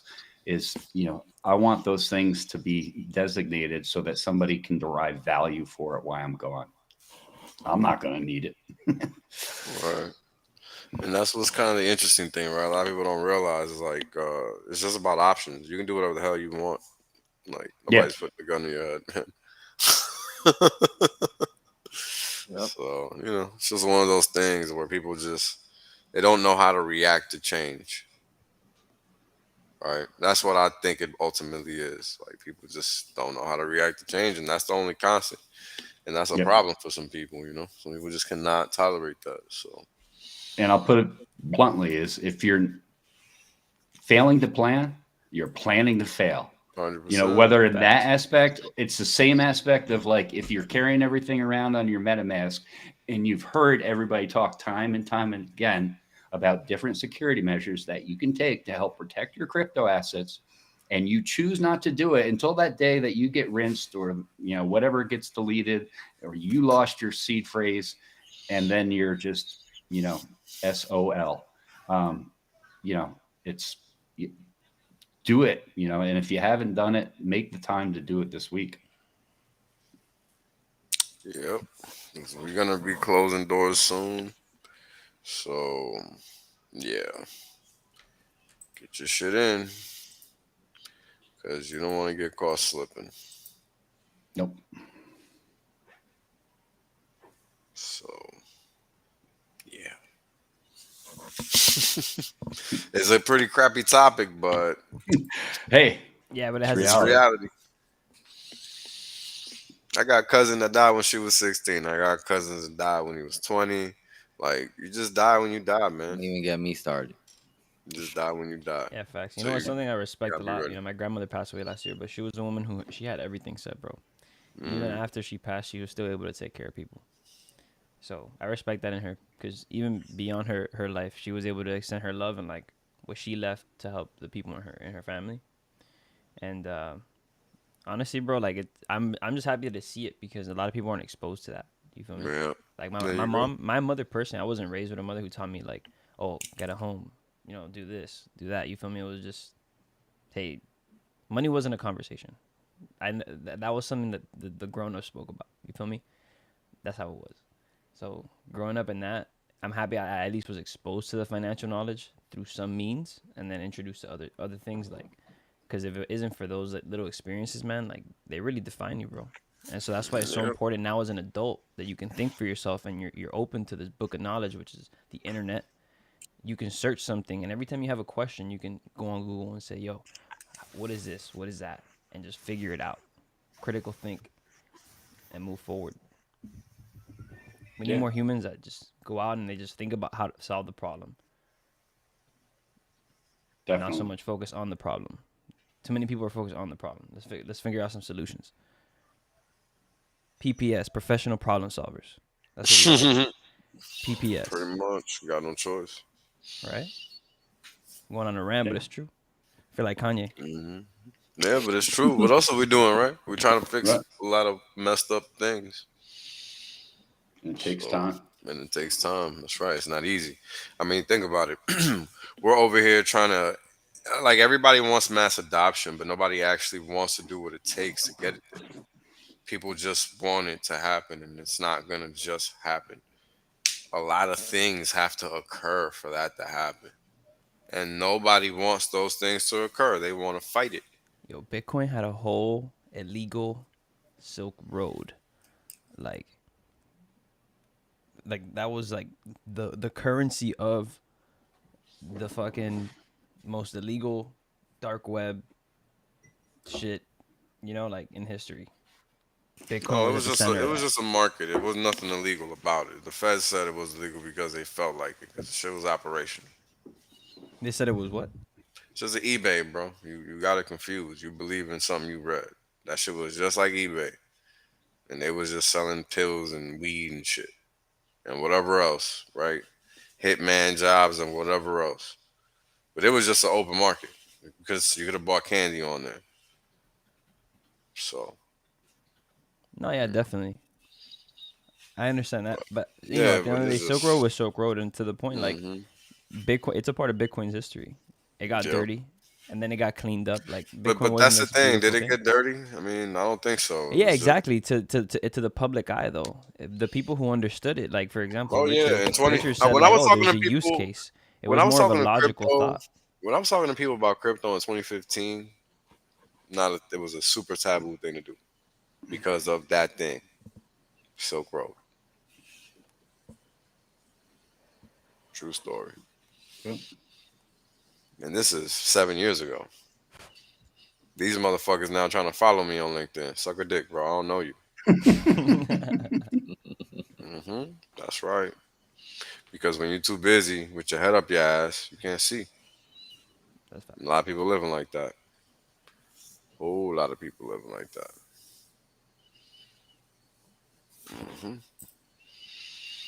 This is why all these other topics are so relevant. How do you not make those messed up decisions?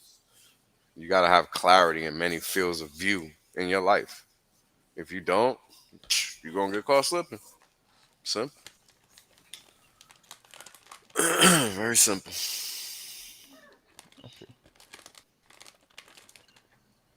Someone got the munchie. I mean, it seems like everybody else is asleep. We can just wrap this shit up, bro. I got calls I got to make. Yeah, it's about time. I mean, we've been going for like I got work I got to do. 3.5 You guys hours. get to chill. Fucking worst crypto show ever. About to roll up again. Come on to the worst damn crypto Yo, show. you know what I do? I pre-roll. I pre-roll a bunch at a time. I take like an hour or two. Bro, I got 2 kids in the house. You ain't got that kind I just started dabbing. I got all the That shit time in the looks mad world. intense, bro. I can't fuck with it. Nah, it's like there's like this little shit called the Luca. Oh, somebody's told me about that. Never mind. Yeah, it's like a little Forget it. Luca. So it's like it's cool. It's like a little rig, but it's yeah, you just take it. You just use it. It's cool. Yeah, it used to be real hardcore before. Honestly, bro, for me the issue is just more so like I don't want the process of like for me for me to sit down and to smoke. It's a relaxing time. Don't get me wrong. I crave that all the time. You feel me? Just chilling. Hey, like went up vibe. But sometimes it's like I would just like to have it, not have to go through the little like damn go outside, light it up, smoke it, as opposed to just boom. I take a little hit, and I'm straight. Like that's the cool thing about the concentrates. The concentrates are fire. Yeah. Concentrates are lit. But there's nothing like that. There's nothing like a little herb. Yeah, I don't mess with the concentrates anymore. You were just talking about that, and what popped in my head is, don't they make the gum? Well, I know that they make gummy bears or something like that. Everything, bro. They make nerds. There's a butter. You know what's funny eggs, too? Like they make nerds. They make every candy as a kid, and now they have a version of it. Within like yeah, they do. Cali's moving forward, no stoppage. That's just going everywhere. Well, what made me laugh is a picture popped in my mind when you were talking about that of like Hexo eating a bunch of THC gummy bears by accident. I'm like, because Hexo loves gummy bears. He'll like knock a bag down. So sorry, just warp brain that I got. You got to be careful with those, bro. I had a boy who was like, yeah, bro, just eat one. I was knocked out for like 2 days, bro. I was sleepy for 2 days. Back and when on that note, let's end the show there. Everybody, thank you everyone for hopping on today. Please follow everyone on their respective social medias.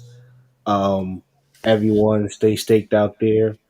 Do your part if you want anything to be done, and stay awesome.